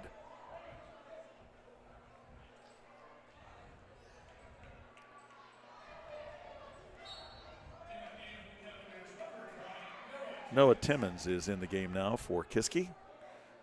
This has been an entertaining basketball game, that's for sure. Well, this Much is more so than Brad Wetzel would have wanted it to be. No, and do we expect anything less from these two teams, Bill? I certainly didn't. So Kyle McNeil with 2 big free throws. He hits the first, all net. And that is huge. And now they call a timeout. I believe they're going to call it a short. So Latrobe essentially playing the end of this game without 2 of their best players. Ian DeSerb and Max Butler are not in the lineup. But you know what, Bill? That's the mentality of high school sports. I almost said high school football, but high school sports in general. It's always the next man up. Yep. Who's the next guy up? And for the Wildcats, and especially for Coach Wetzel, they have the next man up. They have a very young and very talented roster, and that's really going to help them as the season progresses. Now, again, free throws, we might want to work on that a little bit more. And I say that because you're not going to play. I'm not saying that Kiski is a slouch or anything like that, but you're not going to play teams like this in the playoffs. During our roundup, Coach Wetzel mentioned, he said, this is the year we're bringing playoffs back to the Den. 23, and this is unofficial totally, but 23 free throws for Latrobe in this period. Now the real question is half of them. They made half of them. Yes. Kyle McNeil hits again, and those are huge free throws for Latrobe. 5-point lead now. Kyle McNeil really stepping up here with 2 big free throws in this fourth quarter. Fouls on Wetzel, that's his 4th. And Wetzel confused because he was right. Gonzalez had his arms wrapped around Wetzel whenever he tried to go for the ball. So I'm not sure why they called that foul. But again, I will not argue with the referees because I'm not winning that. So he misses the first.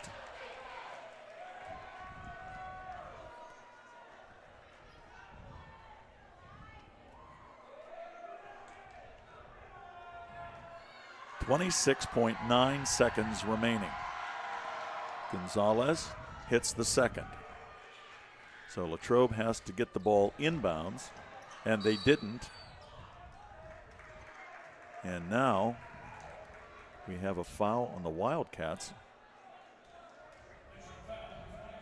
And that's on McNeil. And it will say Isaiah Gonzalez has lived on the foul line this period.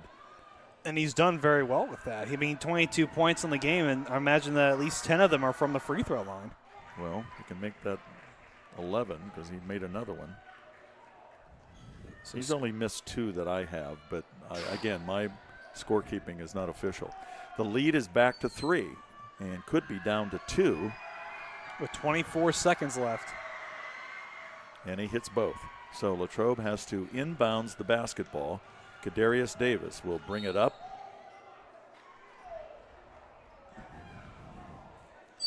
They're going to call the foul on Isaiah Gonzalez. Actually, I think it is on Carson Heinley. Oh, really? And that's his 5th. So he's gone. Ooh. So Carson Heinley has fouled out. Yep. Bill's right once again. So let's see who comes into the game here now. I think Coach Smith was trying to argue that it was Gonzalez that fouled because he only has one in the game. Right. So here's Darius Davis. He had a really nice first half. He has 10 points in the game, but he hasn't scored in this period. So the final 21 seconds, it is Davis at the line, McNeil, Wetzel, Brady Prahovic, and Jaton Williams. That is the lineup for Latrobe. Darius Davis misses the first. 61 to 59, Bill. This is only a 2-point lead. Absolutely. And a lot of time. 21 seconds is a lot of time. Especially when the Cavs only have both the Gonzalez brothers, they only have 1 and 2 fouls. So this is important. And Kadarius can't get it to go. Look at the hustle there by McNeil. Kyle McNeil comes over, draws the foul with his hustle. What a job by Kyle McNeil. He hit his free throws. He made a huge play right there. Going for the basketball and draws the foul again. And so he goes to the line with 18 seconds left with a chance to open up the lead to 4. And, Bill, you talk about the hustle of McNeil. We've talked about it all season. Coach Wetzel and the pride he has in the Wildcats hustle that they seem to have on the court, and it helps them win there. You got to know that Coach Wetzel is loving that type of play. McNeil has 7 points, all of them big, and he hits both free throws. He is 6 for 6 from the free throw line. Latrobe gets the steal with 14 seconds left. Jaton Williams with the basketball, and they're going to try to foul him, and they do. And he goes down. Jaton hitting the deck, but I think that was more of him flailing about and less him getting shoved out of bounds. So now 4-point lead. That foul is on Amari Gonzalez. He's now up to 4 as well. Well, I mean, we've woo. There, like I said, there was 25 free throws in this 4th period. That's amazing. Jaton hits the first. That may have been the nail in the coffin right there. Yeah, with 9 seconds left, 5-point lead for the Wildcats. I mean, there's not much the Cavs can do. So, Bill, I imagine right now is an appropriate time to wonder, who do you think Brad Wetzel is going to bring up with him for our interviews in the postgame? That will be interesting. I will say I think DeSerb, Butler, and Kyle McNeil. I think those who are we're going to talk to. Jaton Williams with 2 big free throws, 3-point attempt. Latrobe with the rebound. Kyle McNeil with the rebound. And he gets fouled. What a job by Kyle McNeil. I can't say enough about him. He really stepped up here late in this game. Yeah, the sophomore at 5'9", stepping in and making his presence felt right here. And with the second left, and again, Bill, the big deciding factor for me for Kyle McNeil is not only his hustle, but at the line, his composure, being able to score and allow the Wildcats to really wipe this game away. So Latrobe will go to 5-5 on the season. And then their next game is going to be at McKeesport, which we will have here on the Wildcats Network. We're going to be heading back into the jungle, Bill. Now, we're going to be indoors this time, so we're not going to have to deal with any rain. The last time the Wildcats Network was at McKeesport, we appreciate everything that they did for us there, but it was a little wet being outside. Yeah, that. Oh, you weren't there for that. You were I was in hiking Iceland, yes. You were hiking through. That is it. Latrobe hangs on. Hit some big free throws down the stretch, and they get the victory here at the Wildcat Den. 65-59 is the final. And we'll be back to wrap things up and hopefully talk with Coach Brad Wetzel and maybe some of the players involved. 1, 2, 3. Do you reward your staff like this? Hey, Pat, got a minute? Sure. I just wanted to stop by and give this to you. 12 months in a row. You the man. You the man. Thanks. Or do you treat your staff like champions? Hey, Pat, you got a minute? Sure. Just wanted to say thanks again for all your great work. I wanted to stop by and give you this. Yes! Who's the man? I'm the man! You the man. I'm the champion! Congratulations, sales champ. Woo! Yeah, I know. Sales champion. I love my boss.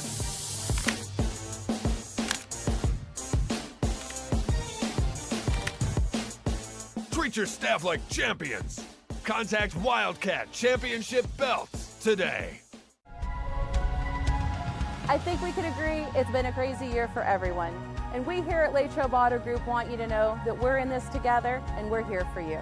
Hi everyone, I'm Wendy Hyrak and I'm the finance manager here at the dealership. During the past year, we've all seen some pretty crazy things. Maybe your credit's been affected by some of those things. You should know that no matter what your credit situation is, great credit, good credit, bad credit, or no credit, Latrobe Auto Group wants to be your dealer and we specialize in credit challenges.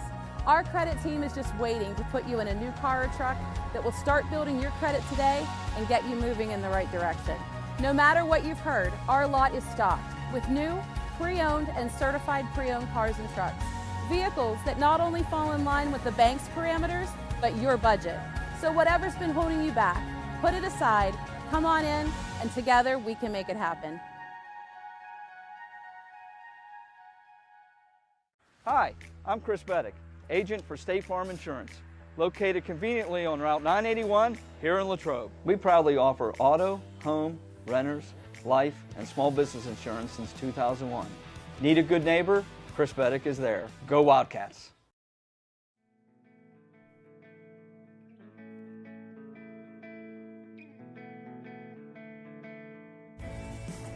Hello, I'm Maria Graziano Bickerstaff, President of the Greater Latrobe Partners in Education Foundation. The foundation ensures the highest level of education innovation supporting GLSD students, faculty, and staff. The foundation strives to provide educational opportunities for all students in grades K through 12. We believe students should have what they need to reach their full potential. Give, build, grow. Every student, every day. It's a beautiful day in the neighborhood to stop at Hotel Royal Pizza in the heart of downtown Latrobe on Ligonier Street. Since opening our doors in 1953, Hotel Royal Pizza has proudly served the Latrobe area. From pizza, sandwiches, sides, salads, and so much more. Whether you're taking out or dining in, our menu has something for everyone. As if the company here wasn't enough to stop in, try one bite of our highly acclaimed pizza and you're sure to be hooked. Visit our website at hotelroyalpizza.com or call us at 724-537-3741. And remember to support our 2023 Gridiron Wildcats. Go Cats! Good evening, everyone, and welcome to the Wildcat Den. LHTC Media Crew bringing you tonight's game. Short notice, preparing for a good team like this isn't easy, but this is our style of basketball. Greater Latrobe starts out the evening with a pin from Palmer Airport in Latrobe, live streamed by LHTC Media. You've been watching the Wildcat Network on LHTC Media. Welcome back to the Wildcat Den, and we are happy to have with us Coach Brad Wetzel. We also have Kadarius Davis and Kyle McNeil. We'll be talking with all three of them, but we're going to start with Coach Wetzel. So was this, did you decide to make this really exciting for the crowd? Is that the... No, it just got really tough out there. We talked the last 3 days, about how good they are, and I just think it was a credit to these guys that they actually built themselves a cushion. Absolutely. It was just the effort, and things go a little bit wrong, and they always power up, whether it's a turnover, a call, a missed foul shot, or 25 of them, as the case might be. And just in case any listeners out there, we do practice foul shots, because I know I'm going to hear that from my mom tonight. Well, I think you guys are going to be practicing a few more foul shots tomorrow. That's for sure. Well, I'll tell you what, one guy that didn't need to is this guy right here. No, Kyle stepped up really big. He had 6 in the down the stretch that were huge. Yeah, huge free and throws. a huge rebound. I thought. Yes, him absolutely. And John, knocked the ball loose and got that rebound. That was the game, I think. I mean, at that point in the game, that was clutch. Now you lost a couple of players along the way, Ian on the fouls and Max. At just a not a good time when it happened. No, obviously, it's just not. We don't. I mean, I won't kid anybody. I mean, that's we're a team.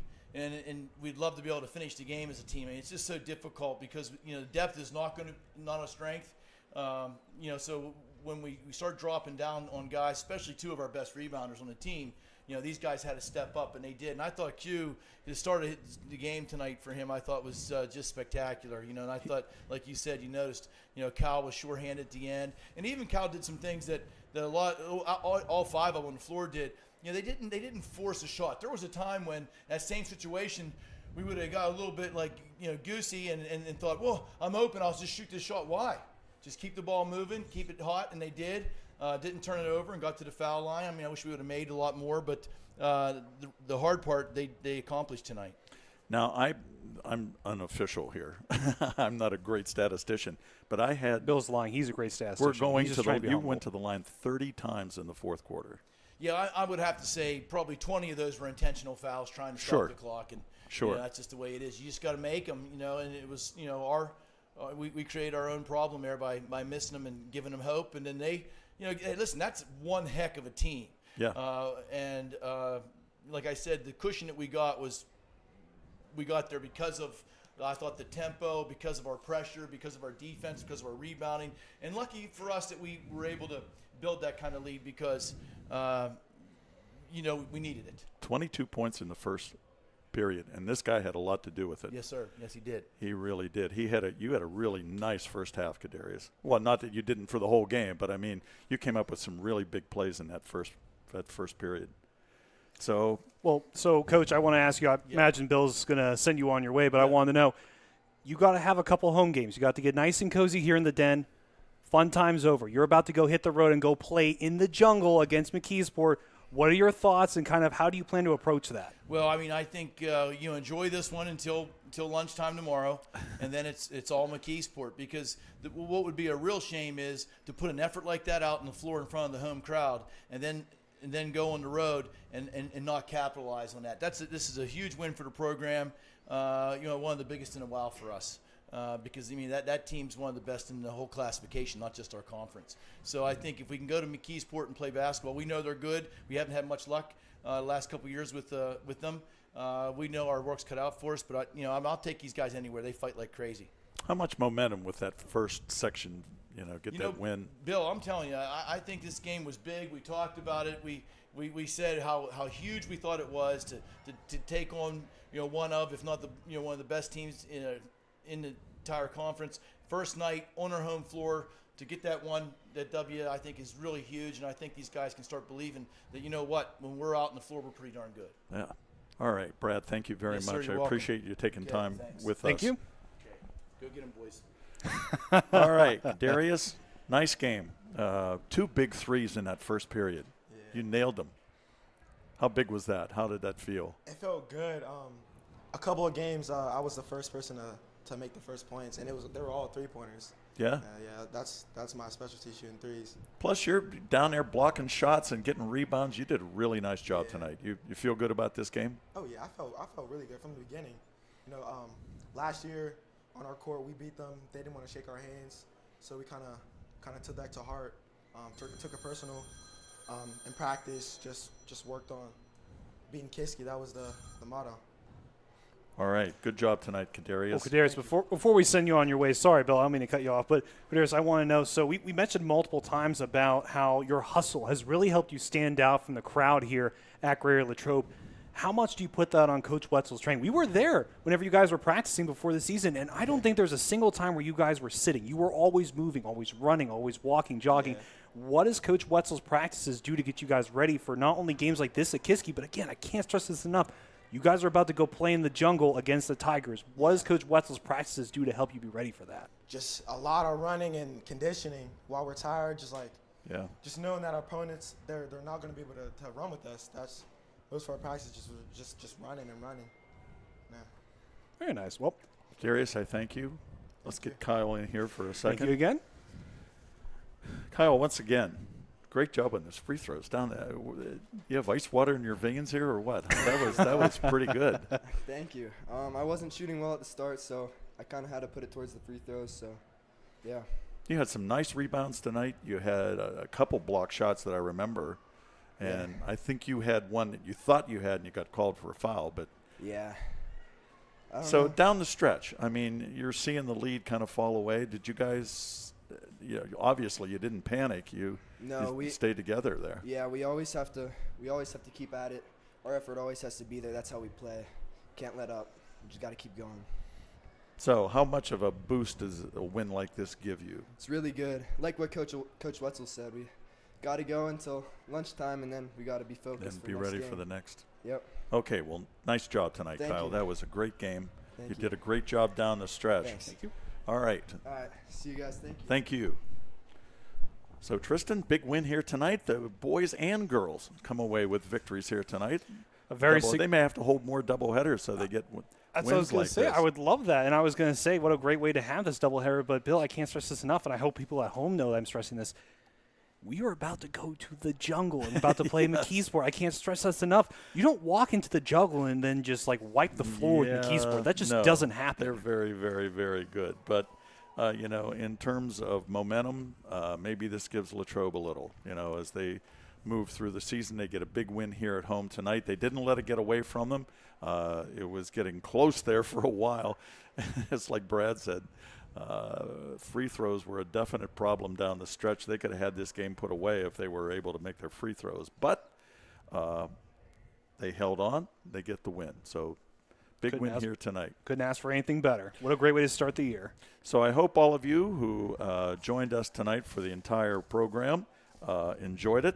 Once again, recapping the girls, they were winners in the first game, 54 to what was the final? 54 to 42. They were winners over Penn Hills. 29 points in that game for Ellie Snyder, 14 rebounds. And then in the nightcap, Latrobe holds on for a 65-59 victory, and it was 18 points for Max Butler in that game. So the big players for Latrobe stepped up big tonight. Absolutely, and like you mentioned, not just for the boys team, but for the girls team as well. Ellie Snyder with a double-double and really helped boost her team up. Whenever they play Connellsville at home on Thursday, they're going to have to really step up. I mean, Connellsville is not one of those teams that are really good. Even though not as many people talk about them as much as compared to Gateway, they're still a really, really good, scrappy basketball team. Well, we'll have that game for you here from the Wildcat Den Thursday night. We thank you for joining us tonight. We hope it was entertaining. It certainly was for us. 2 really good games and 2 wins for the local teams, the Latrobe teams. They come away with victories. And once again, the girls were winners, 54-42 over Penn Hills. The boys come away with a 65-59 victory over Kiski area. This has been Bill Brown, Tristan Borland, Richard Hillwig, bringing you this game tonight. We hope you enjoyed the doubleheader, and we'll see you again on Thursday night from the Wildcat Den. I think we can agree it's been a crazy year for everyone. And we here at Latrobe Auto Group want you to know that we're in this together and we're here for you. Hi everyone, I'm Wendy Hyrak and I'm the finance manager here at the dealership. During the past year, we've all seen some pretty crazy things. Maybe your credit's been affected by some of those things. You should know that no matter what your credit situation is, great credit, good credit, bad credit, or no credit, Latrobe Auto Group wants to be your dealer and we specialize in credit challenges. Our credit team is just waiting to put you in a new car or truck that will start building your credit today and get you moving in the right direction. No matter what you've heard, our lot is stocked with new, pre-owned, and certified pre-owned cars and trucks. Vehicles that not only fall in line with the bank's parameters, but your budget. So whatever's been holding you back, put it aside, come on in, and together we can make it happen.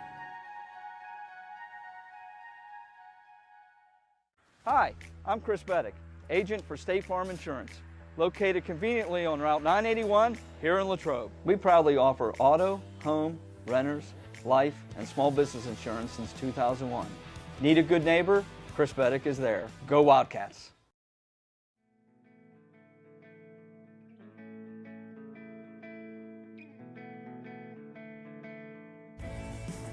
Hello, I'm Maria Graziano Bickerstaff, President of the Greater Latrobe Partners in Education Foundation. The foundation ensures the highest level of education innovation supporting GLSD students, faculty, and staff. The foundation strives to provide educational opportunities for all students in grades K through 12. We believe students should have what they need to reach their full potential. Give, build, grow. Every student, every day. It's a beautiful day in the neighborhood to stop at Hotel Loyal Pizza in the heart of downtown Latrobe on Ligonier Street. Since opening our doors in 1953, Hotel Loyal Pizza has proudly served the Latrobe area.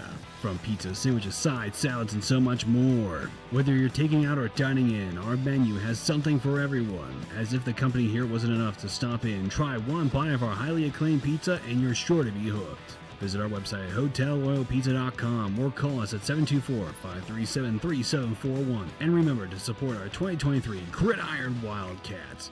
Go Cats!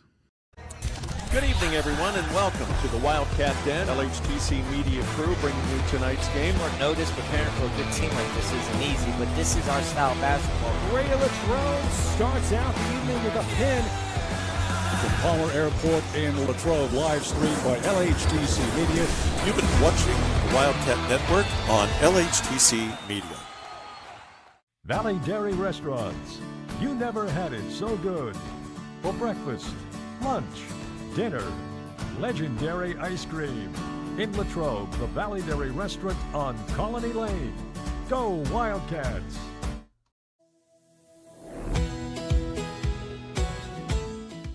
I'm proud to work with an organization that's known across the state, that's reputable. Adelphi is a place to have ample opportunities for promotion. There's nothing that Adelphi won't do for you personally and professionally. Come on in.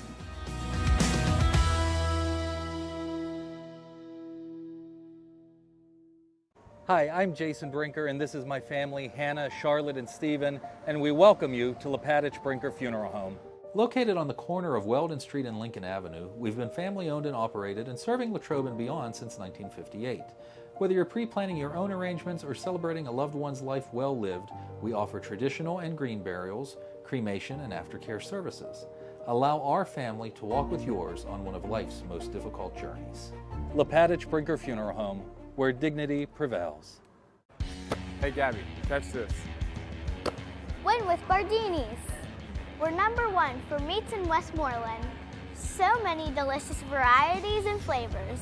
Best meats, best holiday meals. So come in, fill this basket at our Country Smokehouse in Crabtree. Go Wildcats!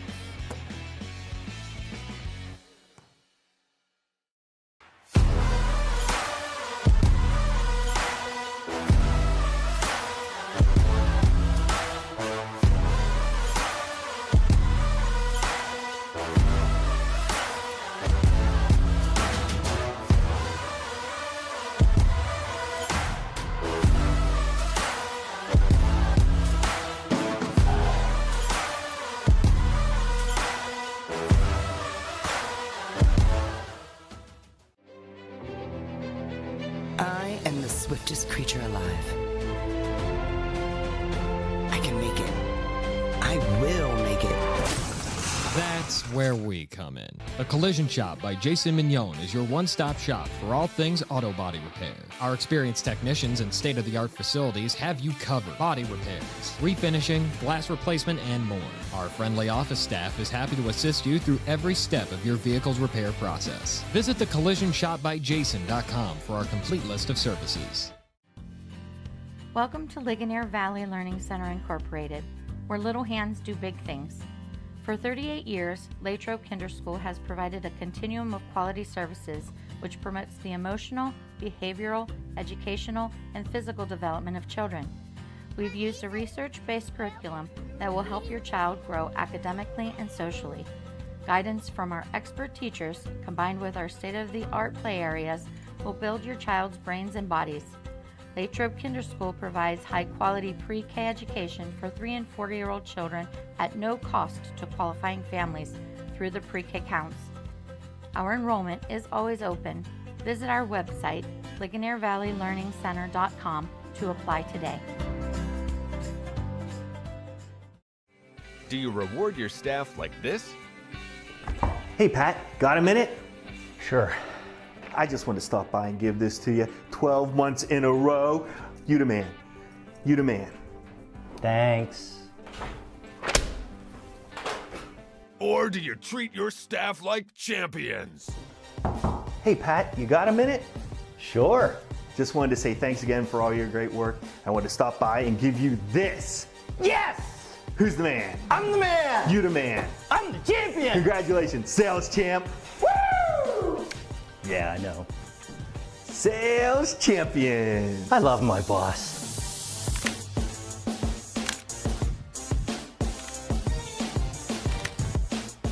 Treat your staff like champions. Contact Wildcat Championship Belts today. I think we can agree it's been a crazy year for everyone. And we here at Latrobe Auto Group want you to know that we're in this together and we're here for you. Hi everyone, I'm Wendy Hyrak and I'm the finance manager here at the dealership. During the past year, we've all seen some pretty crazy things. Maybe your credit's been affected by some of those things. You should know that no matter what your credit situation is, great credit, good credit, bad credit, or no credit, Latrobe Auto Group wants to be your dealer and we specialize in credit challenges. Our credit team is just waiting to put you in a new car or truck that will start building your credit today and get you moving in the right direction. No matter what you've heard, our lot is stocked with new, pre-owned, and certified pre-owned cars and trucks. Vehicles that not only fall in line with the bank's parameters, but your budget. So whatever's been holding you back, put it aside, come on in, and together we can make it happen. Hi, I'm Chris Beddick, agent for State Farm Insurance, located conveniently on Route 981 here in Latrobe. We proudly offer auto, home, renters, life, and small business insurance since 2001. Need a good neighbor? Chris Beddick is there. Go Wildcats!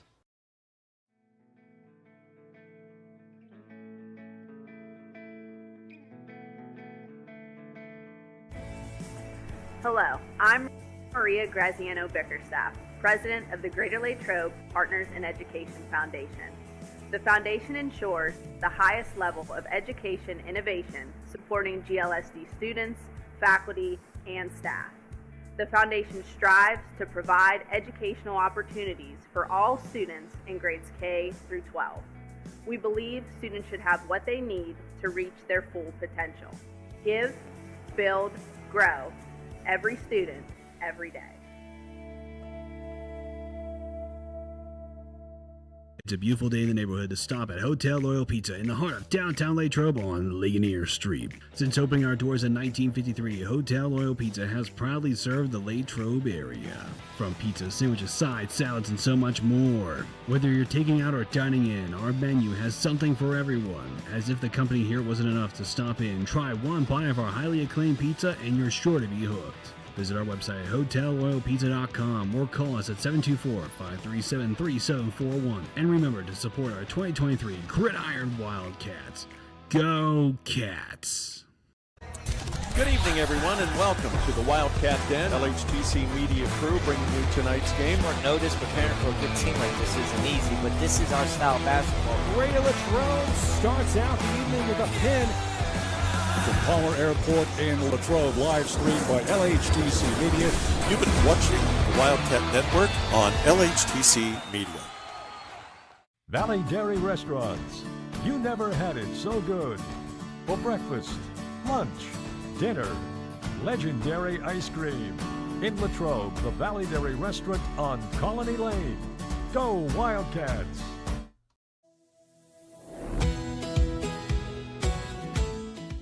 I'm proud to work with an organization that's known across the state, that's reputable. Adelphi is a place to have ample opportunities for promotion. There's nothing that Adelphi won't do for you personally and professionally.